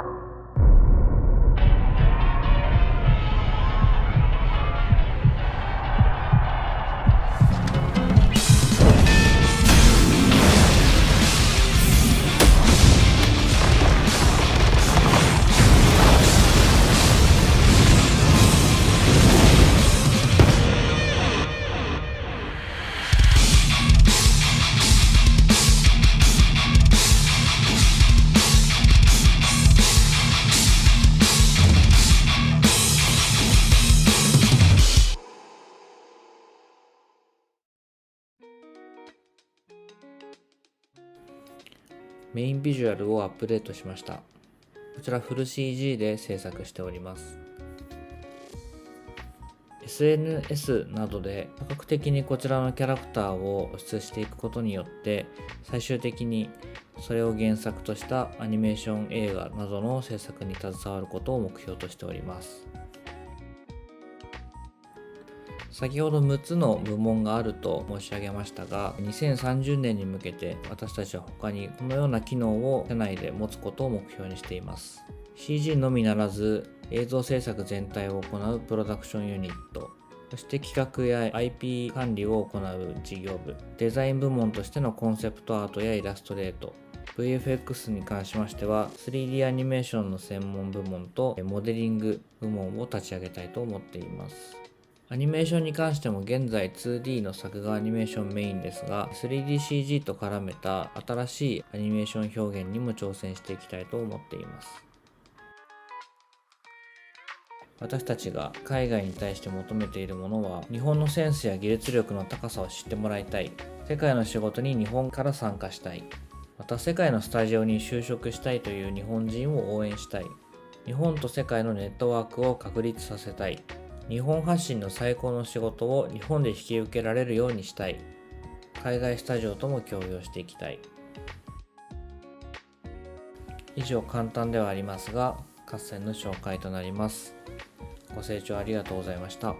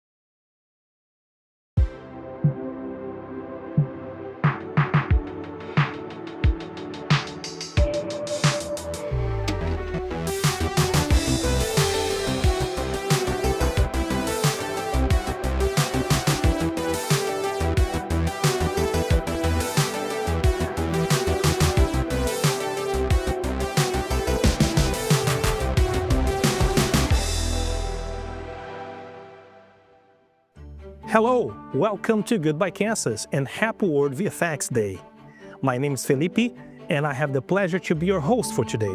Let's visit the HQ here in Stockholm. I'm gonna make sure to stop by and talk to some of our amazing artists and technicians. And not only that, I also gonna show you some really cool stuff from a very special project that I had the chance to supervise.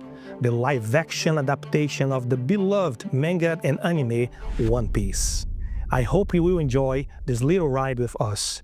Without further ado, let's get this party started. In the art department, we deal with concept art, we deal with overpaints, mood boards and storyboards, lighting scripts. The role of the concept artists is to help support everyone else down the production line. It's about aligning with the client, it's about aligning internally about the visual targets that we want to achieve.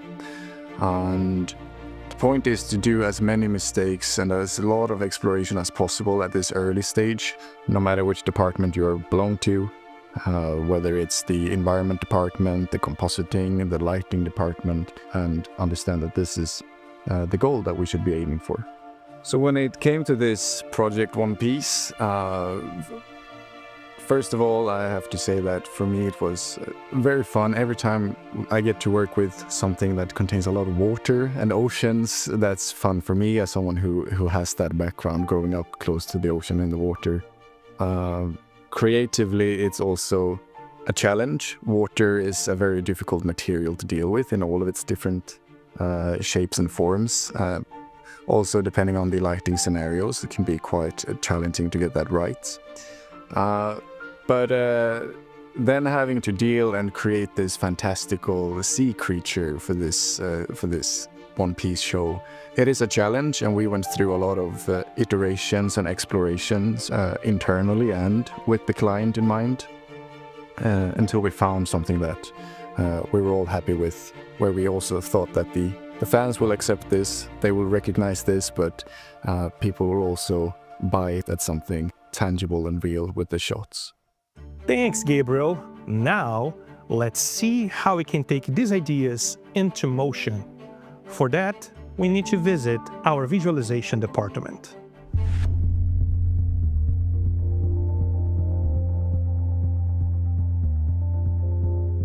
Visualization, what we can say, is kind of like a blueprint of a movie. So we receive mostly always like a boardmatic or like a storyboards or the scripts, and then we closely work together with the directors, and this is the first place where, you know, directors' imaginations come into life. Start implementing that story, 2D world, the story in the 3D space, and yeah, with the framing and staging, and then we set the lights, we set the modes to tell the story in the 3D world, and that comes into the previous one. Yeah, so One Piece is really like one of my fun project in career. So through the post-Vs, we established the tension, okay, between the monster and then Luffy, and we established the emotional beats, okay, and then the flow of actions.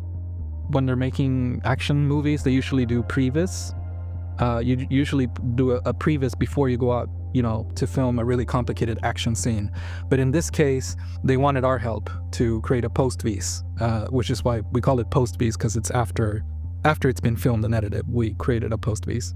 We took the edited scene that they sent us, and then we started playing with it, collaborating with layout and creating shots, and started playing with the edit, you know, editing all of our the wide shots of the pagoda, you know, leading up to the destruction of the pagoda, seeing what we could add to the scene that was already edited. You know, how could we visually tell the story of the destruction of the pagoda and everything leading up to the destruction. The shark heads coming onto the cameras is, you know, if you compare with the actual anime, it's quite similar. So we take the inspirations from there. Those are the things we build in our long practice sequence. Yes, visualization is like a blueprint for us, but there is more, much more. We still have to produce all the assets, like a vehicle or a building, and in this case, a massive creature. To learn more about that, let's visit our team at the build department.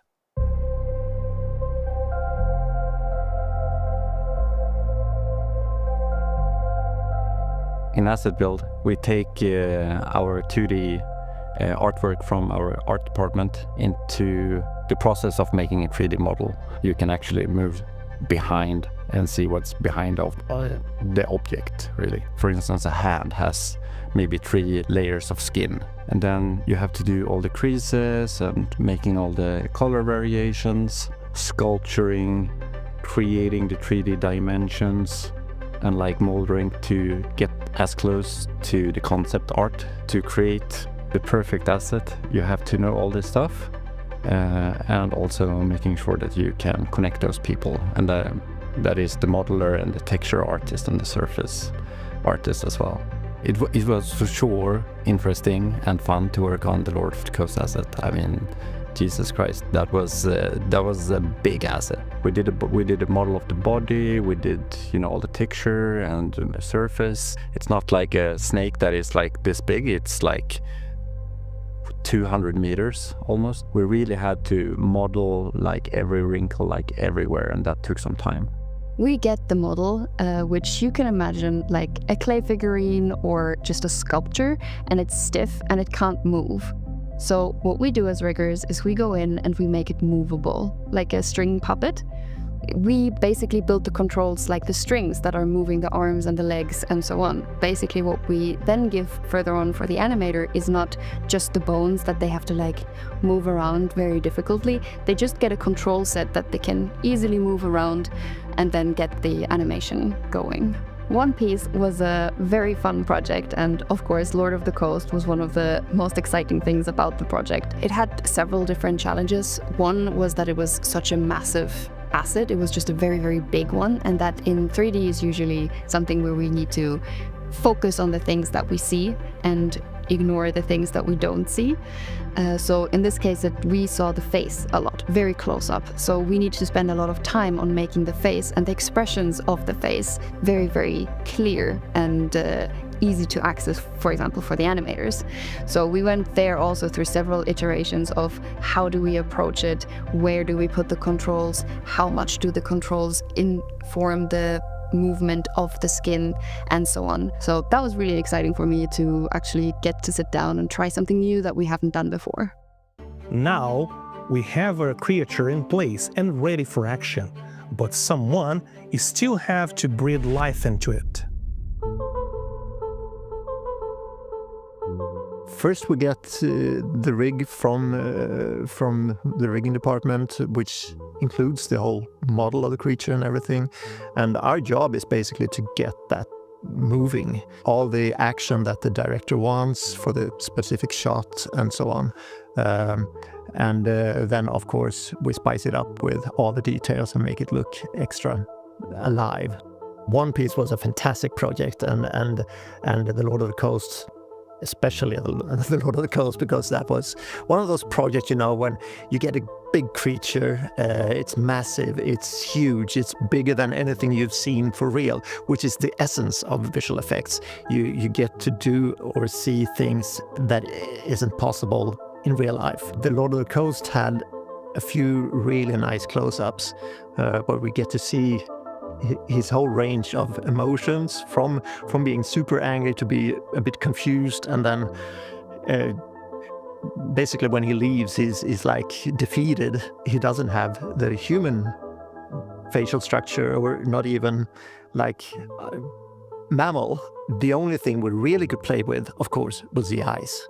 So having that close-up of the eye was it was one of those moments where you get to do this minute details when it comes to animation, and that was really fun.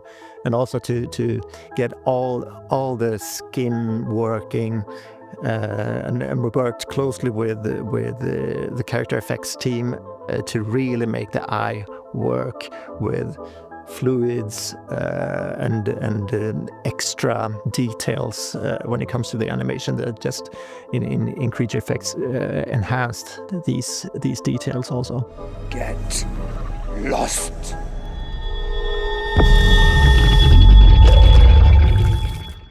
To make this creature look grounded and tangible in a live-action environment, we need simulations. And I mean a lot of simulations. Yeah, so CFX stands for character FX, really. It doesn't have to be characters, it could be other stuff as well. They are doing muscle simulations, it could be cloth simulations, it could be hair simulations, like everything that needs gravity and a little bit more extra dynamic to help out the animators.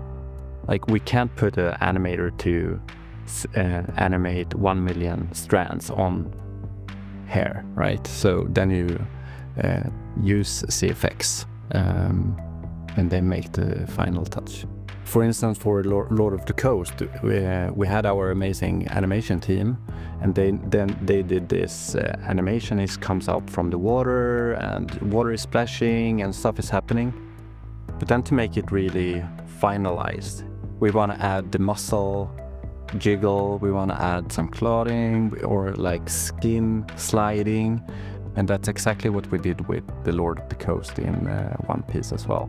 In general, the effects department is responsible for everything that moves on the physics, water, fire, smoke, particle effects. We are doing animation in a more mathematical way than animators do. So One Piece, when we adapted that anime, we wanted it to be as realistic as possible, but at the same time, this creature, you know, it doesn't exist, obviously. And to sell his scale and the size of him was really the most tricky part, especially when he's moving fast. To place him in the water, to have this, that is really, you can see that he's pulling up the water with him. It's much more to it than just pushing buttons on the. It's a lot of creative work behind the FX work. So once assets are done, animation and simulations are in place, it's time for the final part, lighting and compositing. Is where everything comes together to form the final image. Imagine like the oven that bakes the cake.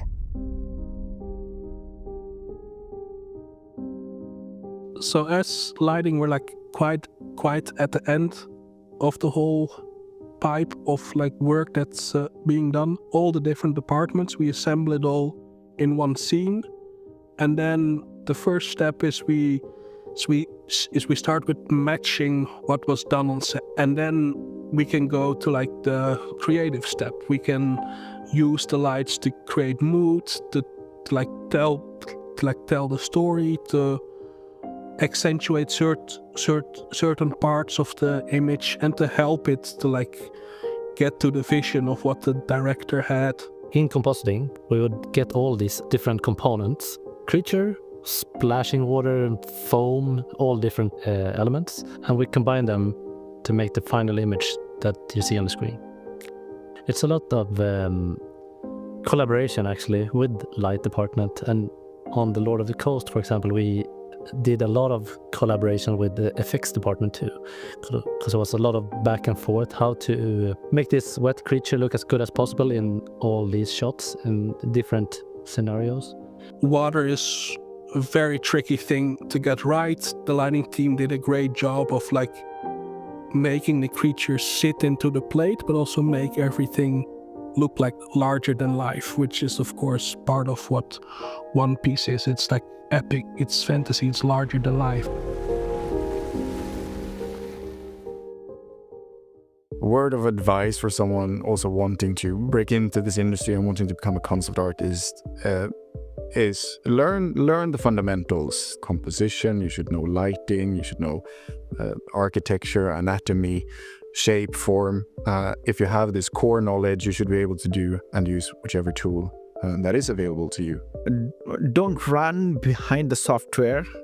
yeah, software definitely is a good way. Like, you know, nowadays, like Unreal Engine comes into the pictures, then Houdini's comes into the picture. But the main thing we need to learn is how to tell the story. They say that a film is written 3 times. You know, first when you write the original screenplay, then when you're out shooting, and then finally when you're editing the film. That's like the 3rd rewrite. You know, point of no return, climax, hero's journey. Learn all that stuff because it's going to help you immensely when you are editing. I love going to like a museum and see like Caravaggio, see like Vermeer.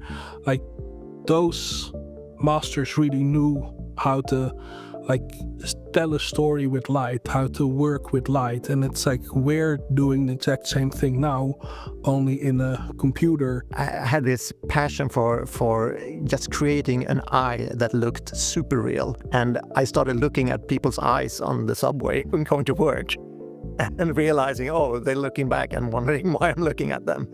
Maybe we don't know the theory behind it, but we actually know how things move because we see when it's wrong. You don't really see the rigging. You just have to accept that it's there. And I love the fact that when it's done well, you do not know that it is done at all.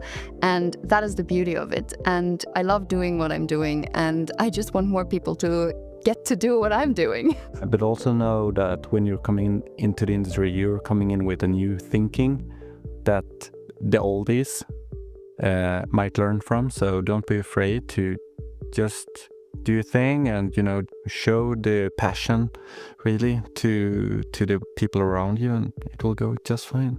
Enjoy it. Working on One Piece was a major milestone for us. We have been working towards that for a number of projects with Netflix. The studio has given us absolute trust. And for that trust, we are immensely grateful to the entire team at Netflix. But live action is not the only thing we do here. Let me show you some really amazing stuff that also keeps us busy.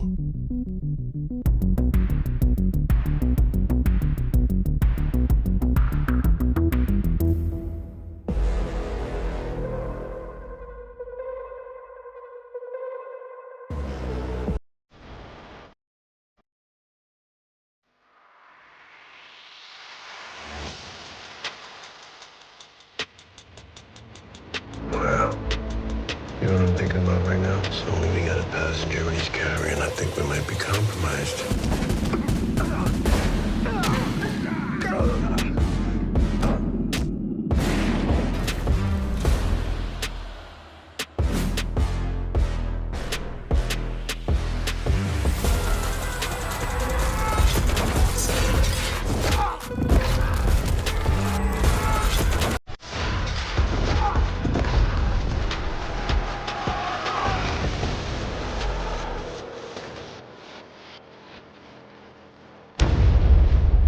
So what do you want? Supercar, big house? Well, you ain't getting anywhere without an upgrade.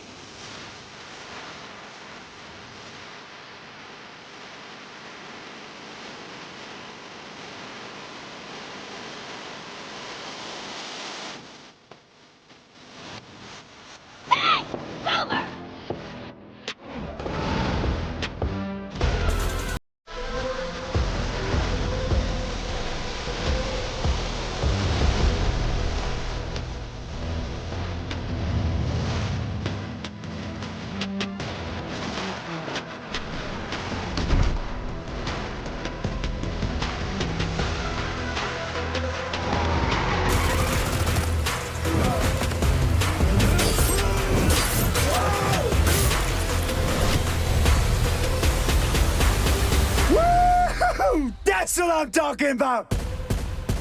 All right! We have now arrived at the end of our journey. It's been super cool to be part of the ever-growing World VFX Day community.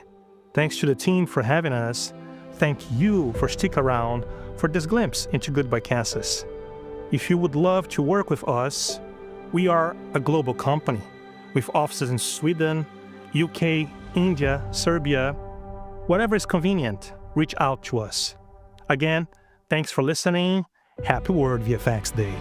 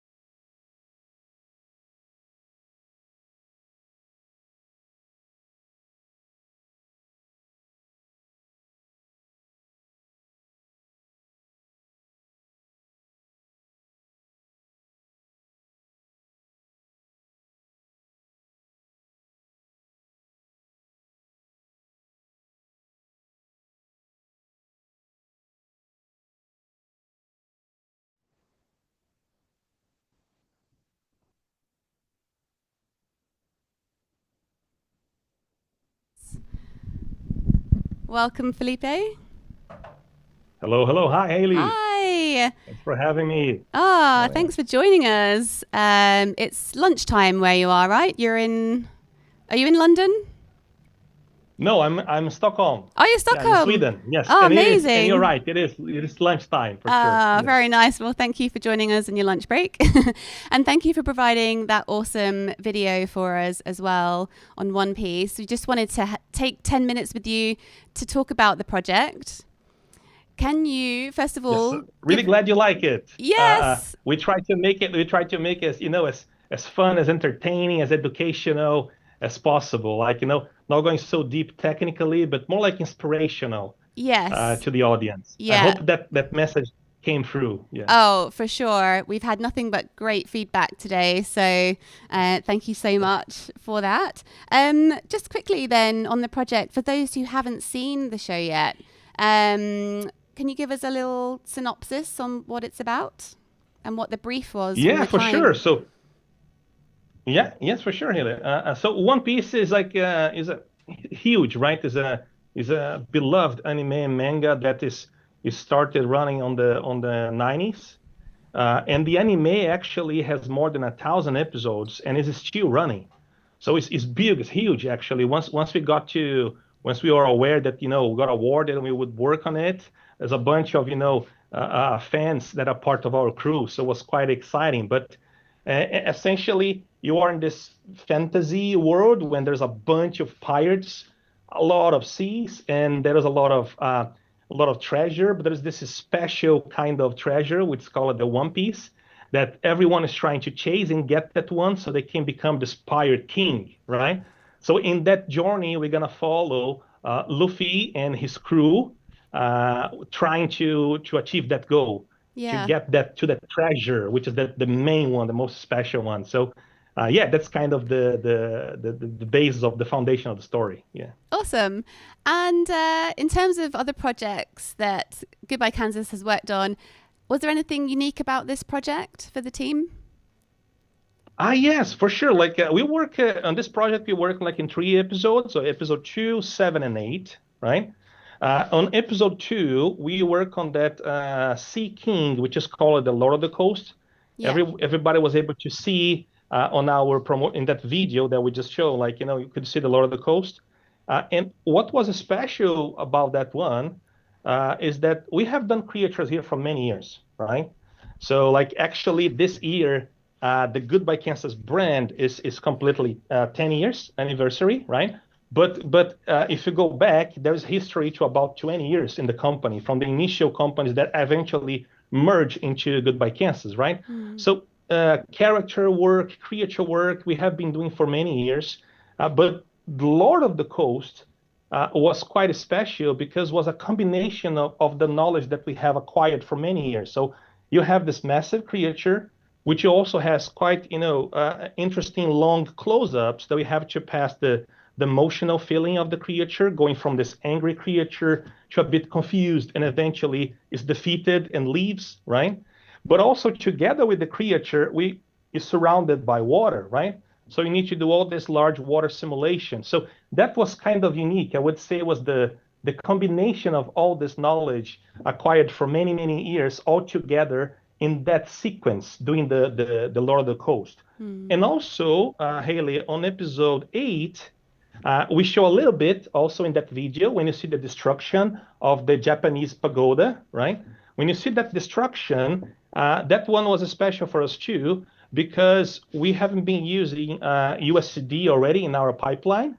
But that one was kind of the One Piece was the first live action show, like the first complex live action show that we actually stressed our USD pipeline. So that was also special in that sense. Amazing. Well, yeah, all looks so good. How many of the team worked on this project overall? Oh, so the project was like, the lifespan of the project was about like a year, right? And during that year was 100+ artists and easily more like 20 plus production staff between production and also the support team, like, IT, technology. So I would say easily 120 plus people were involved throughout the year, right? Jumping in, jumping out, like working, and depend on the section of the project, the stages of the project. But yes, and throughout that year, we started talking to the client back in summer, like was June, July 2022. And the first thing we started working on was the initial concepts and exploration of the Lord of the Coast. Oh, cool. Which was very special because we do have also an art department. We can actually work in all that exploration phase and work on, pre-Vs, post-Vs. We can do all of that. And the concept was really important because we need to nail how the creature would like the adaptation from the anime, the manga, into the live action. Yeah. And we know the fan base out there is like, it's huge. Yes. They would not accept if the creature would not be, really working perfectly as like on a live action adaptation. So, but coming back to your question was, yes, 120 plus people involved throughout a year. Yeah. Yeah. And you've already part answered my next question, but in terms of like how early on in the process you were brought into the project, it sounds like it was very early. Was it in was it even as early as the writer's stage or a bit later than that? Not that early. Of course, we wish we were like, early to that level, but when the production VFX soup and producer got involved, I think we got involved quite not so long after that when they really got involved on the project, and they were shooting already, and they got brought on when they were shooting. But it was pretty much, as I told you, was around summer 2021. And they had already, actually quite interesting, if I remember now from your question, they had already shot that sequence. So you probably were able to see one of the breakdowns we're showing when you're kind of wiping the shots. We show like this large pool, and then they have like the boat, and they have like Luffy and Shanks in the boat. So they had already shot that sequence. We got involved to do the post-Vs. So then we actually put the creature, we developed that. And the idea was to help them out also because they had to do some reshoot. So there was a schedule, some reshoot on that sequence for very specific reasons about on the reshoot. But it was very important for us to produce for them the post-Vs to help them out also to even succeed also with the reshoot and make sure they have coverage for everything they needed. So that was kind of our involvement and relationship early stages on the project. Yeah. Nice. Well, a theme for today in most of our talks so far has featured AI. So I was wondering if you had used any of that for this project or if you're using it now for any other projects. We haven't used any AI for this project. And I'm not, I would have to talk to the other supervisors in other shows, but I'm not aware that we are using AI in any one of our projects. So I cannot really speak to that. That makes sense. What was a personal highlight for you from this project? I think the personal highlight was the relationship with the client. So Netflix was amazing. I can't say good stuff enough about that. It was great. Victor Scalisi, which was the VFX supervisor on the side, and Scott, which was the VFX producer. It was just like a pleasure to work with. Yeah. And we developed like a really strong working relationship throughout that year. Like the trust they gave us, like that connects also with like the feedback we got from even Eiichiro Oda, which is the creator of One Piece, right? Even the feedback when he actually saw our sequences and the work that we are doing, like that was very special. So I'm very thankful to the entire team at Netflix because giving us I would say like this, Hayley, like sometimes in VFX, we would, maybe most of the times in VFX, you get a turnover, then you get your plates and you work with that, right? And you have to make work, you have to find solutions. And in this case, many key moments throughout the show, we were involved also creatively. And that was very special to me. Maybe that would be the actual big highlight, how much creative input us at Goodbye Kansas, me and my team, we were able to give to this project. And that was very special. Besides all the complexity of the work, all the animation simulations, all the assets, all the compositing lighting, we had a lot of creative input. And that was really special, for sure. Oh, good. Yeah. I'm glad you had fun. So I guess we could talk a little bit about Goodbye Kansas for anyone who's not aware of that much about the company. How long have you worked there? And tell us a bit more about what you do in the day-to-day. For sure. So I joined Goodbye Kansas back in the summer of 2021. And, Goodbye Kansas is a very special place because we have many different services and products, right? So as a supervisor, even as an artist, I can tell you that you're going to have the chance to work like in full CG animation. And then the next project, you might be maybe working on live action. So you're doing visual effects and live action. And that's really nice, I work in many other big studios before, and usually that is completely separated, right? So you are working like only on animation and only sometimes if the studio is really big, you are working on feature films, and then there's another division of episodic, right? In the case here in Goodbye Kansas, because we're like a boutique size, right? We are around 150 people, and we go sometimes to 200 when we scale up because of a project. We have more. We have a large pool of freelancers that love work with us, and we love work with them. They are very talented, so we can scale up and down based on the needs, right? But then we have this chance of we do full CG animation, and then we can do the live action.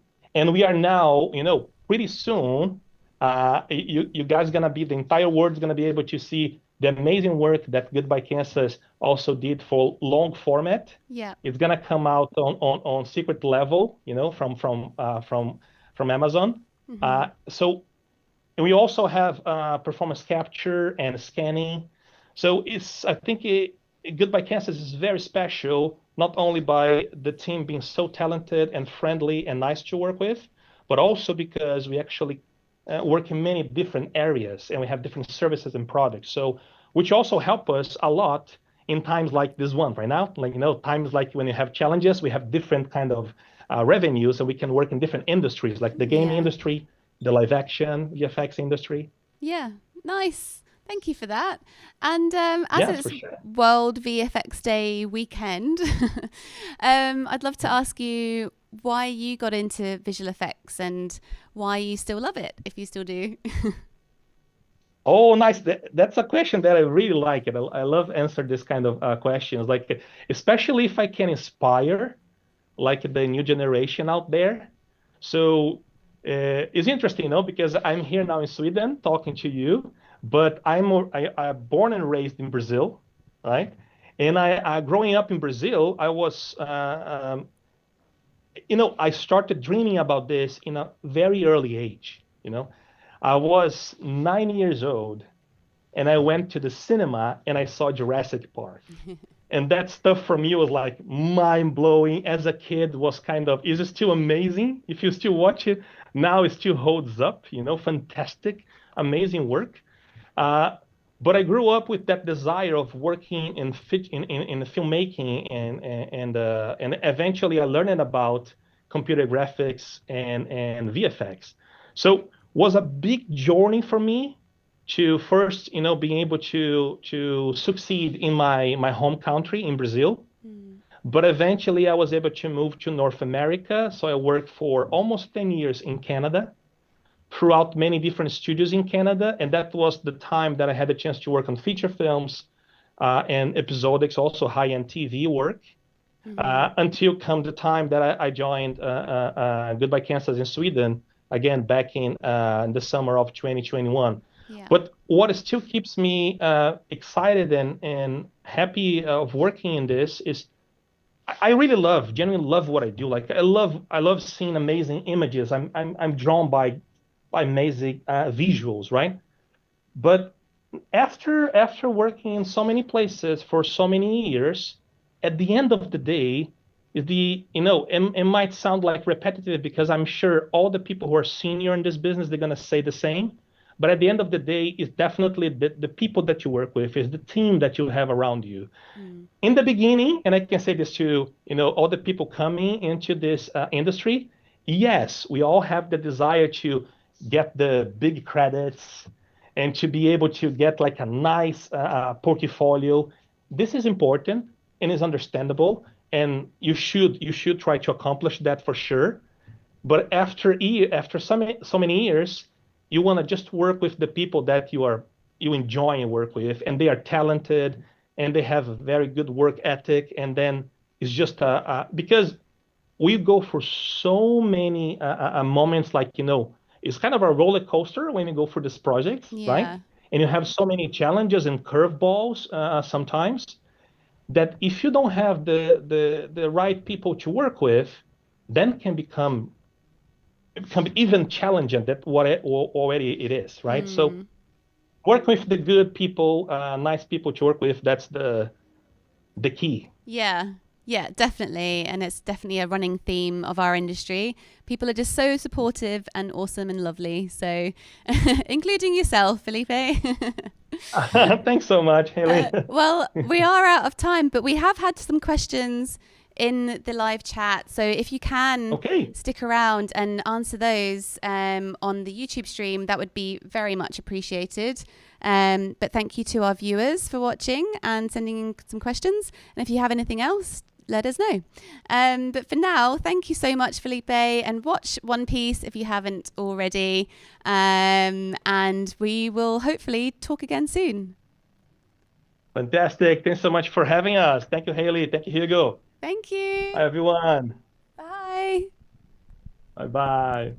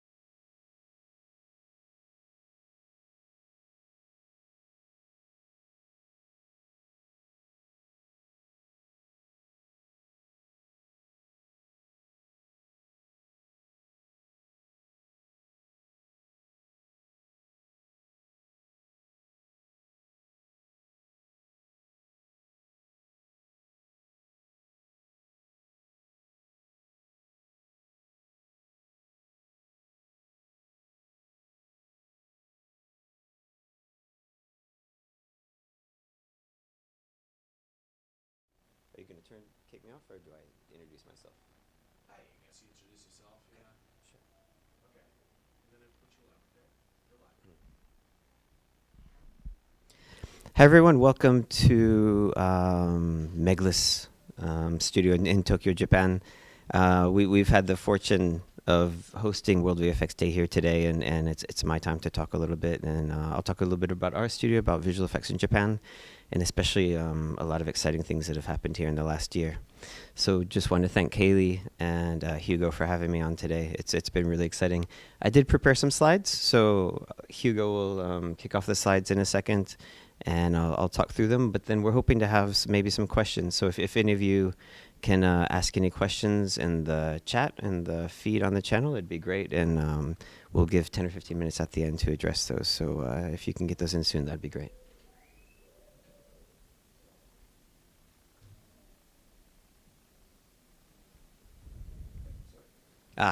Yes, so this is what World VFX Day at Megalis in 2023 looked like. You can tell we did move offices. We were a little bit more happy with our space now. We actually moved about 2.5 months ago. We're in Akasaka now, and we're excited to be able to be a part of World VFX Day the second year, and we hope it continues. So you'll see my talk last year was about VFX in Japan. So this year I decided to call it the Year in VFX in Japan, the 2024 edition. So I'll step through a little bit about what happened. So last year, World VFX Day was on December 8th, 2023. And I'll have Hugo switch to the next slide so we can look out. Oh, sorry. I lost my own slides. Let me just show this real quick. I did have this last year. I talked about this map. I ran people through it. If you want to see that video, please go to last year's recording and check it out. We updated the map, and we actually have a QR code here, so you should all be able to scan it and have access to this map if you're curious. It's a bit... I know, there's a lot of interest in VFX in Japan. I'm probably, only about 80% of the way there on this. If you have a company here and we have some misinformation, I apologize. But I thought this was a nice way to share a little bit about, the distribution of companies in Japan. You can understand, how many game companies there are, how many VFX companies there are, where they're, located throughout the country. So yeah, please scan the QR code and have a look at that. Next slide. So our office, I mentioned that we moved. We're now located, it's near Akasaka Mitsuke Station. We're right across the street from a beautiful temple. That's the view from our office window.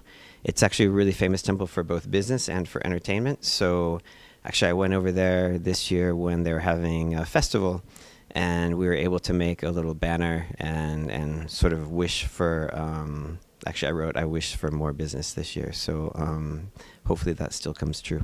You see the sign outside our office. We did actually incorporate a torii gate into our design now. So Megalis, the name, comes from the word megalith, which is a large stone structure. So we recreated a bit of a torii gate with large stones. So if you see photos of this event later, you'll notice that we have that on the back of these happi that our staff are wearing at the event.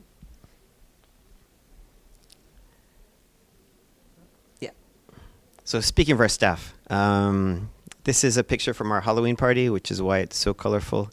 We are, as I said, hosting World VFX Day today, and we had a lot of staff volunteering. We only made 20 of these, and we ran out. We had so many people helping out. So I need to thank them. I thanked them out there when Hugo and HAYLEY and I addressed the room a little bit earlier, but I want to put it on tape right now and actually thank everybody, because they've worked really hard this week. They've been the best ambassadors you could hope for a company, and so not only do they make great VFX, but they're good people too. So yes, so this is what I wanted to allude to. So December 8th, 2023. If you looked at the US box office, the number 1 and 3 movies were both from Japan. It was a really exciting time, especially for the film industry here, because it was the first time you ever saw that happen, and we hope it leads to more exciting opportunities in the future. So if you go to the next slide. Then we step forward to the Oscars, and Hayao Miyazaki's The Boy and the Heron was awarded the Oscar for the Best Animated Feature. And right after that, Godzilla Minus One won the Oscar for Best Visual Effects, which was really, really exciting for the community here. I think it shone light on the fact that there are really good, strong visual effects studios in Japan. And I'd say more so than studios, even the artists is what really were rewarded here. So as you know, they had a team of I think they say 35 artists, and a budget that is dwarfed by any project overseas. But with passion and with the right communication and workflow, they were really able to accomplish something amazing. And it's a great film. So credit to Yamazaki-san, Takeshi-san, Suya, and the team over there. And so in the last year, everybody keeps asking me, how did they do it? I hear studio execs in LA say that, every time they ask for a certain amount for VFX, they have, calls from 2 or 3 times a week from people above them asking, if I heard Godzilla Minus One only needed this much money, why can't we do it for that? I really want to point out, I think the point that was really missed in the story that the director Yamazaki-san kept mentioning in his press tour before the Oscars. He kept talking about how he hopes that this will lead to budget increases and actually salary increases for the artists in Japan. And I think we need to focus on that rather than trying to suppress the budgets of projects overseas to try to match what Godzilla Minus One accomplished. So I'm just going to leave this quote with you for a little bit. Obviously, he said it in Japanese. This is a translation. But I hope that the lesson taken from this is that we really do need to take care of our artists better. And if those budgets do start to increase, make sure that the money does trickle down to the artists. If you're executive, don't take that money. It's not yours. Shame on you. We really need to make sure that the visual effects artists in Japan are really well rewarded. So speaking of which, while Godzilla Minus One was over in Hollywood winning the Academy Award, we also do have a Japan Academy Film Prize. If you look at the Wikipedia page, I highlight a quote there on the next slide, which says, award categories are similar to the Academy Awards. If we go to the next slide, you'll notice there's no category for Best Visual Effects, which was a bit of it's sad. So there were some efforts this year. We thought that we had some momentum. For more years than I've lived in Japan, there have been a lot of people trying to work hard to find a way to make sure that the artists here are rewarded for their work. And I think having a category for Best Visual Effects in the Japan Academy Awards was a way that people here were hoping to do that. So through some efforts, I've been a Visual Effects Society member for a little bit, and I'll talk about that more in a second. But we were able to get the Visual Effects Society, Kim Davidson and Nance Ward, they wrote a letter for us, if you go to the next slide. And we were able to get some support from the Visual Effects Society, an international honorary organization for visual effects artists, which obviously has a lot of clout. If you go to the next slide, you'll see we got this signed by both Kim and Nancy. And if you go to the next slide, you'll see that we were denied. So Japan does still not have a Best Visual Effects category in their Academy Awards. The feedback was that, maybe not this year, but maybe sometime in the future. I know there's probably a lot of logistics and well, I heard a lot of the reasons, but all I'll say is I really hope, and I do have hope that it does happen sometime in the near future. So we'll keep working on this, and I think everybody feels that it should and will happen sometime soon. So speaking of the Visual Effects Society, I should have done a better job with this slide, but in January of this year, we had 32 members, and you need 50 members to create a section, to petition for a section. And the local members worked hard. There are a lot of people that are very deserving of this honor that just maybe hadn't been offered it in the past or weren't aware of the benefits. So we had a nomination event. Tim McGovern, who, if you know him, he was a founding member of Sony Pictures ImageWorks, which is where I started my career. And he was the global outreach chair for the Visual Effects Society. Sadly, right after the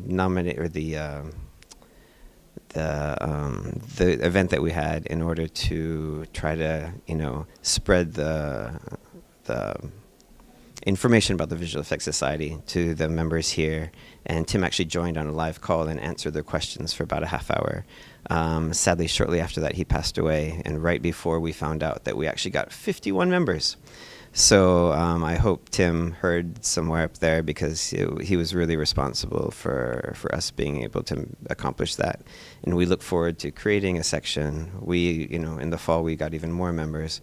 So we're actually having our first nomination event in Japan ever in this January. We're actually going to do it right here in the screening room, and we're really excited about that. But I do want to talk about, on the next slide, the fact that there is another organization in Japan that was created. It has 600 members. It's called VFX Japan, and it was created 12 years ago with the idea of being able to provide the things in Japan that the Visual Effects Society was providing at the time, mostly to people in Los Angeles.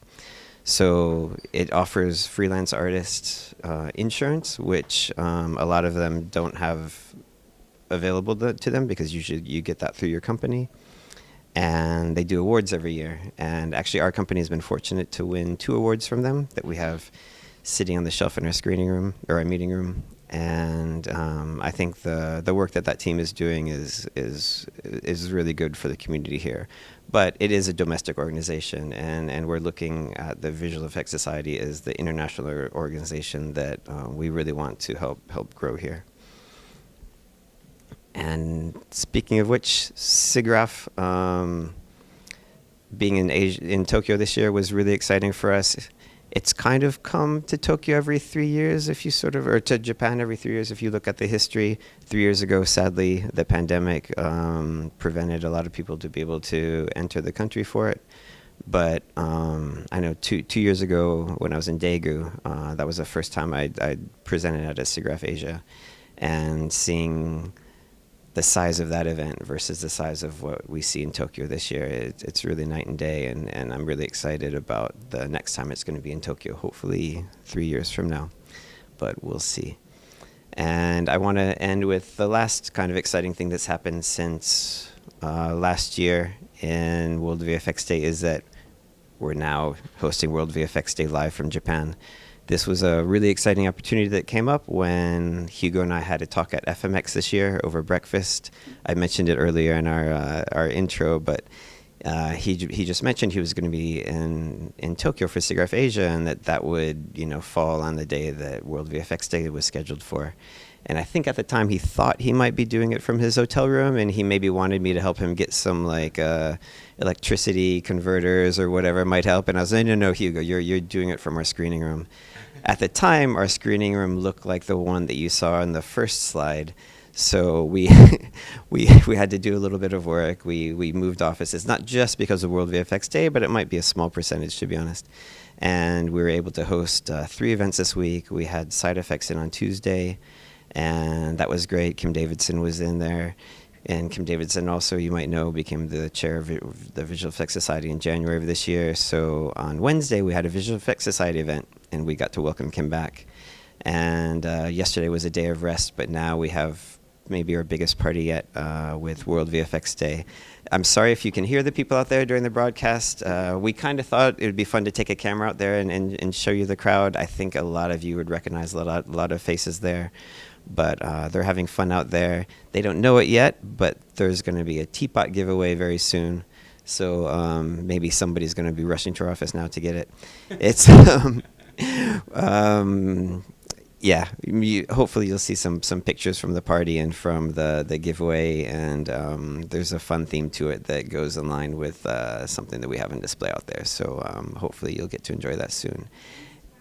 Yes, check out our Instagram. I know some people have been actually taking pictures and of them. Here, I'll just tell it. We have an amazing mural on the wall. One of our artists, Alex Osmos, we'll post it on the social media. But it's a mural that's an homage to all the movies that inspired us.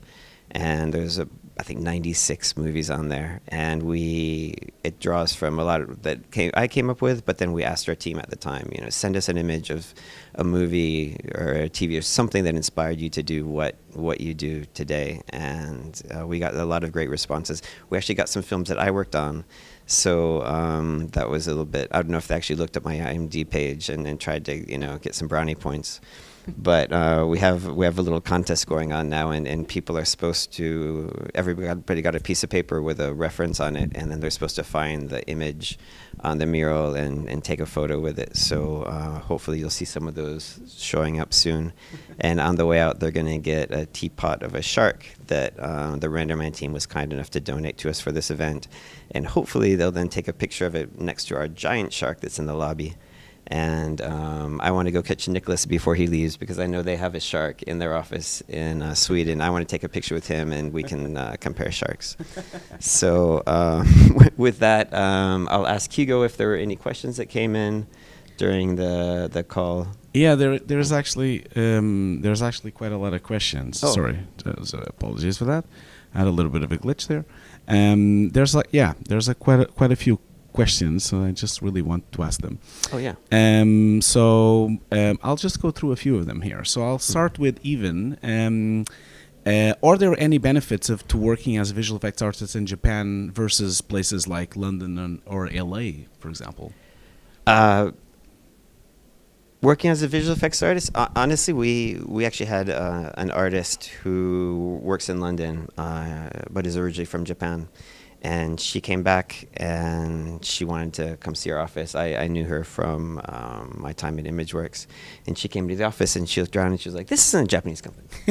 And I think she was like, this is just like, ImageWorks or her company in London. I think that's one thing that we've tried to recreate here is give, people a comfortable atmosphere to work in, no matter where they're from in the world. Yeah. And I mean, if I talk about benefits, to me, it's that you get to live in Tokyo. I mean, I mean, this week has been really special for us because I've gotten to meet a lot of people who have been in Japan for the first time, and that was me in 2005. And then I kept coming back and kept coming back and kept coming back, and finally I was just like, where can I work so that I can live in Tokyo? So that's the benefit. The quick answer is just the food, but the benefit of it is just being able to live in Japan, and I think our team really enjoys it. Every Monday you hear about the trips that people were able to take on the weekend, and I couldn't live. There is one reason why I cannot live here: Super Potato. I would just be there every day buying games. Right. I went to ICE already this week, and I already spent way too much money there. They have that life-size, that big Game Boy. The Game Boy? They have the console, and you play on a little Game Boy, but it looks like you're playing in this really, really big Game Boy, and they have it there, and I've been trying to buy one. I found it online. Somebody is using one as a mailbox and somewhere else in Japan, and it's all like damaged and stuff. But I can't. If anybody knows where to find one of those, let me know. I'll pay whatever at this point. But I have, if you don't mind, we have a few more questions. Yeah. So there's a lot of interest in Japan, apparently. So here's another question. So this is from Das Element, friend of the show. Thanks so much. Hi, Jonas. So he's asking, Japan has an incredible pool of talented artists. For example, the work Megalis did and Yu Yasushi. And what are the challenges may you face in getting foreign projects awarded, like tax incentives as well? Taxes is the number one. Whenever I talk to, for a lot of people, it's just blanket. If it's zero, they're not even going to consider you. And it's unfortunate because, like I said earlier, like Yamazaki-san said earlier, salaries are somewhat suppressed here because budgets tend to be quite low. Yeah. And, our artists are most likely accepting to, take less money to work in Tokyo because, first of all, Tokyo is really cheap. That's the other thing that people that came to SIGGRAPH are going to realize. It's really, really affordable here. Yeah. So, maybe the fact that salaries are kept lower, budgets are, we're able to bid on things, and maybe our bid is 25% less than some country that has a 20% rebate. So in theory, we're cheaper. Yeah. But because we don't have the rebate, the producers, they can't present to whomever they need to present to, the studio executives, that they were able to get an average of 25% across on a show. Our 0% is going to bring that down. Yeah. So that's really the biggest challenge. And we are working with the government. There's somebody out here from there now, and we're trying to work to get tax credits in Japan. There is a system in place. It's a little bit complicated now, but we're hoping to make that a bit easier to work with and hoping to take advantage of it in the near future. Okay. There's a couple of questions that are similar, so I'm going to just group them all. Apologies to that. But I have Kay and also Akan that are asking kind of the same thing. The question is, what is the process for artists outside Japan to get work in Japan? How does that work? To be able to come to Japan. Come over here. Yeah. So on our website, we do have a recruitment tab. I'll just give that a little plug for a moment. I'm actually the one that goes through all the applications. So we're getting about 5 a day. I hope we don't get a ton more now. I love you all, but that's I don't have a lot of time now. But no, seriously, I mean, honestly, there's a lot of other good companies here that you can work for. So I'm not just going to plug us, but I think one thing that we're trying to do is offer people a place that, like I said, they can. We're not just Japanese speaking. We're not just English speaking. We have people that don't speak English. We have people that don't speak Japanese. We find ways to communicate with each other, and I think that's one thing that a lot of people that scares them off. We do have Japanese and English classes in the office, so we encourage people to learn another language to be able to help that communication improve. But I'd say that the biggest thing is just be passionate about what you do, create cool content, and just be a good person. I mean, we that's the kind of person we're looking for. I know. Well, yeah, there's a lot of people asking this, so I'm not gonna ask repeated questions, but I think there's a lot of interest definitely to work in Japan. But yeah, I really feel that when I come into your company, because I feel that it's like a truly international place, and it's really nice. The atmosphere that you created here, so it's a fantastic place. I really enjoyed it, and thanks for saying that. Thanks so much for letting us be here and take over your room. Our staff came in. We literally took over the room. I need to say, Hugo was here until 4 a.m. HAYLEY was here until 3 a.m. I think, and I have to mention my business partner Christopher Roto. He was here, I think, until 1 or 2. We talked about being until 3, or 3. We talked about being international. Chris is from France. I don't know if there's any other reason for that, but we have most of our company is Japanese. Our second highest population comes from France. I think we've only got 3 Americans now, but I'm working on that. So anyways, we've got a very international team. 4 people from Thailand now. There's so many great artists from all over the world, and it's great to get to meet them, bring them together. We have a lot of food events where people can share foods from their home countries, and yeah, it's I don't know, we like it here. Yeah, it's great. Awesome. Cool. Thank you so much. Awesome. Well, thank you so much for joining us today, and again, thank you so much for letting us take over your room. Yeah. Thanks for having me. I guess we won't be in Tokyo next year, but I hope I can come back and talk about the year in Japan and VFX in 2025. I can't wait to come back again. It's my second time here, and I always love it when I'm here. So it's great. Amazing. Cool. Thank you so much. Thank you. Thank you.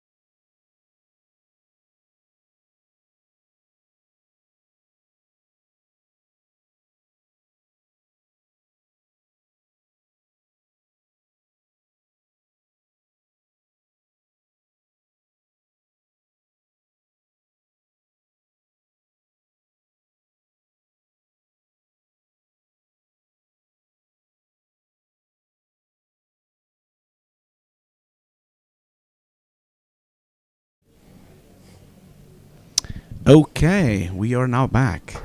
Oh, we're on. Yes, we are. Hi, Hugo. Hi, Ian. How are you? We're together in the same room. It doesn't look like it. I know. But we're absolutely together in the same room. I can prove that. We are in the same room. Yes. Wow. This is amazing. Hayley is over there as well. Bobby is over there as Hayley, well. Bobby. Yes. Hello, everyone. Wow. Thanks, everybody, for joining us on the live stream. 6 hours now. 6 hours. You've done a great job. Congratulations to you all. Hugo, Hayley, Jeff from Megalis, Bobby for documenting it. Incredible. It's been cool. It's been really cool. Like I am exhausted, but let's go. Let's go. This is like a special edition of the VFX Notes podcast, right, Hugo? Yes, exactly. Like a 30-minute rapid-fire edition. I think this is the first time we do a public live show.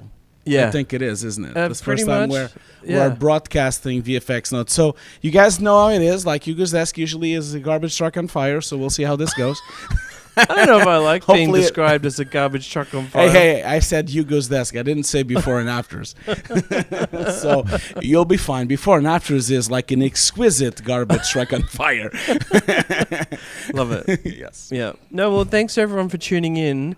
A very important announcement that we need to make, Hugo, is that if you keep tuning in, right at the end of our discussion today, I'm going to give away 2 print magazines, Befores and Afters magazines, the latest 2 issues, which were on Here, the film by Robert Zemeckis, and June Part 2. And all you'll have to do is answer 2 separate questions in the YouTube comments chat. Yeah. And, please keep any questions coming our way during Hugo and our discussion. Yeah. But those 2 questions will come right at the end. So you have to listen closely to what Hugo and I talk about. Hey, Das Element is on the chat saying the dream team. Look at that. Thanks, Jonas. So kind. We'll send you the check later. Yes. So, Hugo, seeing as it's the VFX Notes podcast, we're going to talk about films, right? Yes, yes. In fact, why don't we sum up, seeing it's the end of the year, our favorite visual effects films from the year? Yeah. I think I've got a list of 10, which may well equate to the list of films I think might be in the VFX Bake-Off list. Yeah. What about you? What should we start with? I didn't do that because, did something else. So I have a list of films that I think were really cool this year. Some have a lot of effects, some don't. But I'm not sure if they're going to be nominated. But because I didn't want to repeat the films with you, I got a different list. Sure. Yeah, so I think, because I think otherwise it would be the same list for both sides. As you guys can see, we did not prepare this. Talk for yourself. All right, you start with something on your list. Okay, so are you sure about that? Yes. Okay, so I wanted really to shout out one of my favorite films of the year, which has some visual effects, not a lot. I know you didn't do an article about it, at least I don't think so. But one of my favorite films of the year was Smile 2. I thought that film was absolutely outstanding. Smile 1 was already amazing.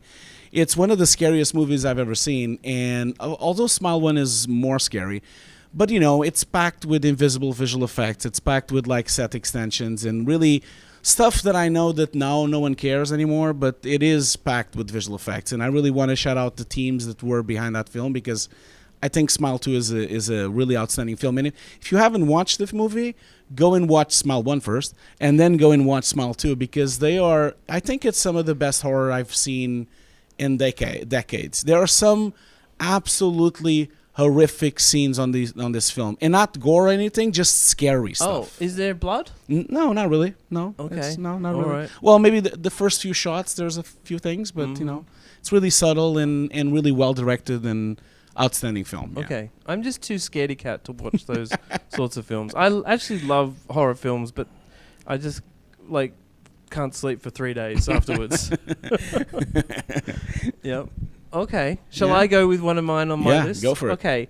I mean, this isn't necessarily in any kind of order, but I think the standout film that surprised me is what I'll start with, is the film Here.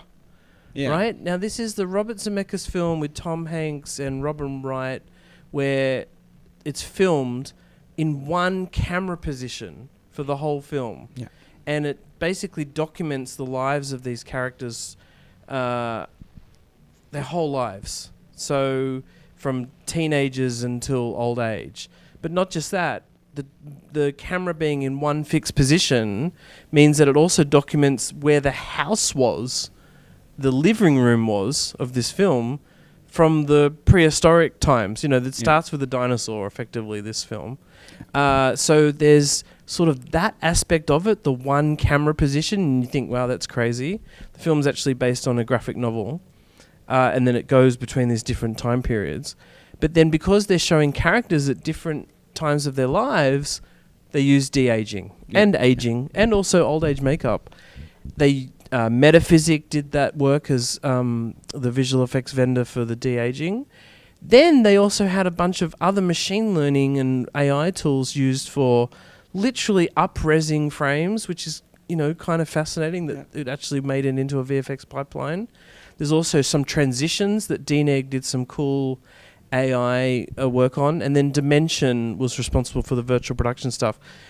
Here didn't resonate with an audience, but I guarantee you, if you watch that film on streaming, you will feel something and you will be quite fascinated by the tech. Yeah. So that's my big surprise film this year. And you think it's going to be nominated, right? Yeah. Sometimes in the visual effects landscape, a film like that, which has tech that really impacts on the story, gets in. But yeah. I mean, I don't know. It's a competitive year. I have to say, and I am sorry to say this, the film has not been out in the UK yet, so I haven't seen the film. And didn't get a screener or anything, so I haven't really managed to watch the movie yet. Yep. I've seen multiple trailers, I've seen your articles, so I know pretty much what it is, and I completely get what you mean. Yeah. I mean, just to plug, a whole issue of Befores and Afters magazine is on here. Yeah. And that was with some great interviews with VFX suit Kevin Bailey. Oh, this is the...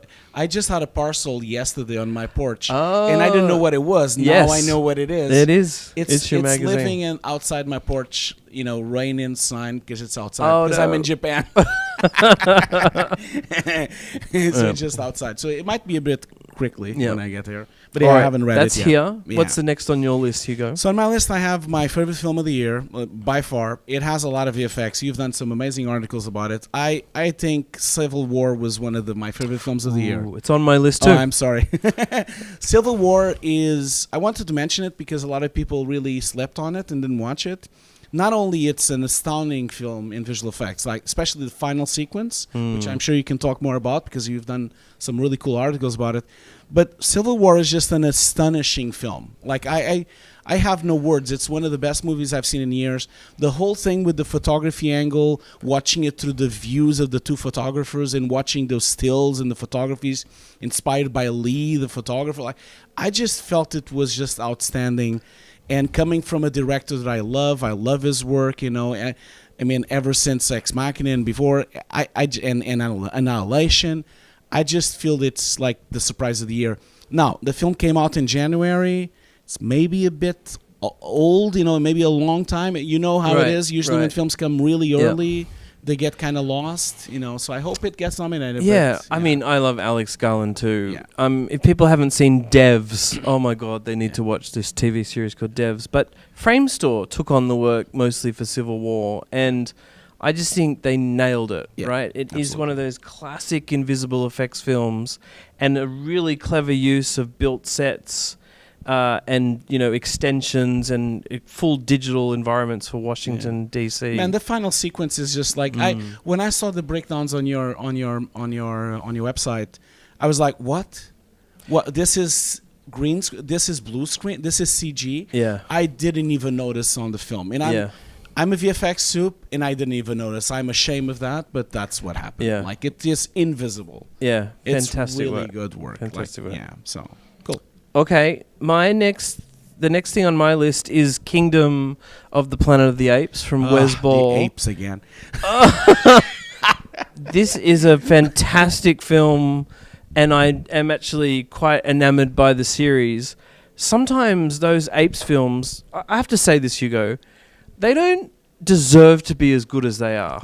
You know, you sort of go into them thinking, apes, like shouldn't it just be an action film? Yeah. But actually, they're deep and meaningful. They're about the human condition. The first three new ones were fantastic, of course, with visual effects from Wetter Effects. Yeah. This one is equally as good. Yeah. and with Wes Ball there, he's doing it slightly differently, and just I mean, I just think some of it's perfect. Some of it looks like they may well have gone and shot an orangutan out in the Australian outback, or actually it wasn't in the outback.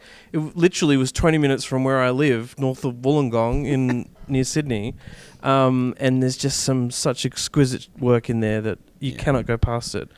Also, Hugo, the coolest thing about Kingdom of the Planet of the Apes is the raw cut release that's on one of the Blu-rays, but it's also on Disney Plus, at least in Australia, where you can watch the original photography, but it's also an edit of that photography, sometimes with animatics and cuts and things, but then also the final shot. So you see the characters. It's the best behind the scenes I've ever seen in my life. It's amazing. And amazing. I've watched parts of it. I haven't seen the film yet because I didn't have time. Like traveling to Japan, doing World VFX, I haven't watched the movie yet. And in fact, we'll talk about that in a minute. I haven't watched any of them, but I know.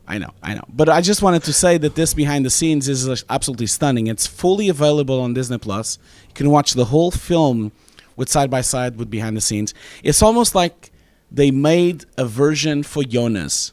From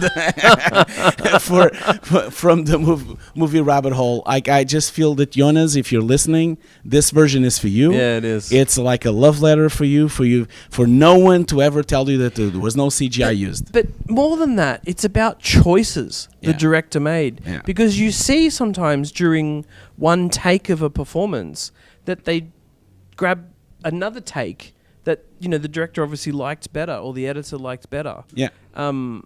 And, you know, obviously Weta's using the original performance, staying true to it, and often adding to it as well in animation. That raw cut is awesome. I hope it awesome. starts a new trend of making this. It probably won't, but yes, it is true. I know Ian has complained a lot that I've never watched these movies. I look at them and I say, no, I'm not gonna want it. It just looks silly. No, but I respect your opinion so much. I am gonna watch them all. I've bought them all now. I bought all the Blu-rays. Yeah.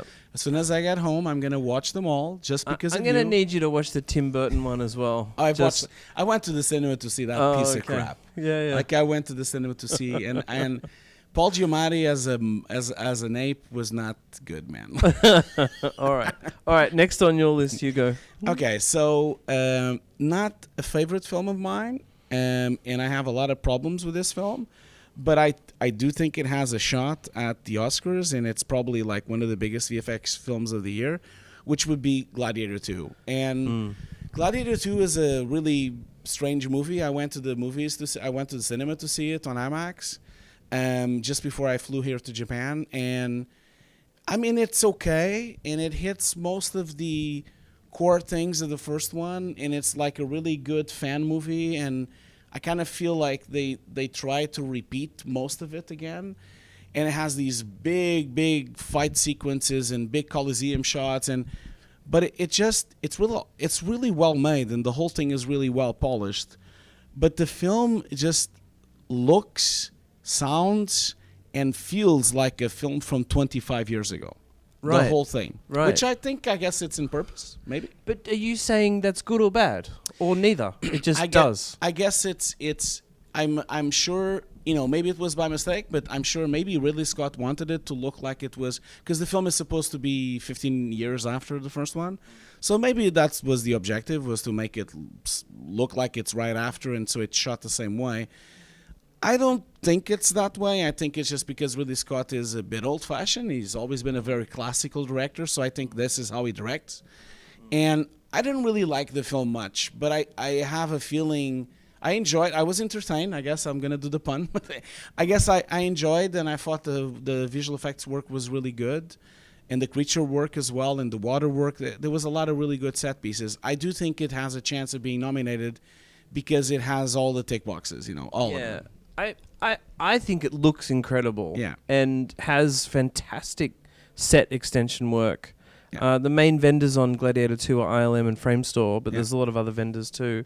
I would say the only challenge with it is that there's occasionally a few sequences that don't seem to work so great. The baboons is one, for example, and it's not the actual CG work. It's again. You see, the monkeys. It's not the actual CG work. It's something about the shutter angle or the frame rate or something that I think it was shot at that doesn't quite work. The rhino work is fantastic. That's fantastic. Yeah. The sea going, but inside the Colosseum stuff with the sharks is fun. Yeah. You know, some of the ways they shot that was super cool on these trucks and dollies, you know, just out in the desert. Anyway, yes, very cool. Yeah, absolutely. Okay, so that's Gladiator 2. You had it on your list as well? Yeah, for sure. Sorry. Yeah. The one film that I think is a surety to be nominated for the visual effects Oscar is Alien Romulus. Yeah. Right? Well, not only is it a surety to be nominated, I think, but it ticks this classic box of practical effects, but then having some amazing digital visual effects as well. Yeah. And the only risk is that they kind of a little bit downplayed the digital visual effects work. A little bit? Well, not so much, not like Gladiator and, not like Oppenheimer and Barbie, but it has awesome stuff from Legacy Effects, Alec Gillis, and Weta Workshop. But then ILM, Weta Effects, and a couple of other vendors did some sweet stuff on that. It has one sequence that, there are many shots that probably don't work super well, and that's Rook, the Ian Holm animatronic that kind of got some extra work done, deep fakey type stuff. And I think it was adventurous and ambitious, but it probably doesn't work super well.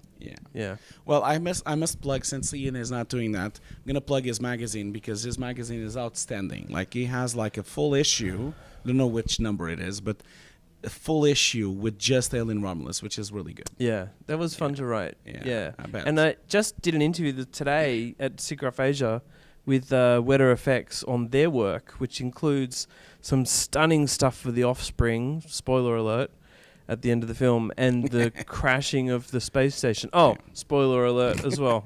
So, but yeah, that's super there's cool. always the crashing of a station on these films. I must say that Alien Romulus didn't really work for me, and I didn't feel the film was didn't feel the film really worked for me. I thought it was too much fanfare and wasn't really like a scary movie or an atmospheric movie like the first ones.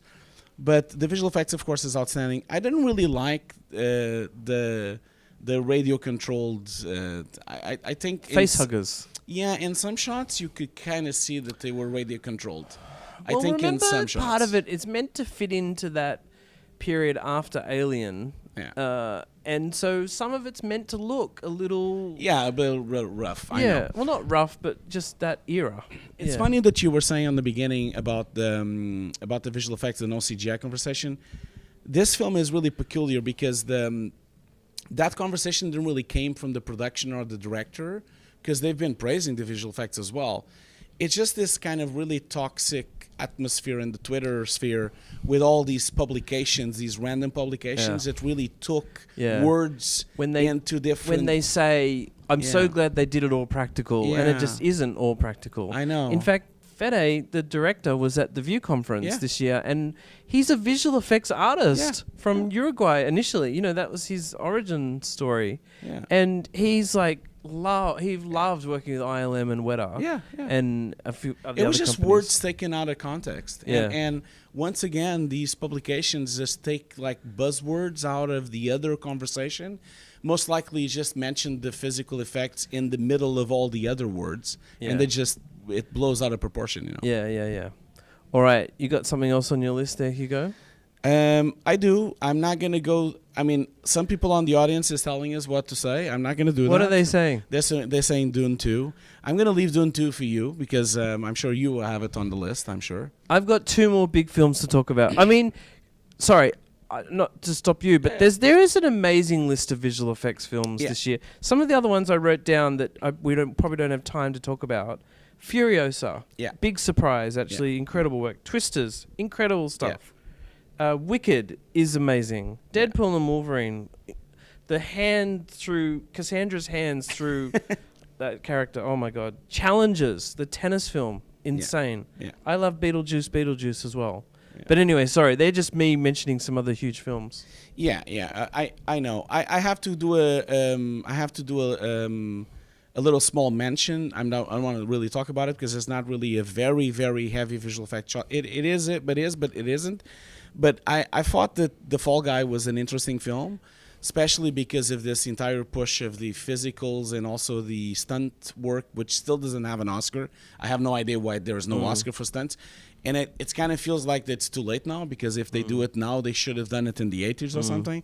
Because now we're getting a lot more mix of visual effects and stunts. But It's not too late. It's not too late. But that film was really interesting. I thought the film, I thought the film was like fun and it was interesting. And I've never really seen a film which is this love letter to stuntmen. And the film might not be amazing, but it's definitely worth watching because it's really cool for people to see what stuntmen go through. And I know the film is exaggerated, and I know the film plays around on things, but seeing really what stuntmen do and how they suffer and how they get hurt and how there's a lot of problems on the stunt, it's actually really cool. And I have to praise the directors and the production of that film because it's quite nice to show that. I agree. And great work by some companies, including Rising Sun, CINESITE, Frame Store. Really, really decent work in that film too. Visual effects work. Yeah, exactly.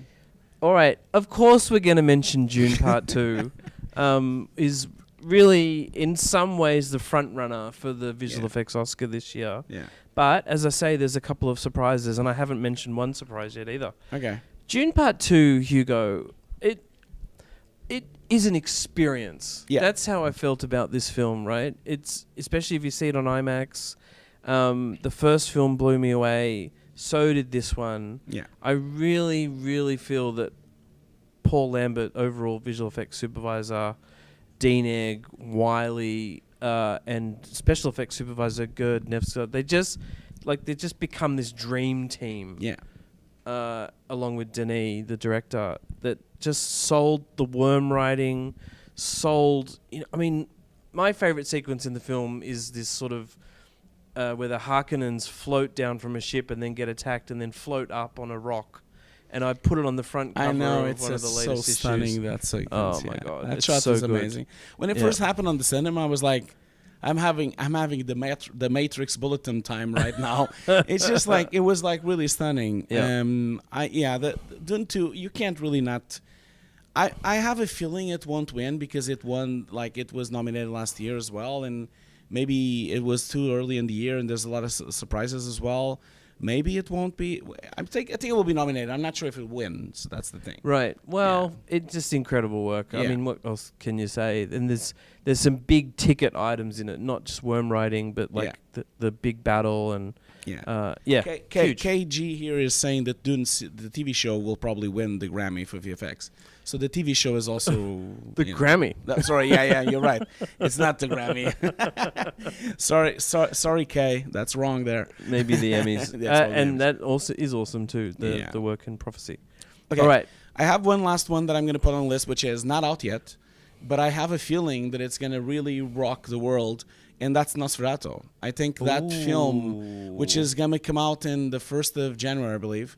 Can't wait to see it. I love the other films from this same director, and there's always a lot of VFX on these films, and so I expect something there, you know. And it looks, the trailers look absolutely fantastic, you know. So I think I'm really looking forward to watching this film, you know. Yeah, I haven't seen it yet, but that director, now who is it again? It's the director of Lighthouse and also the director of The Northman, you know. Wow, okay, So, nice. Northman had a lot of VFX. Yes. Okay, all right, finally, my surprise film, and I guess I already mentioned that Here may well be a surprise film, but the surprise film I think that'll be in the top 5 is Better Man. Really? That is the Robbie Williams biopic by Michael Gracie. It looks stunning. Yeah, I know what you mean. Have you seen it? I haven't seen it yet because it's not out yet. So in the UK. Yeah. Well, Michael Gracie did Greatest Showman, and so he knows how to do a musical. Better Man has this. I mean, it's almost a spoiler, but it's in the trailers that Robbie Williams is seen as a monkey the whole film, and that was done by Weta Effects, who you know, of course can do that with Kingdom and their other films, but have done it in a photoreal way, but also a stylized way in terms of the sequences. It's the kind of film an audience, I think, will really get behind. Absolutely, yeah. And then it's music. Robbie Williams. People love Robbie Williams well, music. So. I mean, we know him well in Australia, and obviously you in Britain, UK, where it was huge. I have done a straw poll of some American friends who have never heard of Robbie Williams. I'd be really curious on the chat. Not Take That. What was his name of the band that he had? Take before? That. They probably know that band, I guess. Oh, I don't know. You but don't think so? I'm curious if people in the chat want to weigh in on whether they'd heard of Robbie Williams, because it's surprising to me that he didn't necessarily have a big impact in the US. But I'm surprised by this. You think they don't know? Well, that's what I asked people about. Anyway, once you see the film, there's some very, very cleverly done sequences. So it's not just digital creature work. There's some really cleverly done stuff, like a dance sequence in the middle of London. Yeah. But yeah, that's my surprise entry into the top 5. Certainly think it might get into the Bake Off list. Yeah, absolutely agree with you, I think, Yeah. All right. You know we have to say our favorite films of the year, Hugo, and it might not be a visual effects film. Yeah. Okay. So I need you to say it. I already said it on the beginning. Civil War is my favorite film of the year, by far. Okay. Like, I think it's the best film of the. I have the same feeling with Civil War that I had when I saw Under the Skin. You know, it's like best movie I've seen in the last 10 years. So it's up there as a masterpiece, and I think it will be a masterpiece for a long time. You know? Okay, nice. My favorite film was Challengers. Oh, really? This is this tennis film. I have not seen it. That has Zendaya in it. Yeah. And it's hard to explain this film. It's not a tennis film.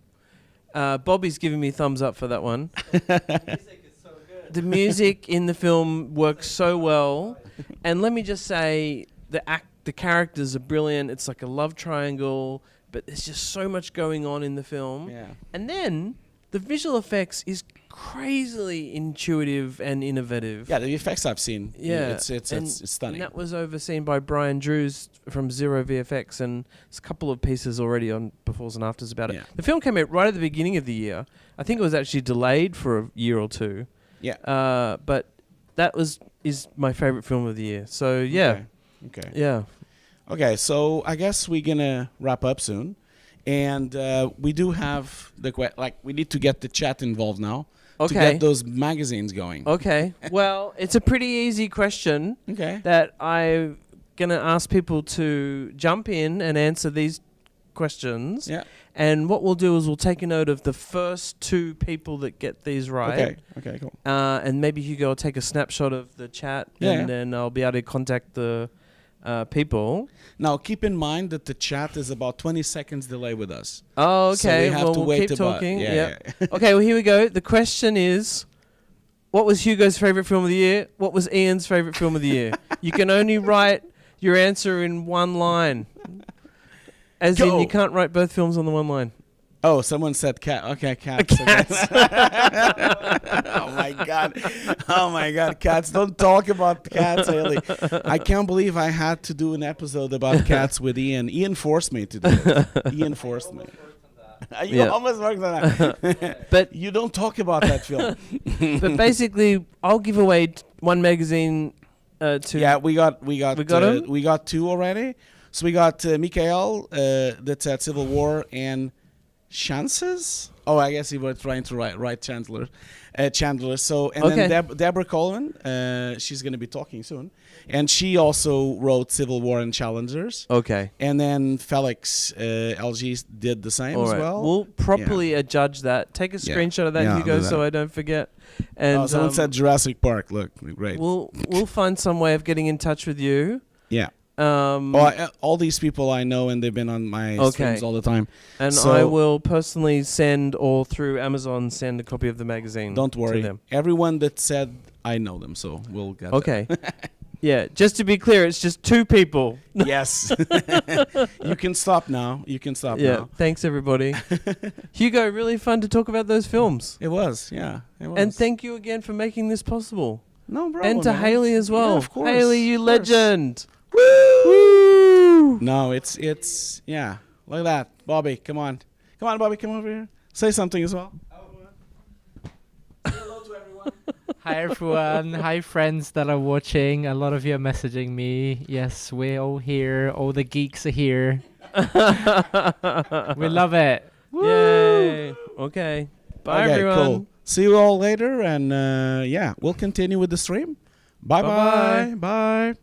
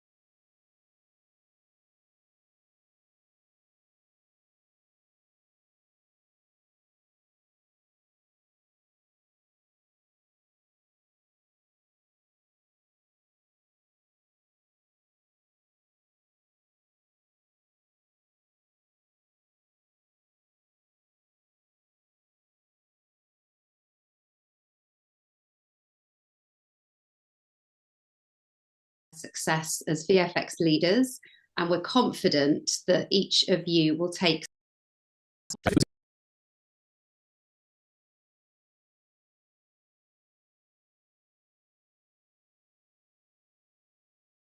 Befores and Afters magazine is the monthly print mag from VFX journalist Ian Fales. Go in-depth on key visual effects topics with major VFX supervisors, artists and studios. Each issue covers a different area like creature animation, miniatures, on-set VFX and VFX tools. Find your copy at beforesandafters.com/magazine.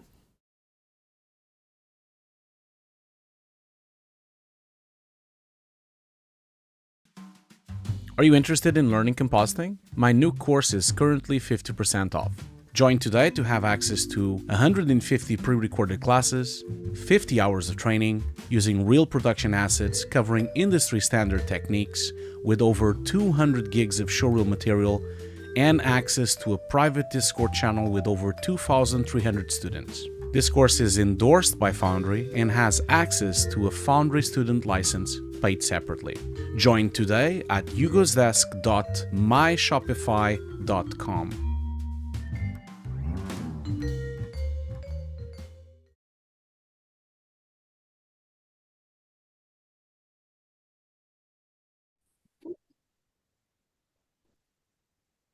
Happy World VFX Day 2024 and welcome to our panel, The Secret to Successful Collaboration.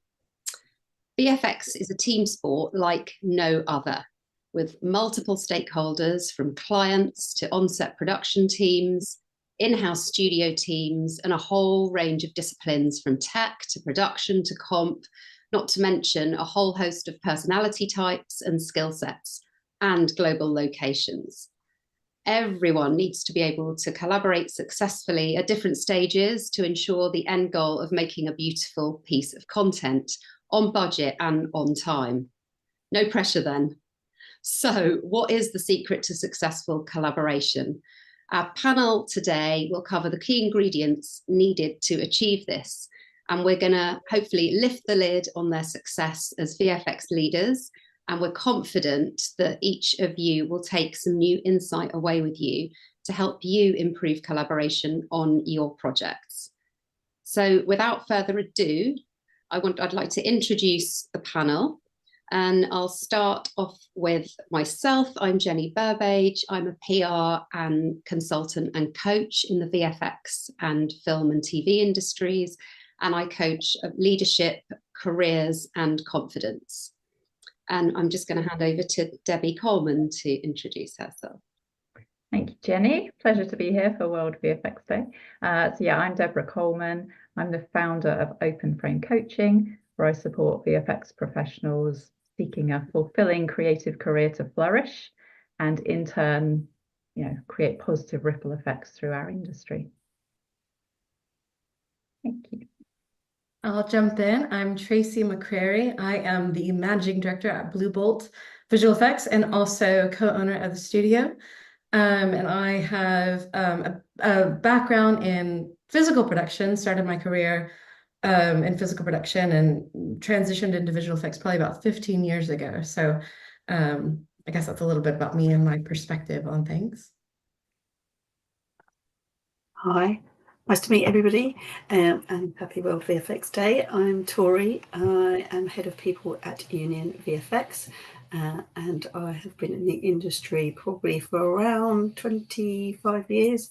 My first job really in VFX was at the Mill, which was mostly commercials, but during my time there they had Mill Film and Mill TV, which later became Milk and grew from something like, I think, 80 people to about 1,000 across 4 locations. Very strong people focus, very strong culture focus. Obviously with that many people and across that many locations, always trying to think about how do you collaborate, how do you communicate, etc., etc. So yes, this is a very good subject, I think, for us all to be talking about. Great.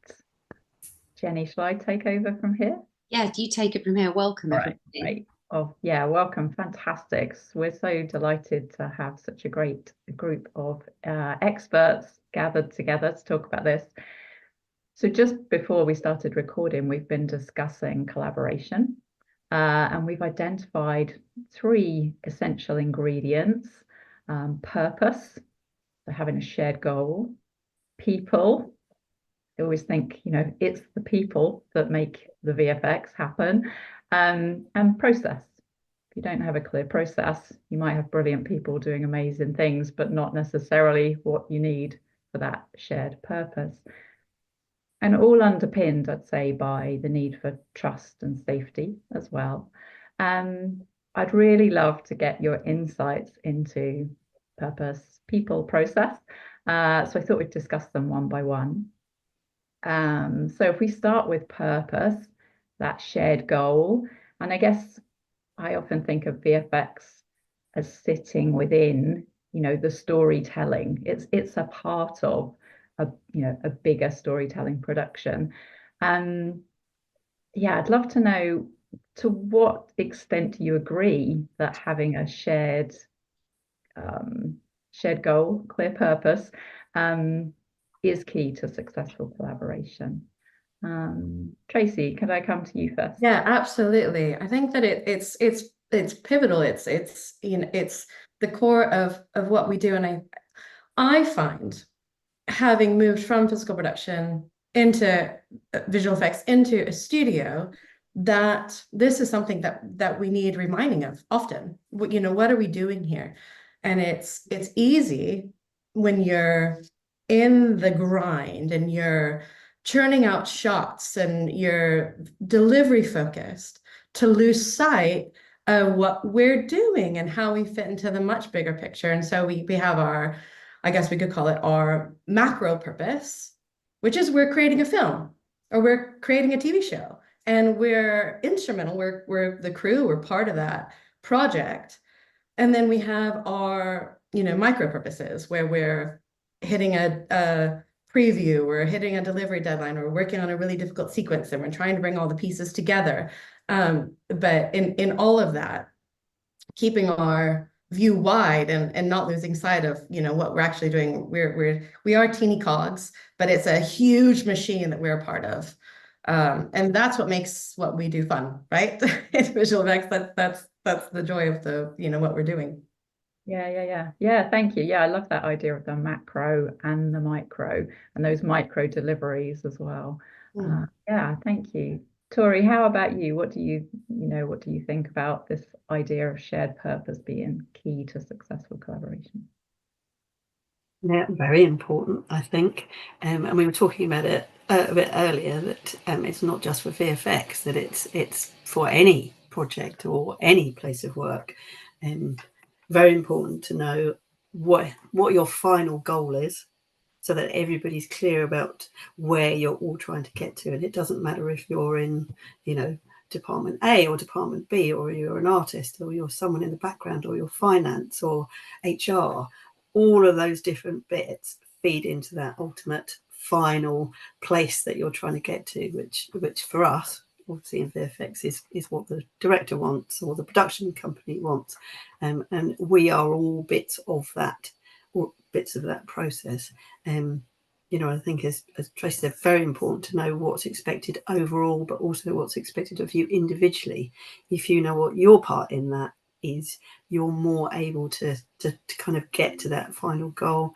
You also know what the milestones are, what the deadlines, so you know what you're trying to work towards. And again, it's that macro, and the smaller bits, and hopefully, not always, but hopefully means things can run smoother because everybody's aware of what they're trying to do, how they're going to get there, what their role is, who they need to go to for support, etc., etc. So yeah, I think it's really important to know what you're trying to achieve. Otherwise, how do you know if what you're doing is the right thing or not?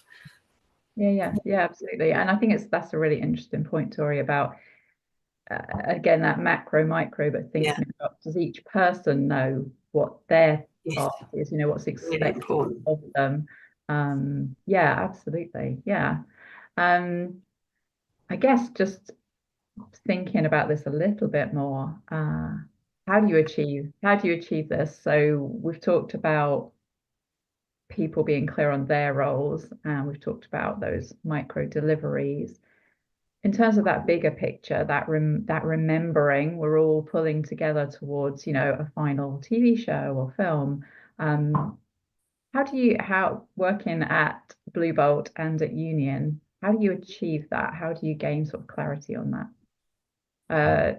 Tracy, let me ask you. I was going to say, Tori, do you want to, because I jumped in on the first question, you can jump in on this one if you want. Yeah, happy to do that. Again, not just VFX. I think this is at the root of everything, and probably every workplace. Communication. It's always about communication. I think, again, on that kind of smaller level, but also on that bigger level. If you've got a client, you need to be communicating with that client, but also internally. Does everybody know what the goal is? Do they know how we're going to get there? What's the plan? What are the things that we need to think about in order to get there? How do we adapt if we get a left field issue or something else? I think listening is really important. Listening to others, because there's lots of experts. We should lean into those people, make sure that we lean into them, because there's lots of ideas and there's lots of thoughts. That's why we work in this industry. It's full of very creative people, lots of problem solving. People are really good at problem solving, making sure that we're taking all that on. Giving ownership to the right people in the team, I think, is really important, like identifying where should this sit and who should I give ownership to. I think if you if you try and micromanage, you know, not the macromanagement, if you try and micromanage, I think you can do yourself a disservice. I think, you know, making sure you've got the right people in place and then giving them, you know, giving them that ownership. Communication all the way through it and making sure that everyone's updated. So if we do get a curveball or something happens, that everybody's aware of that. And if things change, that they're aware of that. And, you know, we've all worked in VFX, so we know that sometimes things change, turnover is different, schedule changes, people move on and off projects, just making sure that everyone's aware as they come on and off what's happening, where they're joining, what the next thing is. And I think assume the best as well, assume the best in everybody. There's, you know, it doesn't matter what department or what bit you work in, everybody is ultimately going for the same goal. So assume that everyone is doing their best to get there.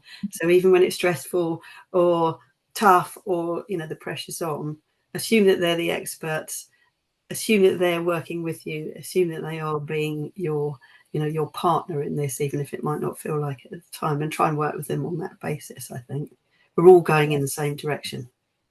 Thank you, Tori. Love that. There's loads there, actually. And I think you've beautifully segued us into people. And it's all interconnected, isn't it? I mean, I think yes, it's very much completely interconnected. So I really loved what you're saying about assuming the best, you know, and that need for adaptability. Absolutely. That's so critical in effects. Have a, you know, I like to think I always had a plan A and a plan B, C, D, because it's never going to stay the same. Yeah, so I'd love for us to move on to people, and just wanted to pick up on something else you said, Tori, about listening. And Jenny, I know this is a topic that, you know, is dear to your heart. So maybe I could ask you, Jenny, what you might like to share on that, on the subject of listening. Yeah, thank you. So I think one of the cornerstones of really good communication isn't just being able to speak effectively, it's about being able to listen effectively as well. And in order to collaborate effectively with your team and, you know, wider company if you're a leader. And I think might be helpful to just, from a coaching point of view, we always talk, us coaches, about 3 levels of listening. And this will be familiar to some people. You're in a meeting and everyone's talking and you really want your point to be heard. So actually, you're not listening to what's being discussed necessarily, or not fully. You're really focusing internally on what you want to say next, because it's really important. You want to make your point. So really, we call that level 1 listening. And it probably isn't the most effective way of listening.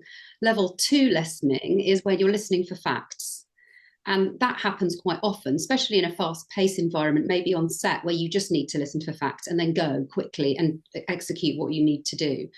But level 3 listening, which is probably the most effective listening, and we use it a lot in coaching, is where you're listening on a much deeper level and you're using empathy and you're actually thinking about what the person in front of you is saying. Particularly if you're in a leadership role and you're communicating with your team and you want them to feel heard and the fact that they're valued and important. So I think it's just worth being aware of those 3 levels of listening. And I'd invite everyone to just think, next time you're in a meeting, what are you doing? Are you just waiting to speak, or are you actually hearing what people are saying? Yeah, absolutely. Yeah, I think that's great, Jenny. Thank you. And definitely something I find I work on with people a lot in coaching. Yeah, so thinking about people, and Jenny, you mentioned you know, that example of being on set and maybe you just need to hear the information and then go take action. I'm interested to think about, we've got different people also in different environments. So I'd love to hear your thoughts, and I'll come to you first, Tracy, about, how do we get the best from people? How do we collaborate, especially with so many different environments to consider? Absolutely. I think it's, I mean, I like to say, oh, it's so unique in visual effects. It's so different from any other aspect of the process, the filmmaking process, or the, TV making process. But I think it is because we have introverts, we have extroverts on the team. That's natural. But even looking at the role of a VFX supervisor inside the studio is one type of role. The VFX supervisor on set is a much different type of role. And I have this conversation with clients a lot about expectations when you're, you know, somebody who's come up through the production pipeline, so to say, is going to have a much different approach to people, is probably going to be a lot more thick-skinned, is very possibly going to be much more extroverted versus somebody who's come from a studio who has an artist background. And that's a grand generalization, I realize, but to respect all these different personalities, and then within the team, you know that multiplies itself. And I think also visual effects is a very vulnerable industry where artists are creating work and putting it out there only to receive criticism immediately. That is the next step of the process. I create something, I put it out there, I get criticism back. That's tough. Like that's not an easy job to have. And in our teams that are interacting with clients, they may have never stepped foot on set. And the set is a really intimidating place. It is fast paced. There are big egos. Television and film production is notorious for difficult personalities. And so you get this, crash between the visual effects studio and the on-set environment when we're collaborating on the same thing, all of us. So in answering your question, people, I think we have to value all those different personality types and make sure that we're building a team that complements itself, where everybody's voice can be heard and valued, that we're building a team with trust and respect so that people can approach the work from an innovative side, and where vulnerability, can be applauded, because that's when you get the best out of people. When people feel relaxed and calm, they will thrive. And you can, approach everything that gets thrown at us, and, it's always changing. No project is the same, but you can, ride the waves a lot better when you do have trust and respect between each other, and know that I have your back, you have mine. This is a new battle we're in, and we're going to get through it together. That's probably very long-winded, but not at all. No, that's fantastic, Tracy. I really love what you said about all kinds of different people, very different situations, being on set compared to being in studio. But essentially, it's about trust, and it's about team building. And with that trust, I liked that sort of metaphor of ride the wave. I think that's great, because having that confidence to be vulnerable, to try things, to be learning, and to kind of lean into being a team, we're stronger as a team than we are as a group of individuals. Absolutely. Yeah, fantastic. Thank you. Tori, what would you like to add on, thinking about people and collaboration and those different environments, whether it's on set, in studio, working globally? Anything you'd like to add? I think for me, communication is always at the bottom of everything. It's usually where things go wrong, is lack of communication, and I see it all the time. And during COVID, I'm going to mention that word, and we definitely could see things not working as well due to lack of communication, or lack of really good communication. And obviously when you're in different situations, so if you're working remotely or if you're on set, communication becomes even more heightened, because you're not seeing things as they happen in real time. So you're either not in the studio or you're not on set. So you're not seeing the things which are happening in either of those situations. So over communicating becomes important, I think. Tone of communication, I think, is really important. It's not just the what, it's the how. So how you do things is so important, I think. We talk about it, Lucy's our MD, me and Lucy talk about it all the time. It's not just what you're trying to achieve, it's how you get there is really important. Because if you deliver your project but everybody feels incredibly bruised by the process along the way, because they've been shouted at, or, you know, people have been stressed and have taken out their stress on them, or, you know, and of course there are stressful situations, but getting that communication and that tone and positioning right, and exactly what Tracy's saying, making people feel valued, whatever their role is. Everybody has got something to contribute to whatever we're doing. Keeping calm and looking for solutions, I think, is a really good thing. It's not about apportioning blame. You know, that doesn't get anybody anywhere. It's really about looking for a solution. Okay, that's gone wrong. That's happened. We need to be flexible, and just making sure people feel that that is the environment that they're working in. It's not about, you know, that's your fault or anything like that. It's just, okay, that happened. What do we need to do? What's the plan? And making people feel that they can come and say, hey, I need some help. Something's gone wrong. We need to regroup. We need to reset. We need to go in a different direction. Giving them the space to be able to come and do that, I think, is really important. Yeah, great. Yeah, absolutely. So I'm hearing from both of you really that trust is massive. key, and communication and people ownership forward, and ownership. Yeah, great. Thank you. Also saying thank you and passing on your appreciation goes a long way. Absolutely, yeah, making people feel valued and recognised. I don't think we do enough of that. It's true. It's true. Yeah, the solving problems is key, but also acknowledging what people are doing well. Yes, you did a great job. Yeah, I agree. Well, let's we've had a great discussion around purpose and people. I think we're just going to touch on process briefly, and then I'm going to ask you for those, you know, final thoughts really. So process, I guess, any examples you might like to provide of where having a clear process in place has made all the difference? Tracy. I mean, when you're talking about collaboration, you know, you said at the beginning, you know, how do we get that purpose aligned? And that is all through process. And I think I can just echo what Tori is saying. For me, this comes down to very clear communication and clarity of purpose, clarity, you know. It's one of our core values at Blue Bolt that we, everybody knows what they're doing. Everybody knows we have systems in place. I mean, this is all like obvious things, but that we have very defined roles and that we know what we're doing. We're getting to the top of the mountain. We know what our equipment is. We know who's leading the path. We know what our map is. We're not going to go off in separate directions. We're all going to go in the same direction, unified as a team, you know, and that's the process. That's the process. So,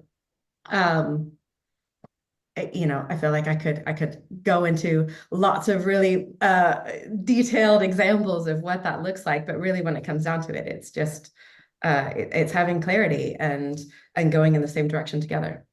Yeah, fantastic. Yeah, I think you've put that very clearly, actually, Tracy. Thank you. We've just got 1 minute left. Oh my goodness, it goes quickly. So I'm just going to ask each of you for a final takeaway, really, based on what we've been talking about. What would you say is key, a key secret to successful collaboration? Tori. I think I've said it. Communication. I think it's so important. I think communication, every type of communication, verbal, non-verbal, in a meeting, to the person sitting next to you, I think it's so important, and getting the tone of that communication right. Sometimes it's not always possible. Sometimes exactly what you said before. Sometimes it needs to be short because it's factual, but just trying to keep everybody in the loop, keeping people up to speed. And again, going back to things we've said earlier, listening, trying to get as many facts as you can. Sometimes it's not possible, but where you can, helps you to make some of those decisions that you might either need to make long term or on the fly. You know, sometimes you do have to make those on the fly ones. And I think ownership and assume we're all going in the same direction. Yes, love it. Thank you.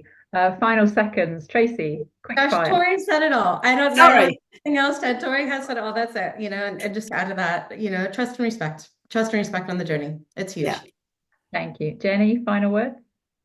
I just think quickly, building on what these guys have just said, great leadership and creating a culture as much as possible, Yes. as much trust and safety in your teams as possible. Because if you've got trust and safety, people will be more open, they'll communicate better, solve problems better, and just be stronger together to get to the goal. Wonderful, thank you. Trust, respect, culture, communication. Thank you, everybody. We hope that this has given all of our listeners something to take away and improve your collaboration.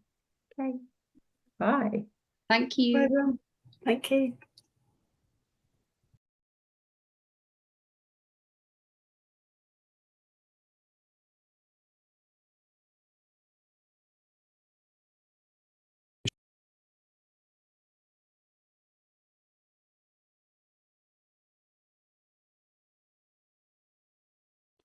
Right, let's get started. Thank you so much to the World Visual Effects Day team, especially HAYLEY, for having me. And let's dive into the presentation. So my topic today is the art of storytelling through 3D environments. Let's get started. So let's dive very, very briefly into what we are doing as a company and then continue.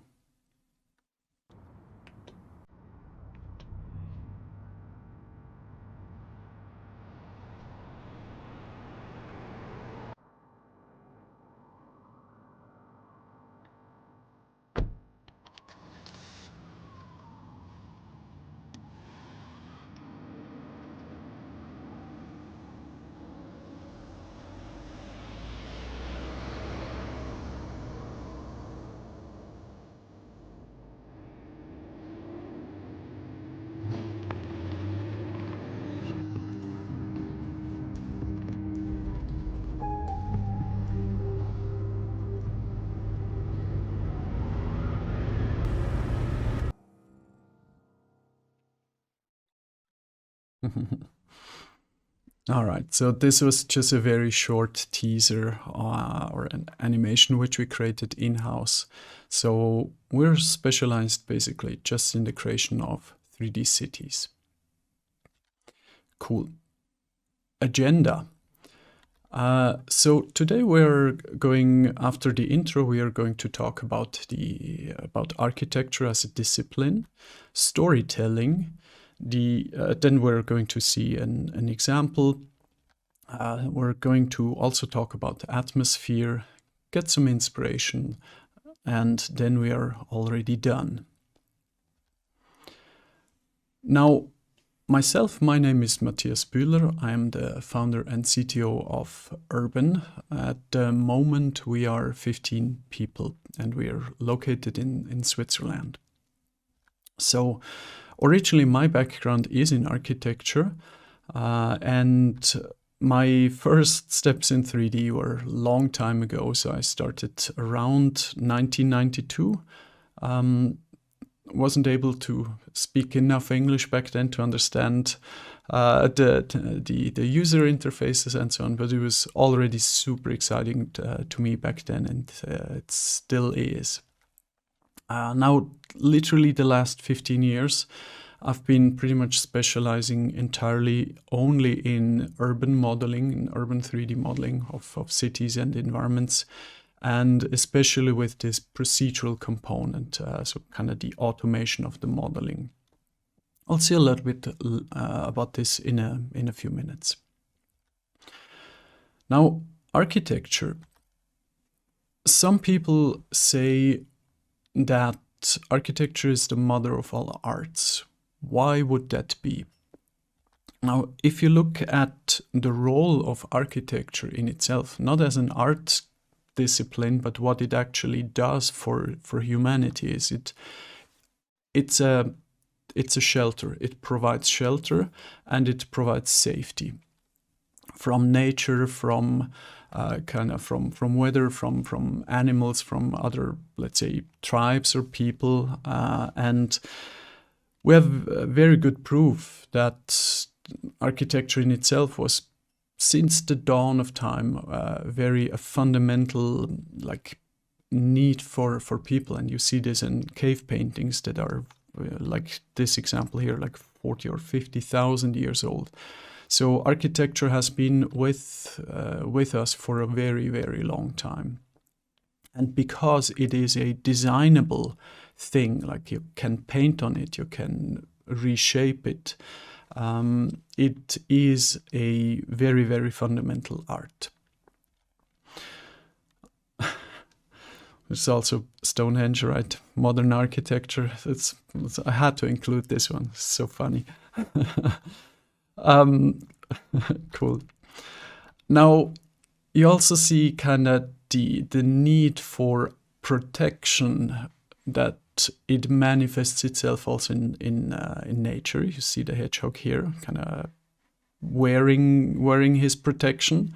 The same thing with the turtle. Also, you could say he's like a snail. Also, he's carrying around his house. It's basically the same.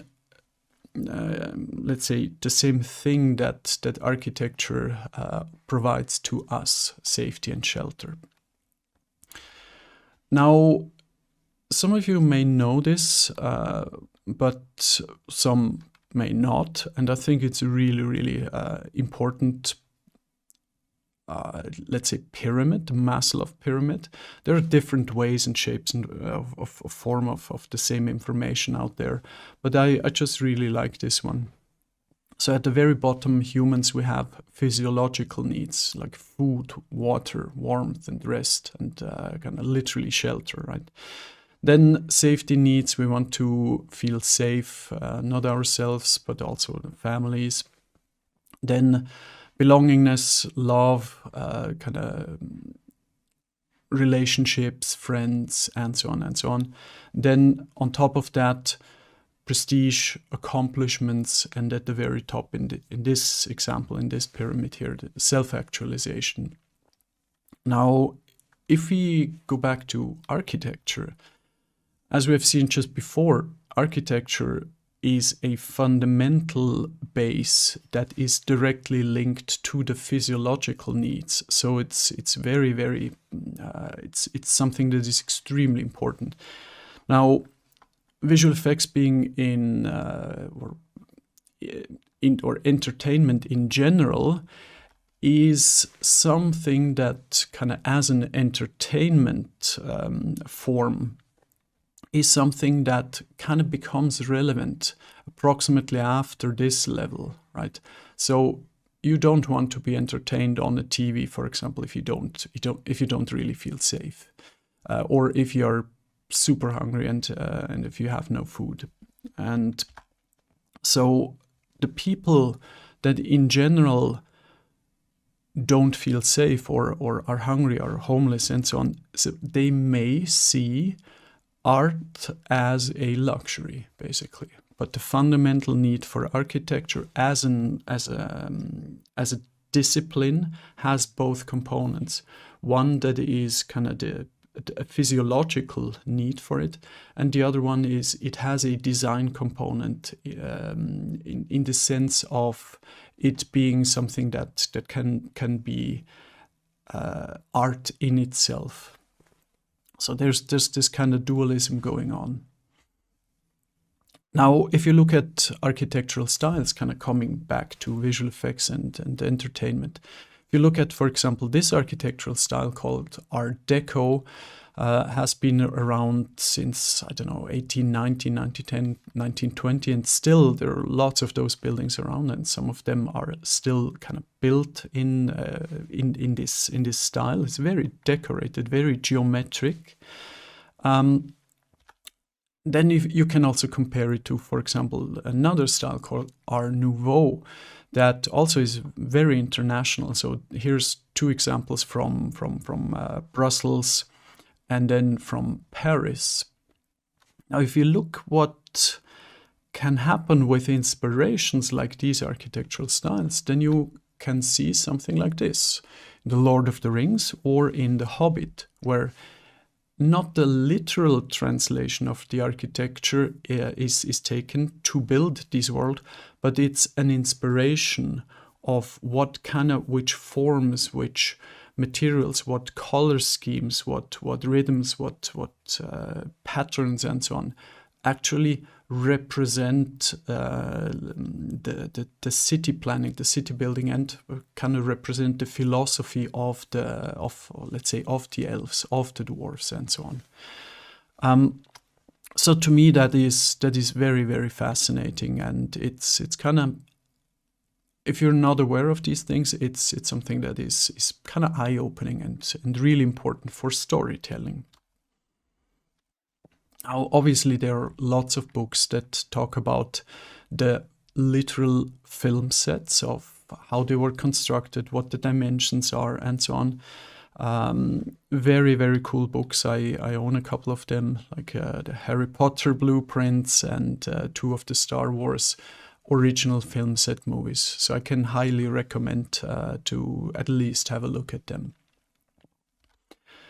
Now, Dread is, or the frame that we see here, Dread is one of my favorite movies since quite some time. It's been, or it was released, I think, 2012, 2013, and I'm still hoping for a sequel, but it's probably not going to happen.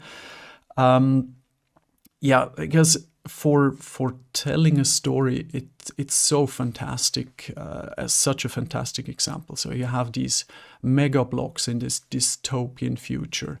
So 200 floors high, rampant crime. You see like the toxic fumes, you can feel them. You can feel and see the smog, the dense atmosphere, and just the whole composition of this endless continuation of the city.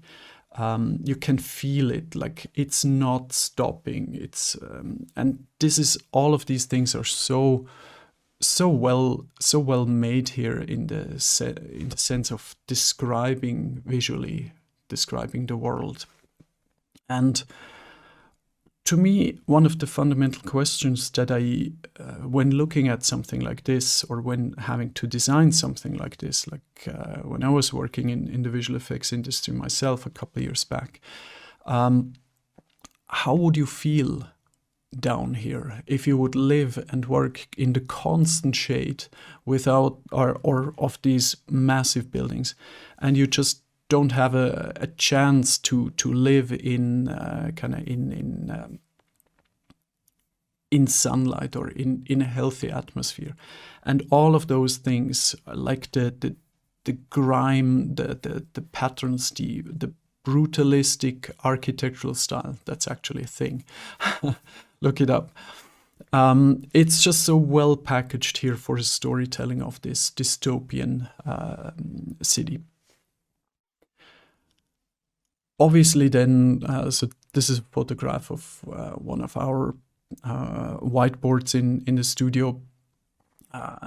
When dealing with environments, you deal with perspectives, you deal with kind of camera views, angles, dimensions, all of those things, street widths and so on. All of those things can be planned, and because creating exactly these types of, or let's say adapting a 3D city layout to the story, is something that is technically very challenging, and exactly kind of the reason why Urban as a company is spearheading, or basically going exactly in just this direction. So we're not a visualization studio, we're not a visual effects or a game studio. This is kind of the discipline in itself, just the layout, the city creation, so that others can more efficiently tell their stories. Now then you have the tools, right? Talking about, or I'm coming from the field originally of architecture, which has its own CAD tools and the drawing tools and so on. And for example, also extensions to CAD software, like for example, this example, the Park CAD, that helps you with planning parking spaces or parking lots that obey all the legal laws. You have the correct radii, turning radii, so that you can drive in, drive out properly, all of those things. But if you just use the default functionality or maybe one extension, with tools like that, you're just limited, because something like this, you would never be able to just plan with the default tools. And this is exactly where human imagination comes in, and is just fundamental for when telling a story. Another example which I find very, very cool is the project Elements by the architect called Aravena, that actually picks up a lot of the local culture. So this is a social housing project in South America. And it actually picks up very delicately, very elegantly, these notions of the local culture, that they actually interact with their homes. They rebuild parts, they extend, they reshape, or they kind of shape their buildings to their local needs. It's not just the architect comes and says, this is basically a sculpture in which you can live. And yes, there are architects that basically have in their contracts that when you're living in a certain house or apartment, you cannot hang like pictures. You cannot. It's mind-blowing, but it exists, right? And so these, it's just a very elegant way of interacting or designing something for or with a specific cultural context. Now, we worked together with the Ideal Spaces working group for quite some time, so they're kind of close friends, you could say, and together in 2018, for example, at the Architecture Biennale, we were able to exhibit with them at the Architecture Biennale for about 6 months, and we created some very abstract 3D worlds for them. So the topic here is the ideal city, the utopia. We've seen the dystopia before, now we're talking about the utopia. And so the researchers and historians, they're looking into examples like this one here, the Centre Mondial of 1913. It's a huge book of something that obviously was never built, but it's a massive Baroque city that it has all of the little very beautiful details like parks, and there's kindergartens and schools and racetracks, and everything is kind of planned, but in this idealistic view back in the day, in the Baroque architecture style. It would be impossible to finance, but that's kind of the idea, right? So we collaborated with the Ideal Spaces working group, and an architect, Anka, that was working in my team, was leading this project, and so she was creating these drawings, these sketches of the city fabric, of how that would work if we were using our own tools or our own in-house tools, and so one specific design manifested, and we then, so switching on to the tools which we are developing in-house, so kind of the procedural tools. So we have procedural rules for industrial areas, for residential areas, for commercial areas, downtown, streetscapes, and so on and so on.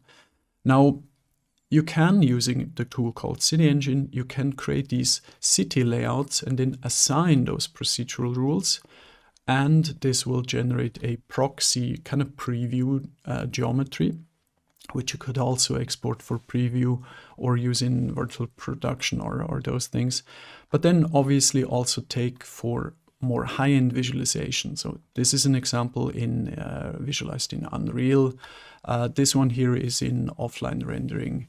And you see that it's actually, it's a big environment, and we could easily go in and say, okay, let's make the certain streets wider and add more parks and all of that stuff really efficiently. So this is the design which manifested itself in the end. It's basically a system that could grow like a puzzle.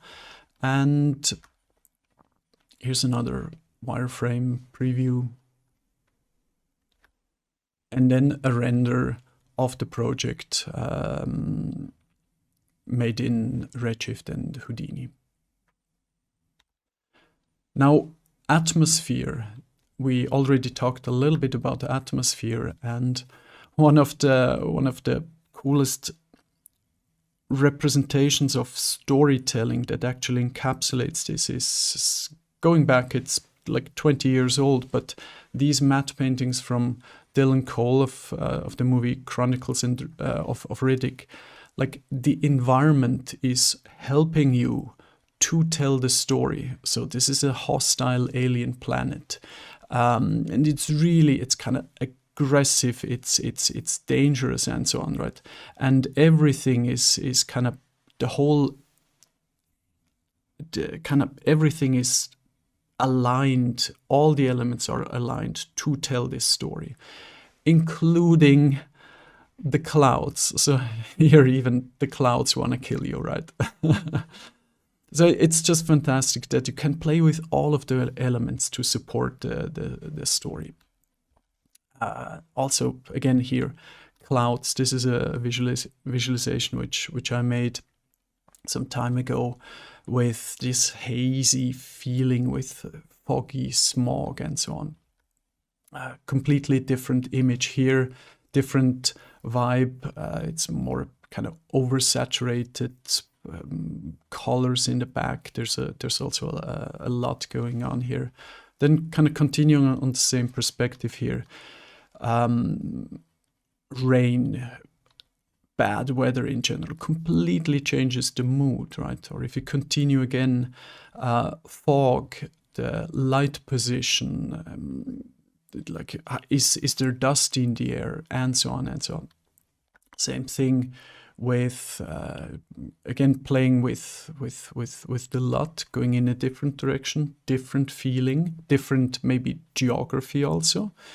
Or then also nighttime, playing with light, playing with subtleties of gradients in the sky and so on. All of those aspects are really, really important for telling your story. So just a couple more inspirations that basically take all of those aspects and combine them in a couple of examples. So this is just a very simple view, very kind of, you could say, fine artsy. It's not necessarily like street photography because there's a little kind of transparent person here. That is, so you have symmetries. The light is exactly orchestrated to be orthogonal to the main facade. So it's very stylized, but it's using some of our content that is available on our shop to just create a nice mood, a nice image. Another one here from the city creation framework, which we have, just very dramatic, very intense colors, almost Blade Runner-esque, right? And then now because this stuff is constantly evolving, or the whole framework is constantly evolving, this is just another, or like a quick render that we did also in Unreal, while we were and still are developing kind of the bridge system with all of the signage and so on. So it's just, again, storytelling. And so I mentioned it 2 or 3 times throughout the presentation. There's this notion also of us using, or in general, like virtual production and using game engines, because you can play with ideas really fast. So this visualization here, it's a quick environment, quick industrial environment which we created. But then because it's in a game engine, you have the option to actually go in and just play with the mood, play with the weather, and because you can even play with the snow. Quick animation.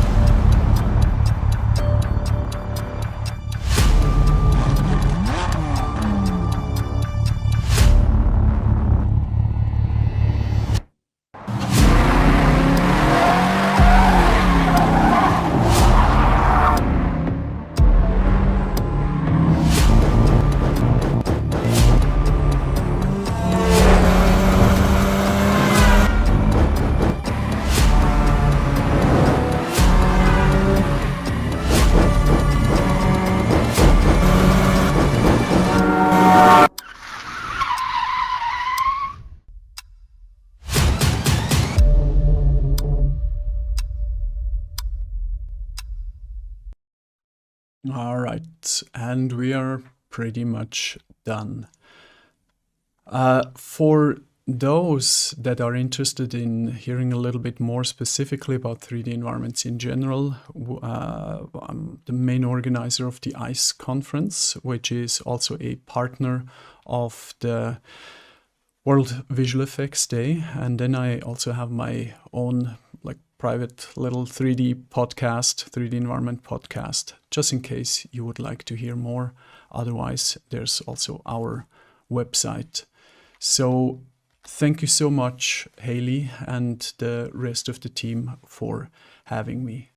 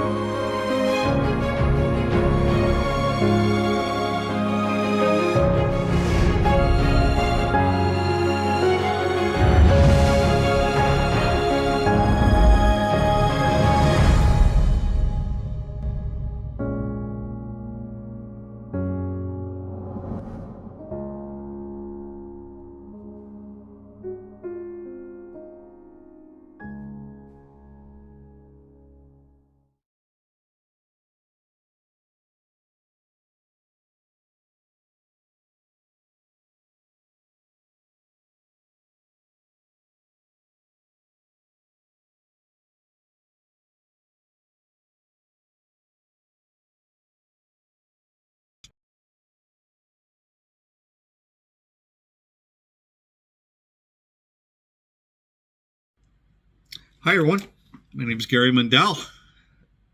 Thanks for having me at World VFX Day. I am the president of Tippett Studio here in Berkeley, and I'm also the co-founder and president of Loft Apps, and we've got a product called Tactic Resource that I'm going to be talking about today. I have Vicki Gray Clark with me.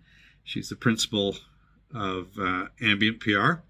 And also a longtime member of the VFX Society. And Vicki will be asking me the questions today. So thanks, Vicki. Hi, everyone. Hi, Gary. Hello to the World VFX Day community. Great to be here with all of you. Gary, let's start at the beginning. Can you briefly tell us about your professional background in the industry? You've held many different positions from basically the start of CG to where we are today, managing complex data. Okay. I started back in the mid-'80s at Chardon College, which is a fairly, it's a famous college for animators and designers. And then I managed to get down to NYIT New York Institute of Technology, and we developed, and I got in, that's when I started into software development. And we developed a lot of software programs down there for mainly a product called Images 2. And from NYIT, I moved on to a company called AIRBENDER Research, which eventually morphed into what is now Autodesk. And I guess the claim to fame for that would be we produce a product called Maya. And part of that Maya product is I went off to Honolulu, headed up a team over there, and we did Final Fantasy. And then from Honolulu, I went back to Toronto and worked for a couple of visual effects companies in Toronto, and then moved back to LA, China, India, Montreal, doing VFX and software development, and finally ended up at here at Tippett, and I've been here for the past 6 years. Okay. So a main focus of yours at Loft Apps is developing Tactic Resource, a tool designed specifically to manage project planning, resource allocation, and financial forecasting for VFX and animation studios. Why now? Why now? Good question. The main focus of Loft has been to eliminate barriers to creativity and productivity. Okay, so right now in the current landscape, there's a lot of barriers, and what we've done is the whole point of this exercise is to improve profitability, to find out how we're doing. Okay, now managing data in productions has always been complicated, and managing shots has always been complicated. Now we have some very successful programs out there to manage shots, but everything up to shots, including bidding and all the financials and so on and so forth, there have not been tools that have tied it all together until we developed a resource. The idea behind resource is that we are giving a high level view of the inner workings of the company, so that the people within the financial side of things and the producers, financial, CTOs, all of those people that normally don't have visibility into direct visibility as to what's going on in production, they can now all tie their information together, and we have a single point of contact, and we have a high level view of exactly what's going on with productions in real time. That's the key. It's real time. Okay.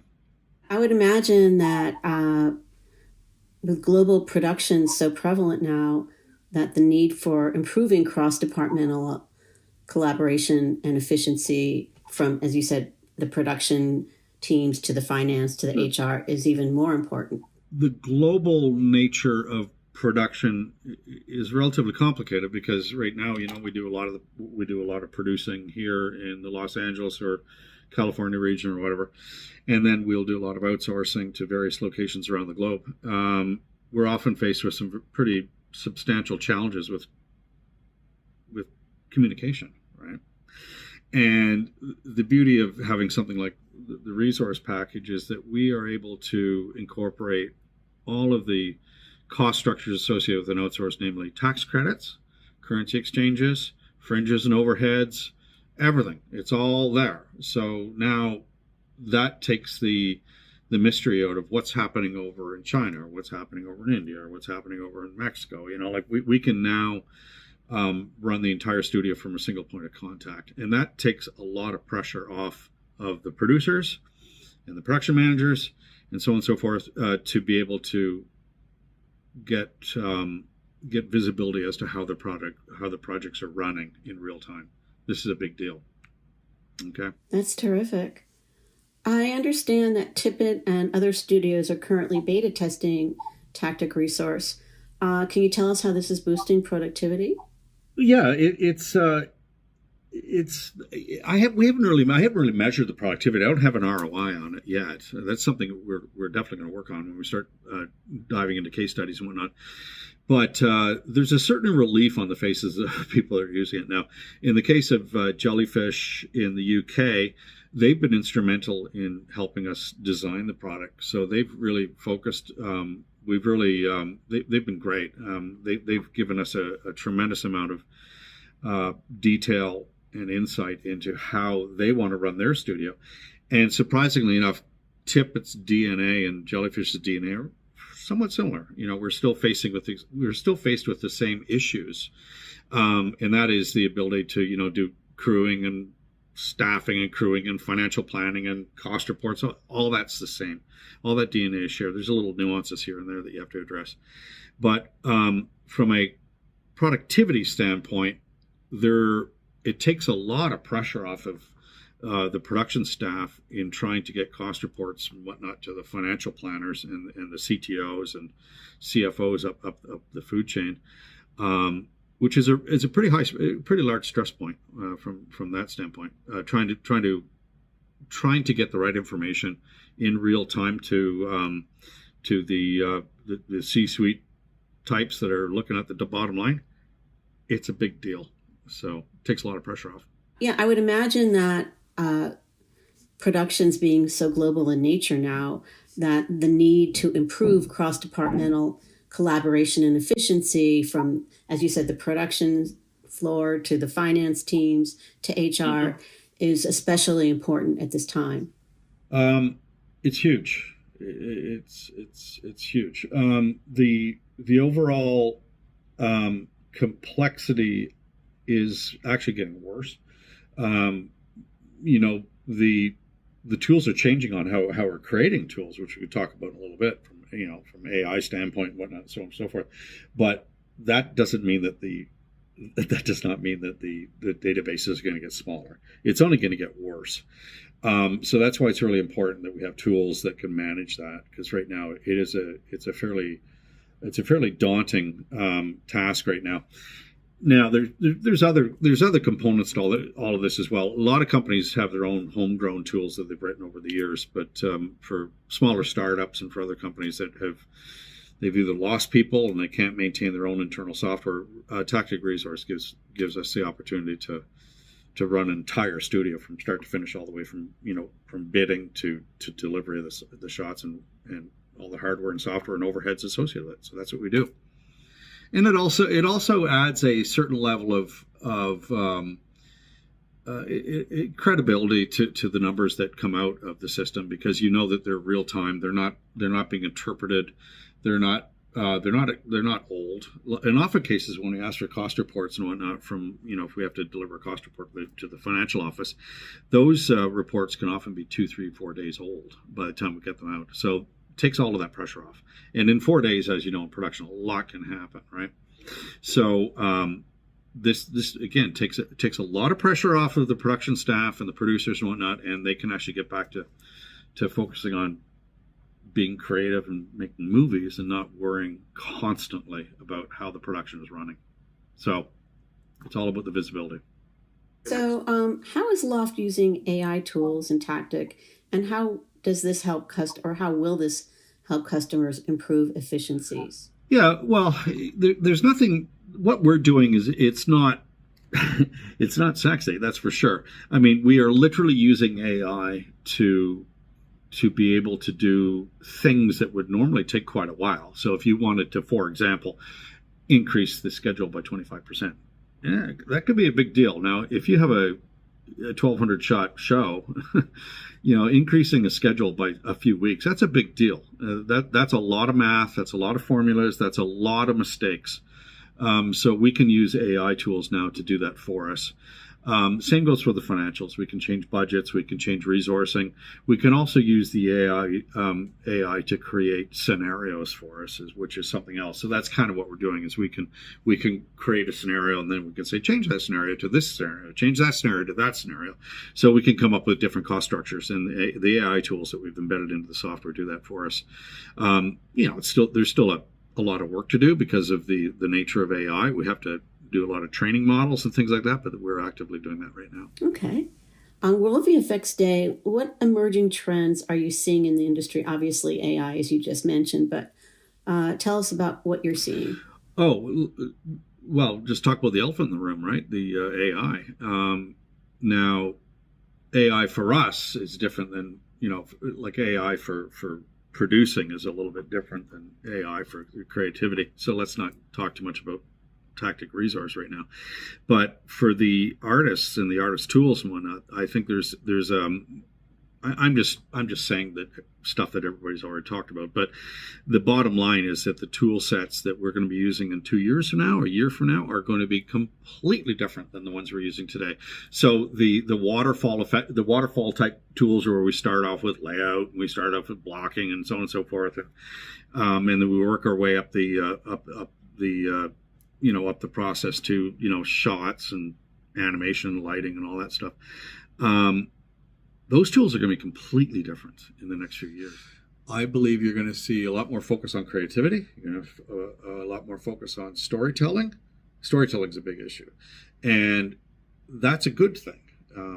And I think alternately, I think where you're going to see some impact is going to be on the tools and parts of the pipeline that can be easily replaced by AI. That is going to happen soon. So I'm not going to get so specific as to say exactly what, but I think you're going to see the word, when we think of post-production, you're going to see more emphasis on production as opposed to post. I mean, you're going to have an opportunity now to go right from concept to the screen, and that's the biggest trend I think you're going to see in the next little while. Given what you just said about the AI trend, what advice would you give young people who are thinking of entering the field today? Well, good question. I mean, I've been asked that before. This is before AI. One thing I always told people entering in the field is I say, make sure you stay up on your art skills. I mean, AI is not going to change that. You're still going to have to be a good artist. So make sure you stay current with your art skills. Second of all is you have to keep an eye on the tools, like the AI tools that are coming out. Like I said in my previous comment, I think the whole production pipeline, as we know it, is going to change dramatically. And so if you're focusing a whole pile on one aspect of a traditional VFX pipeline, it could be replaced by an AI application that you never thought was going to come around. So you got to stay on top of the trends and keep a very, very close eye as to what tools are coming on board that are going to replace the existing tools. Okay, so you don't want to be, you don't want to be caught wasting years on learning a technology that's just simply going to be replaced by another tool. That's not a good use of your time. So that would be my advice. Stay current. Gary, you are a true VFX industry veteran. Thank you for sharing your perspective with the World VFX Day community today. How can people get more information on Loft apps and Tactic resources? Well, firstly, I'd like to thank World VFX Day for having me. So I really appreciate that. I'll be putting up a slide at the end here that'll give me all the contact information you need, including my email address, and as well as some links to our website. And I invite anybody to contact me directly or go into the website and request for additional information. We are, just to be clear, we're still in the beta stages, but we are looking for early adopters and beta testers, and we're also looking for financial partners that want to take part in helping me grow this company. So there you go. Thank you.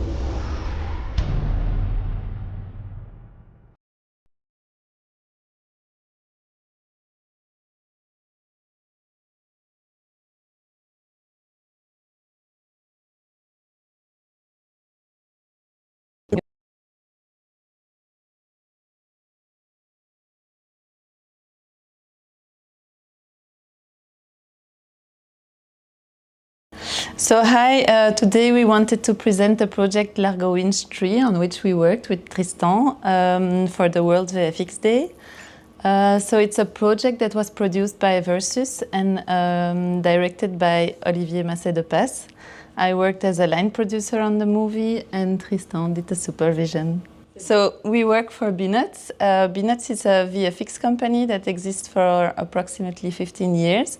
We mostly do VFX on feature films, but also on series, platform series. Music. Music. We do also titles and credits and scenography for music video clips. We have several departments, a 3D department, 2D department, and matte painting department. We also have a little Unreal department since a year of 4 or 4? 2 years, 4 years. 4. So we thought that Largo Winch was a good project to talk about because it reflects almost all the steps we have in-house. So we did the credits, the titles, pre-visualization in Unreal. We did 2D, 3D matte painting, so all VFX was covered. So this project lasted for 2 years now? 2 years, yes. 2 years. We followed it from the beginning, from pre-production to post-production. It started obviously with bidding and discussing with the whole team about all the solution we can find to be in the budget. Olivier had pretty crazy ideas and big expectation, but obviously we had to find ways to do what he had in mind. For a smaller budget, because it remains a Belgian movie. So we actually discussed a lot, and then we did some pre-visualization in Unreal, so Olivier can see before shooting what he wants and what is possible. And yes, and that could help the director to pre-cut some scenes, gain some time. I think the biggest scene we used the pre-visualization for was the metaverse. Yes, and the pursuit also. The pursuit, yeah. We did an Unreal environment pre-visualization, but regarding the metaverse, it was like a really VR scouting of the environment, so he can already think about which kind of camera movement and what he wants to do.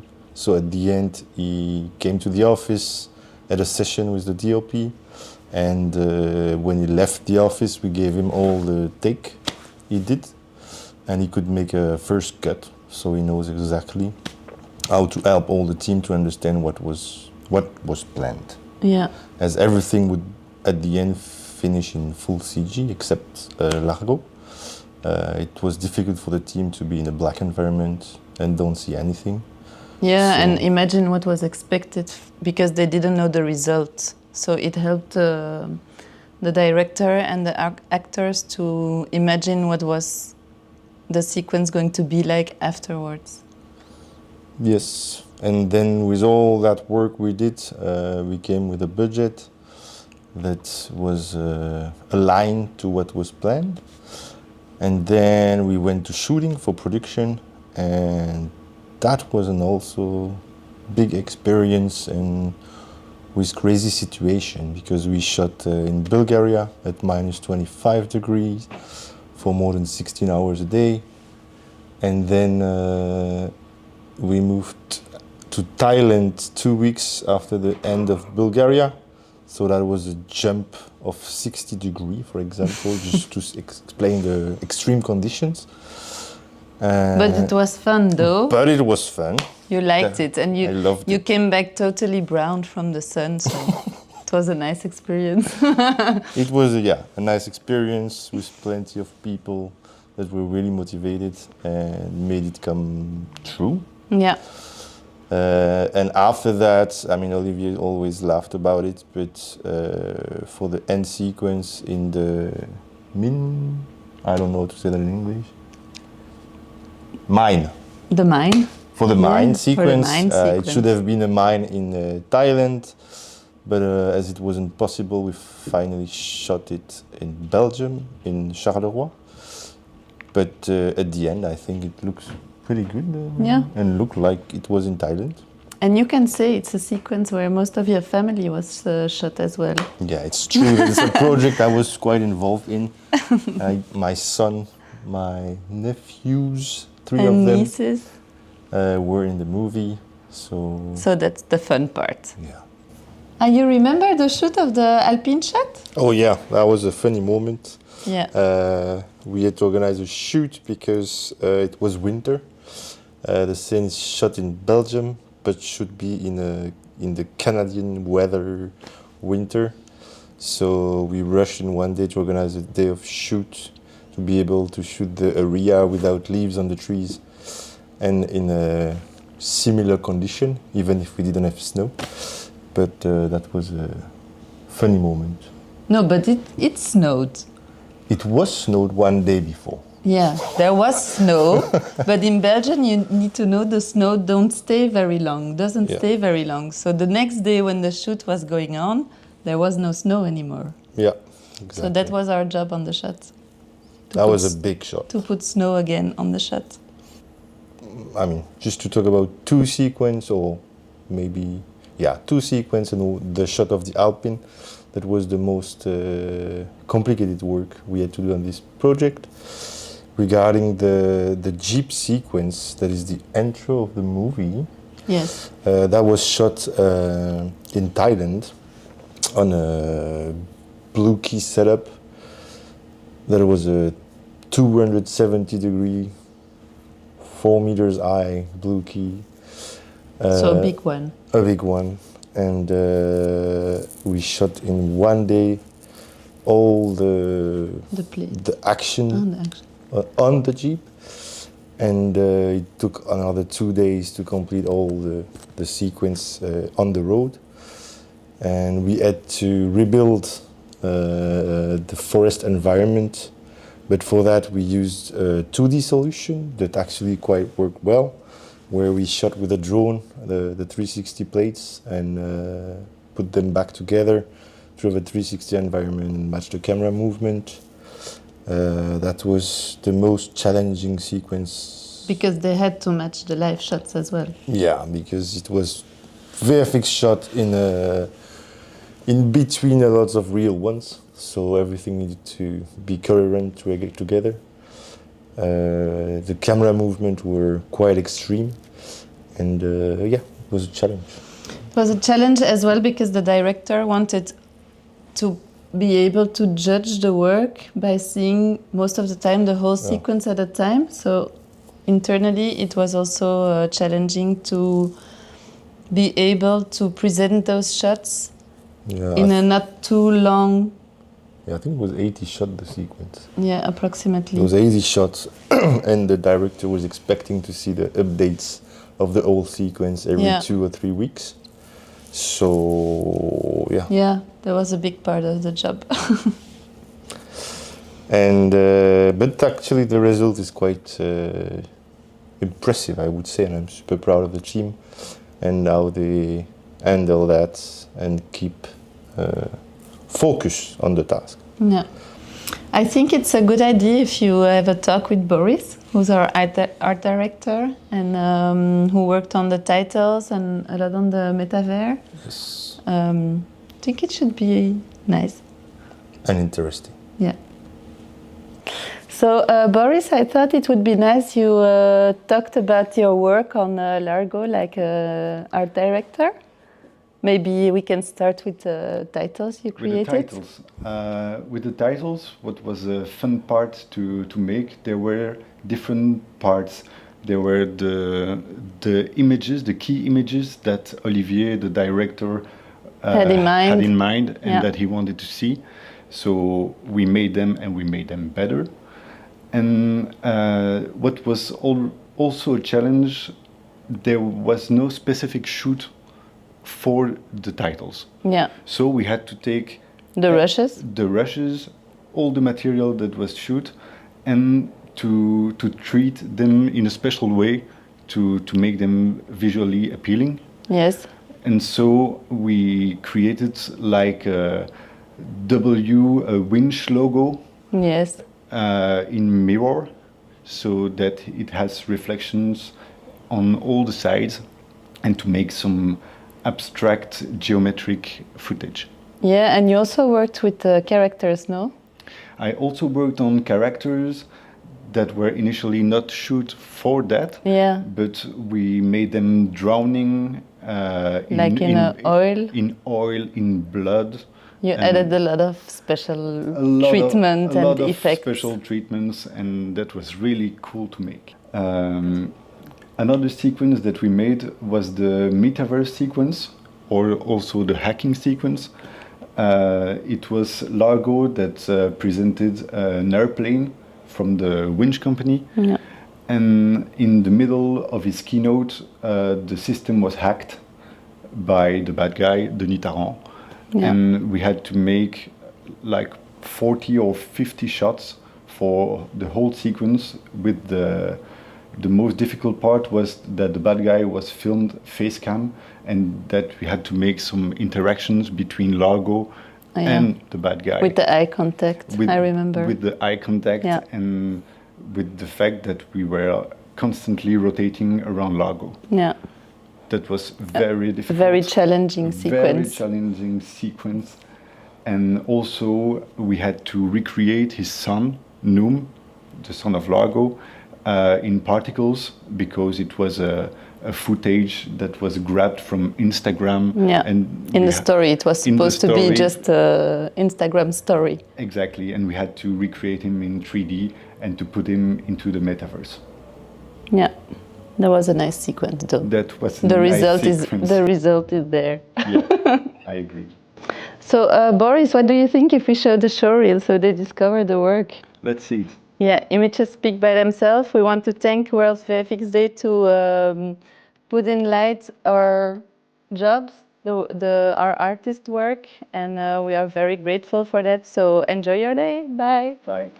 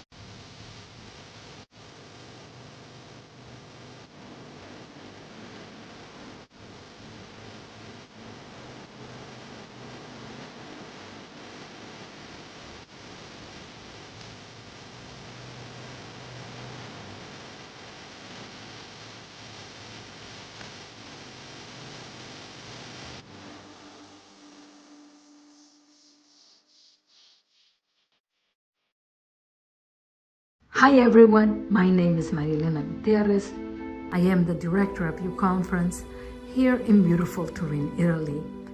Our dates for 2025 are from 12th to 17th October. Every year at HUGO'S we celebrate the very latest achievements in visual effects. Over the past 25 years, we have welcomed some true industry legends to our stage.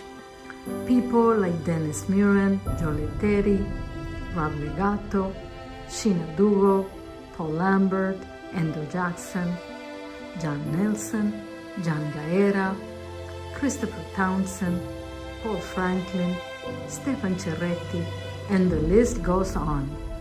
They talk about their work, they share their experiences, they even give workshops. Above all, they inspire us all to work hard and to dream big.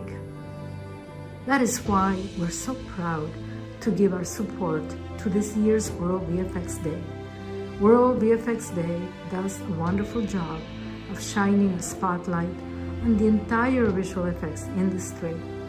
It does it by focusing on collaboration, inclusivity, and dedication. And it does it all with incredible passion.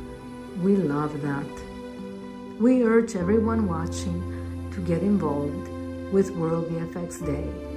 Visual effects is all about making magic. So let's make some magic together. Hello, everybody. My name is Charlie, and I'm the commercial director at a company called HETA. It's a pleasure to be talking at World VFX Day today, and I'm going to be talking a bit about sustainability in post-production. My background is in sustainability, investing and supporting in early stage technologies with a clean tech focus. And I've been the commercial director at HETA for around 2 years, where we're solving one of the biggest sustainability challenges of today, and that is the growth of the cloud. And I'll talk today about how that relates to post-production. I thought I'd begin with a quote from Albert, the sustainability body that supports the film industry in the UK. And this came from one of their reports that they released a few years ago called A Screen New Deal. And I'd recommend all of you to go and read that if you're interested in this subject. It's got a load of useful information in there. And the quote says, "The film industry inspires, influences, motivates, and entertains millions of people worldwide, but there's an environmental cost to this. Every film we make produces thousands of tons of carbon. It's an impact we can no longer ignore. We have to act now." And what I'm left with when reading that quote is, okay, well, we need to do something about this. We need to act. But the question is, what can we actually do today to make a difference? And in order to answer that question, we really have to understand, where are our emissions coming from?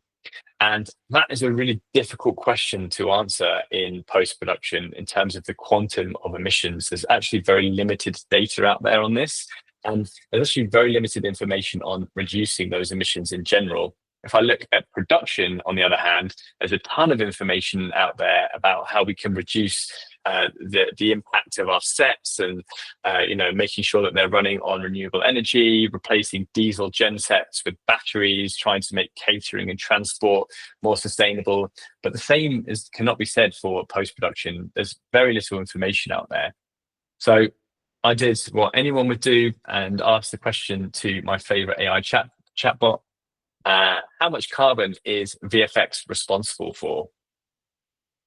And the answer was, whilst there isn't a specific, widely accepted breakdown of the movie industry's carbon emissions by stage of production, some estimates suggest that it could account for 20 to 30% of a film's total emissions. And I was actually quite surprised at how high that was. It basically means that up to a third of a film's emissions can be due to the post-production phase. Now, obviously, that's going to vary a lot depending on the specific production in question, but it's an interesting benchmark for us to take a look at.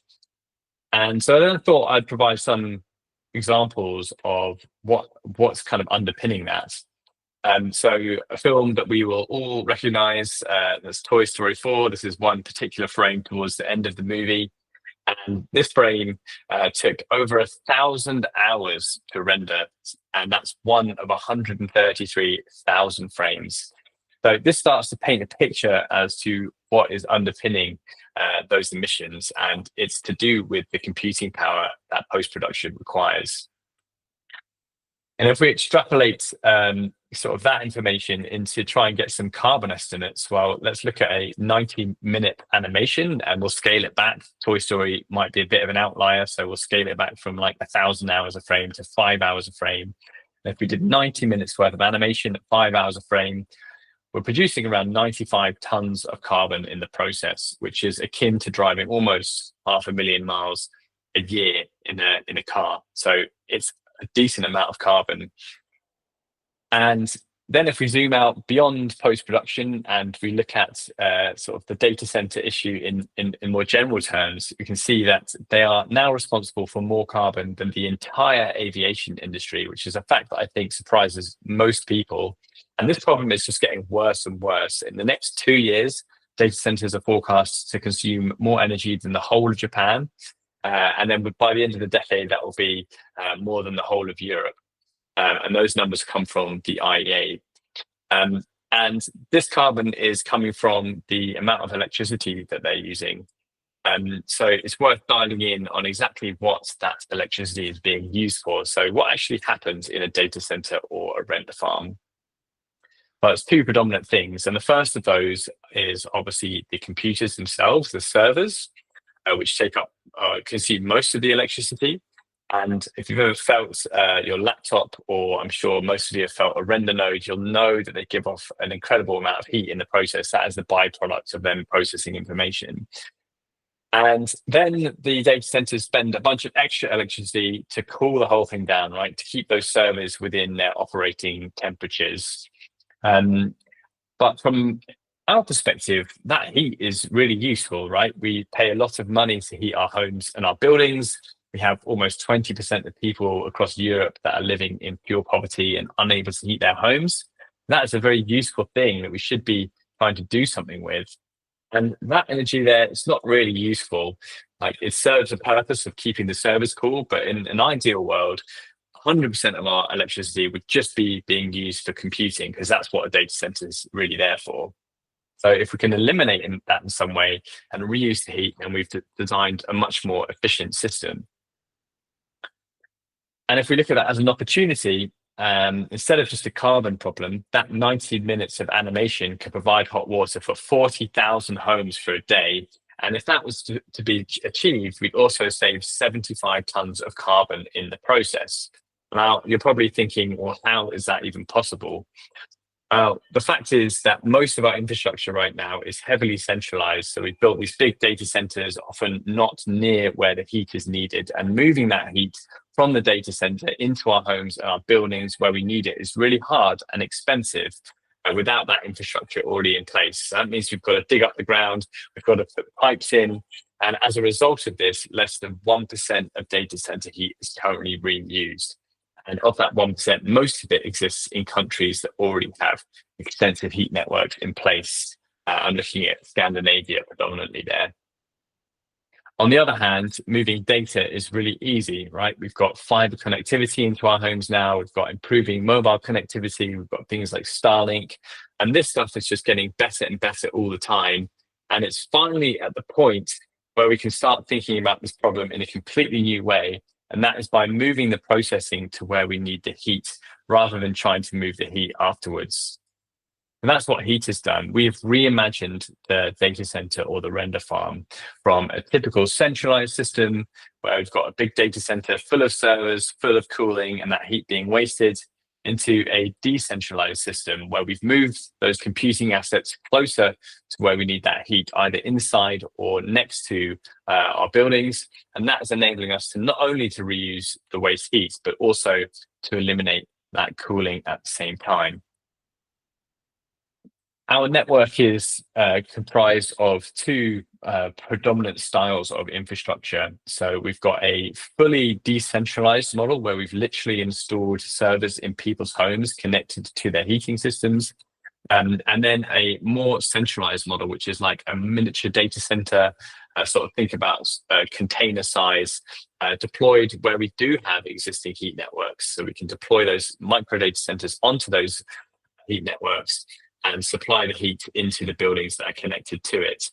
And for our render users, they actually interact with a always-on infrastructure that is located in the typical data center. And then the individual projects or renders get sent down to these different types of infrastructure, depending on the project, to be rendered locally on those machines, so the heat that's produced in the process can be reused. This might sound like a radically new way of doing things, and that is true, but this is an order of magnitude more efficient than the status quo. And by that, I mean the typical data center combined with a separate domestic hot water heating system. So on this slide, I'm comparing ourselves to a typical data center on the left there, where you've got the relative proportions of processing and cooling energy that are required. And in the heating system on the right, where we avoid the need for that cooling system, and we avoid the need for the primary heating system in the home to be running. So as a system, we're reducing energy by 80%. And at the same time, we're giving heat to people who need it. So we're saving families up to around £400 a year on their energy bills by reducing the usage of their own heating system. So we're providing both sustainability and social impact benefits. Now, when I present this to a lot of studios, the first sort of response that I get is, oh, but our data centers use 100% renewable energy. And I'm afraid to say that for the most part, this is absolutely not the case. This is not true. This is a sort of myth that's being spread by a lot of the big cloud providers. The fact is, data centers, unless they're located in somewhere like Scandinavia, they are using whatever energy is on the grid where they are at that place in time. So where I am in London, there are a bunch of data centers around here. They are using exactly the same electricity that I am. But what these cloud providers are doing is buying renewable energy credits, i.e. they're buying renewable energy elsewhere and saying that that is the energy that's consumed by the data center. It's akin to sort of offsetting, or as my favorite quote from someone called Matthew Brander at the University of Edinburgh says, the carbon reporting system being used is akin to buying the right to say you've cycled to work from a fitter colleague, even though you arrived in a car that runs on petrol. That is the sort of logical fallacy that's being used here. And I think a lot of people are sort of believing that it's actually true. There's a ton of stuff on the internet about this, and I encourage people to go and read up about it if it's relevant to their business. But The Guardian released an article very recently that suggested that the big tech providers are underreporting emissions by 662%. And I actually think that's an understatement. I think there's emissions that haven't even been factored to in that equation. So a sort of vast underreporting of emissions is going on. I'm going to wrap up this presentation just by talking about some of the studios we're working with and some particular project case studies. So we've got a ton of very cool studios that are starting to render on the heater network for the sustainability and social impact benefits. You can go to our website to have a look at some of the projects that we've been working on. But for today, I wanted to zone in on one particular one, which is Duke VFX. So some of you may know them. They've worked with some of the biggest production companies in the world. Their work is astonishing. And again, I would encourage you to go and check them out. But not only do they make amazing and beautiful work, but they are also the leaders in terms of carbon and sustainability. And they've gone through a lot of effort to be able to track their emissions on a month-on-month basis, and also to to measure the emissions of specific projects that they're working on, so they can report that back to their clients. And again, there's a ton of information on their website about this, and I actually encourage you to go and reach out if you're interested in going on a similar journey, because they really are the leaders in this area. And so we've been able to partner up with Duke and a company called Kenta that operates some ambient flow ground source heat networks in the UK. And what we are doing is we are setting up a render farm on a heat network that's supplying heat to a bunch of social housing in London. And the waste heat that's being produced from the rendering that Duke is doing on a 24/7 basis is being passed into the ground array to increase the temperature of the ground. And then that in turn reduces the costs of the homeowners operating their individual heat pumps. So again, we're providing that combination of social and sustainability benefits. Over the 25-year project lifespan, we've modelled that we will be saving the residents there £40,000 on their energy bills and avoiding 42 tons of carbon in the process. So I think this is a super exciting project. And yeah, either Duke or ourselves would be happy to talk to you about it if you're interested in the details. So I'm just going to wrap up by saying we are very ambitious as a company, and we want rendering in this way to become the norm. We want this to become a thing that people get excited about and are kind of showing viewers of their projects at the end of the movie to say how much carbon has been saved and how much water has been generated or heat has been generated in the process. And with that, I'm going to say thank you very much for listening. I hope you've enjoyed this talk. If you have, feel free to reach out to me. My email address is on the slide there. And I hope you enjoy the rest of World VFX Day. Thank you very much.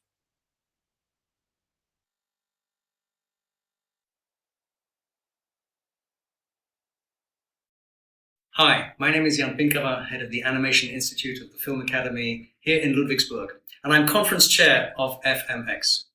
We're delighted to be partners with World VFX Day. They're doing a terrific job drawing global attention to the art of creating imagery that can amaze us, move us, and make us believe. So thank you, HAYLEY Miller, and everyone on your team for your inspiring work and dedication. Actually, we at FMX are celebrating World VFX Day here in Stuttgart, Germany, in a beautiful old cinema with a special screening for invited guests, including a presentation by Rise VFX Studios. We'll be joined by all the key players of the local creative industry to celebrate visual effects and to mingle. We are fortunate to be part of a vibrant creative community of artists, entrepreneurs, and makers of movie magic. Of course, our industry is undergoing a transformation, not least because of the rapid developments in artificial intelligence, and everyone is having to find their own rhythm in a time of change. So the theme of FMX 2025 will be Rhythm of Change, bringing the community together to share knowledge, experience, and to discuss ways to navigate the obstacles and to shape the opportunities that are before us, and always with a human touch. Here's to World VFX Day. Let's face the music and dance.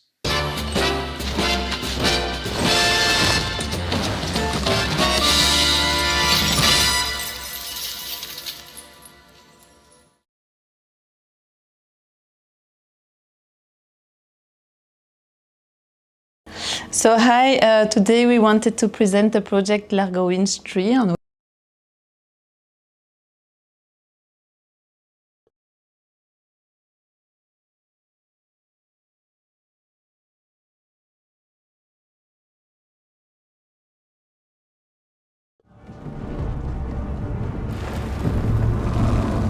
Visual effects is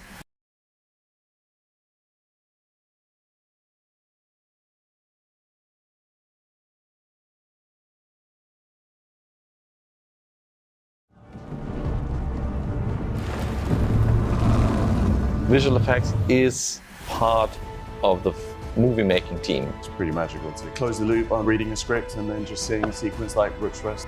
I did shed a tear during the big sequence that we spent months and months and months working on. I have to remind myself this, especially episode 4, that's TV we're talking about.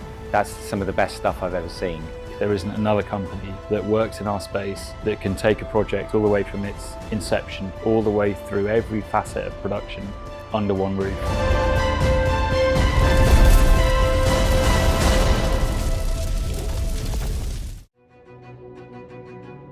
For PIXOMONDO to have been critically involved in multiple seasons of Game of Thrones, to have been intrinsic to the visual effects work on House of the Dragon Season 1. House of the Dragon Season 2 rolls around and there's a new visual effects supervisor, Dardi Einarsson, who doesn't know Pixo. And we kind of had to go back a step and really earn the right to be considered for the show.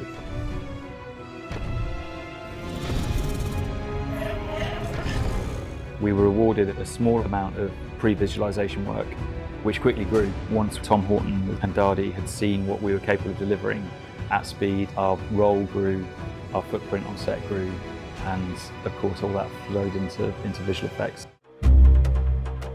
We came on at that early stage. We designed sequences and shots with the production crew. We took that work through the shoots and helped support there with virtual production and tech viz, and then carried that through to the teams who are working on all the post work at PIXOMONDO as well. And we built our team bespokely to actually accommodate that, knowing that that was the whole goal. We got the initial scripts in and storyboards, and we started working with Tom, the VFX producer, and Dottie, and it was really a small team initially, led by Matt Perrin. Previs is the most creative part of the process. It's where you start with a blank page as opposed to like if you're doing finaling animate, or you're animating a creature in a live action shot. The constraints are quite small, so getting finaling animators involved in Previs is like, it's such a creative part of the process. I think working on Previs forces the animators to really think about the story, because there it is about developing the story. If you're in visual effects, you can quite easily as an artist get into a tunnel vision and just focus on your shot. The Battle of Brooks West, it was a biggie. It was going to take up the whole team effort, several weeks or a few months in the end, ultimately, of design work. There's a huge crowd of effects, there's big environment shots, there's all this stuff, and then there's the dragons. Some of the shots we were designing were really ambitious. The motion of the dragon was quite ambitious. The camera moves themselves were quite ambitious. And we had 3 dragons in this sequence. There's Sunfire, Melis, and Vega, and they're all very different. They're very different sizes, and that affects the performance that you put into them. So a buck rig is actually an adaptation of what we call a motion base rig. And a motion base is essentially a platform which moves. The motion base is normally hydraulic or motorized. The buck rig is designed for riding a dragon. Motion control is using data to control a camera on a robot head, which allows you to do things like perspective-only moves. So, for example, if there's a big CG shot and you don't have the space to do it, you film the actor in perspective only. So you shoot the element for reprojection on the CG camera later on in post. The buck rig in this instance, the main reason for it is obviously to give the performance for the actors.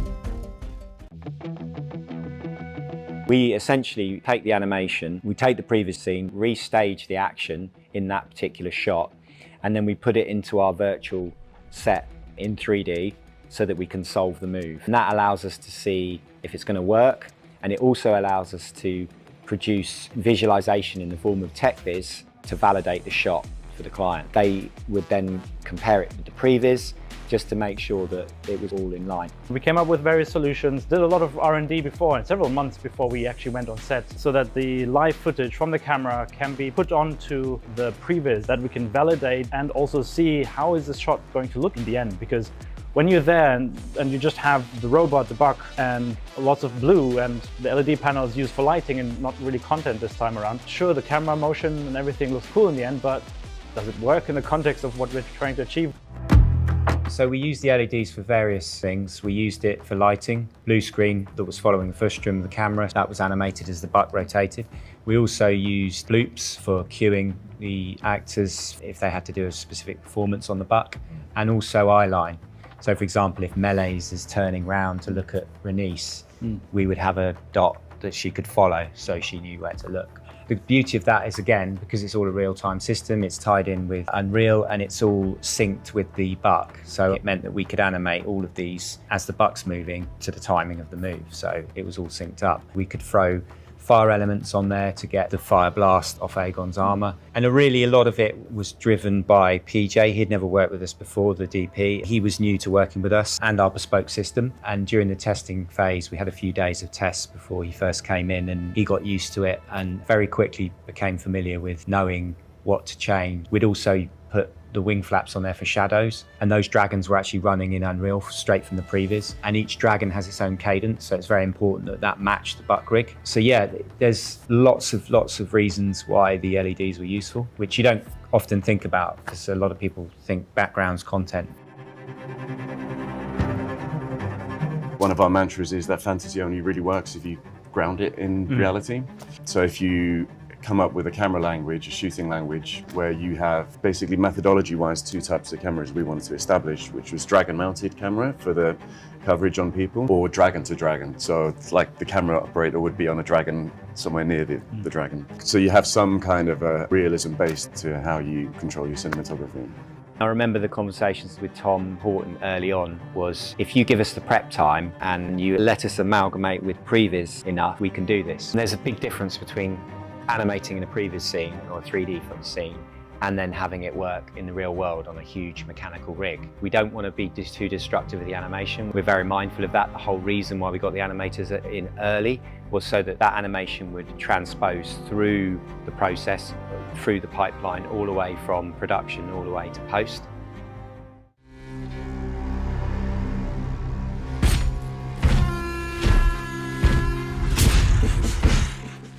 When I would start kind of comparing to Game of Thrones, dragons were always a big part of it, but actually they were carefully sprinkled over the mostly 10 episodes. With House of the Dragon, it already started to become a much more dragon-driven storytelling. To make sure we can, differentiate the different dragons. Of course, if you have a shot with them fighting against one another, the scale difference is quite apparent because you can just compare them one to the other. But of course, you want to make sure that even if you just see a single dragon in a shot, you want to emphasize what the scale is. So Vega was huge. You want to make sure that the animation underlines that size and that scale and the weight of that animal by comparison to a smaller dragon, which is, doing much faster wing flaps, is more agile. When you see the silhouette, you should be able to recognize what dragon it is. Because very often you're looking against the bright sky and you don't really see the colors, but you see the shape. When we do the turntables for the dragon to show the asset and the progression of the asset to the client, we're putting him into a pose that kind of represents these character traits already, rather than just putting him into a technical T-pose. Given the large scale of the environment, especially an environment like Dragonstone, where you had the castle, the island in which it sits on, the bridge leading down to an additional crescent island, and then the mountains there and all the foliage and the water, we had to come up with very creative ways on how to actually render these environments. One of the main challenges with this, again, is that we're building on top of something that already exists.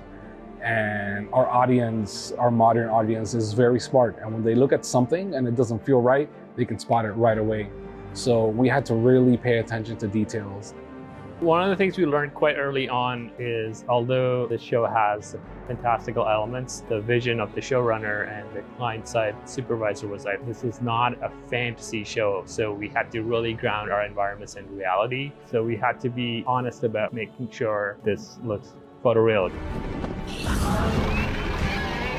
The main kind of vision or goal that I had was to bring the dragons more into character life. So rather than just being a means of transport or weapons, to actually have them emote.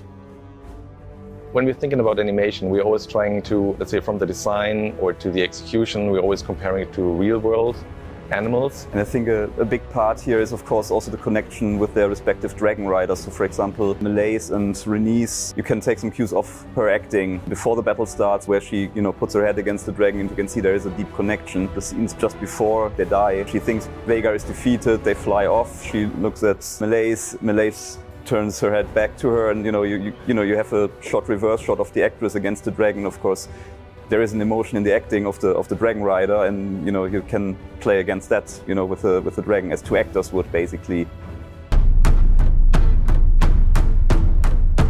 Sticking with the battle at Rook's Rest, of course, there's a lot of visual effects involved there. So it's not just the dragons, it's the environment, which they had a relocation that they filmed at, but it wasn't large enough, so we needed to extend it even for shots that are based on the ground.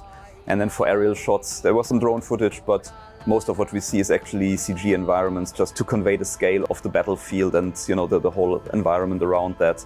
And then these cliffs, just behind the castle, they're based on a relocation, but still they don't exist in that way, so they're also full CG. Then the army, same thing there. They had extras on set, all dressed up, but not as many as the story called for. So there was quite a bit of crowd extensions there to make the army a large force, as the showrunners wanted them to be. Then we have a lot of destruction, so not just the fire from the dragons, but also as Veigar is crashing down, as this big wave of dust and debris flying around from the impact.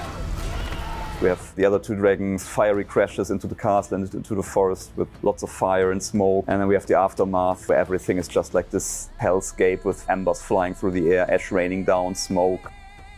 Especially when we are airborne, when the animation gets changed, the camera might also be adjusted, right? When the camera is adjusted, we see something different in the background. So how can we make sure that we have a new background pretty fast? We explored the idea of what can we actually do in Unreal? Having a much faster design process, meaning adding new trees or new bushes in the background. So the original idea was that only when we see some of the dragons' head close up and we see some environment in the background, that it might work out just doing this with a real-time engine render. And over the course of the project, it changed a lot. So at the end, we had quite a high number of environments which got rendered in Unreal versus the ones we did in the traditional approach. We're always trying just to find new ways, just to free up the animation process until the very end and still delivering high quality results. There's so many small puzzle pieces which need to come together just to create one single shot, right? Every shot was so complex. Having the communication between the departments is crucial. Everything that we've been moving towards is to diversify our creative services and to really pioneer this integrated way of working where we can deliver more than beautiful visual effects work, but we can be a creative partner throughout the entire production process. Being able to combine our many studios and our many artists and producers across multiple disciplines, but it's also generating work at the very, very highest level. The production values which are delivered across the whole series of House of the Dragon are exceptional. They're very best in class, and there are some sequences within the series which are truly jaw-dropping.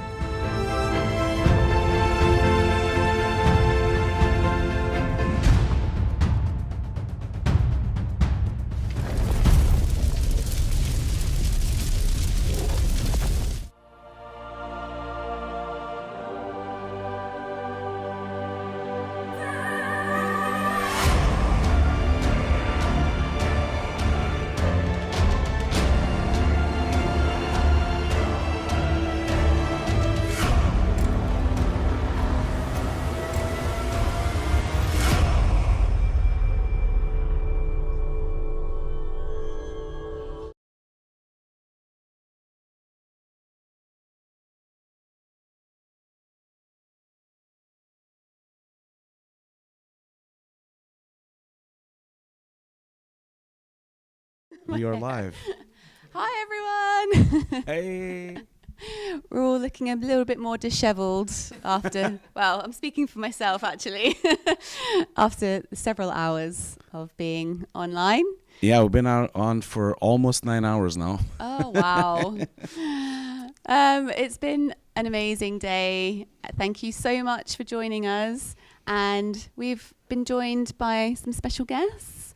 We've got Bobby and we've got Chris. Do you want to have a quick hello and tell us about you? Hello, I'm Bobby. I've been photographing some of today's events, and I'm with the London SIGGRAPH chapter. It's been great being at SIGGRAPH in Asia, in Tokyo, and today's been amazing. It's been a lot of fun, lots of cool people in the other room, and so many amazing people on this sofa. It's now a famous sofa. It's like the David Letterman show of VFX, basically. So yeah, I love it. Yeah, I'm Chris, one of the founder of Megalis, and I was really happy to help preparing that. Yeah, it was long SIGGRAPH week with a lot of presentation, but glad it's done and we can sleep now, almost. I just wanted to say like that this would not be possible without Chris. So Chris, thank you so much for your help, my friend. Because you were here until like almost 4 o'clock in the morning with me yesterday. So thank you so much for that, my friend. Cheers. Thanks. So we just wanted to do a quick shout out. We had quite a few sponsors this year. So I'll just rattle through them quickly. Chaos, The Yard, VFX, Autodesk, Side Effects, The Gnomon Workshop, Goodbye Kansas Studios, Gnomon School, FMX, Foundry, National Film and Television School, MOF in Tokyo, Blackmagic Design, Alpha Chromatica, Beyond FX, Pixel Talent, Digital Domain, VRBN Studios, and XOR in Tokyo as well. Thank you so much. We couldn't do this without you. And to our event supporters, Megalis, of course, SIGGRAPH Asia, Escape Studios, CGWorld Japan, VES, HUGO'S Desk, Befores and Afters, and View Conference. Thank you all so, so, so much.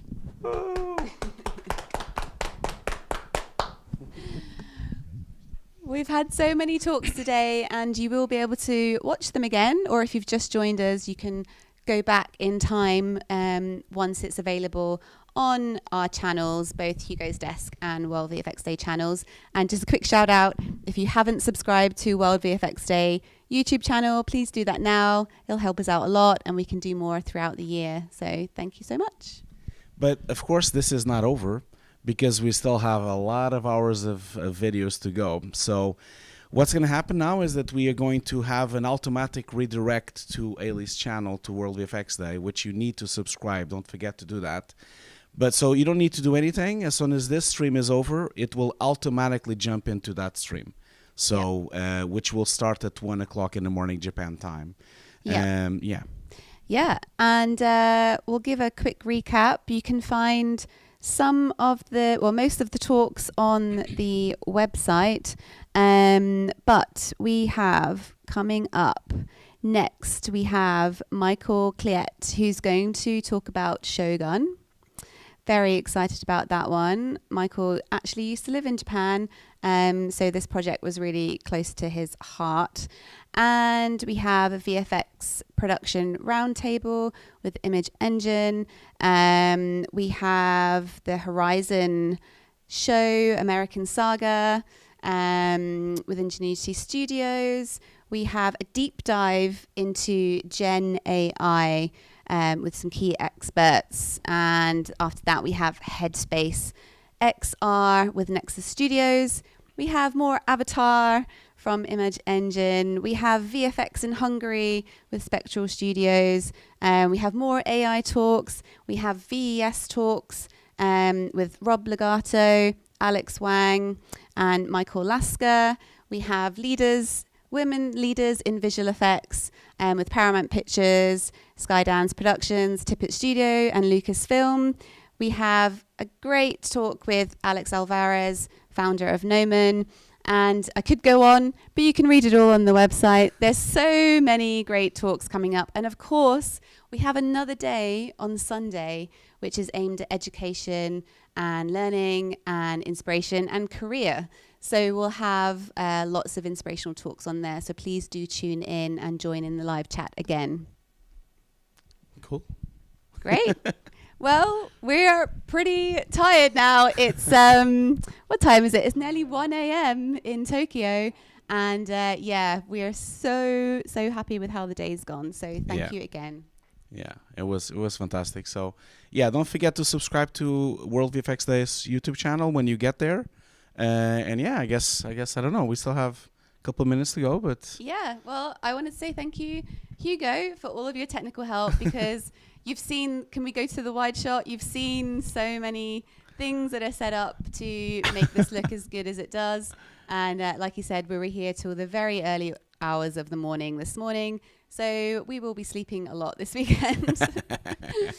But it's all been worth it. Yeah, it was. And you guys can see some really beautiful pictures that Bobby has been taking all day. And there's some really nice pictures of this command center that is going on this room here. And of course of all the speakers. And yeah, the photos look really beautiful. So congratulations. Yeah, take a look at our Instagram page. We have lots of stories on there that are, yeah. How many have you posted tonight? I don't know, like 10, 15, I don't know. There's a lot of cool photos. Nice, I love it. And then have we got any shout outs on the live chat before we go? Would be nice to... Yeah, we have some really nice, kind words here. Drover is saying, thank you so much for this amazing stream. Evan says, great first day. You know, there's a bunch of people really saying... I can't thank everyone enough for the amazing kindness the whole day. Like, people have been super nice, and they've been always like saying hello to us, and a lot of questions as well. It's been really active, so which is great. It's so good. And of course, we still have the giveaways that are happening. Yeah. Oh, that's right. Someone was asking about that. I'm sorry. My brain is a bit slow. So the links are on the chat right now. So the three giveaways. We have my new course from HUGO'S Desk to give away. We have Das Element with 1 annual license, standard license, and then Foundry is giving a NUKE X license for 1 year. These will still run all the way until the end of the stream on World VFX Day's YouTube channel. So you still have several hours to sign up. The link will be the same, and we'll announce the winners later on. Yeah. Yeah. And of course, we want to make World VFX Day bigger and better every year. So if you have any feedback, please do let us know. We are very open to suggestions on how we can improve next year. Yeah, absolutely. Amazing. Cool. Well, we've got a few more minutes until the next talk. So go grab a cup of tea or a beer, whatever time of day it is where you are. And yeah, we hope to see you very soon somewhere in the world. Cool. So remember, this is going to be redirected. So I hope you can all find your way into World VFX Day on YouTube. And yeah, see you all later then. Bye from us. Goodbye. Goodbye, everyone. Goodbye, everyone.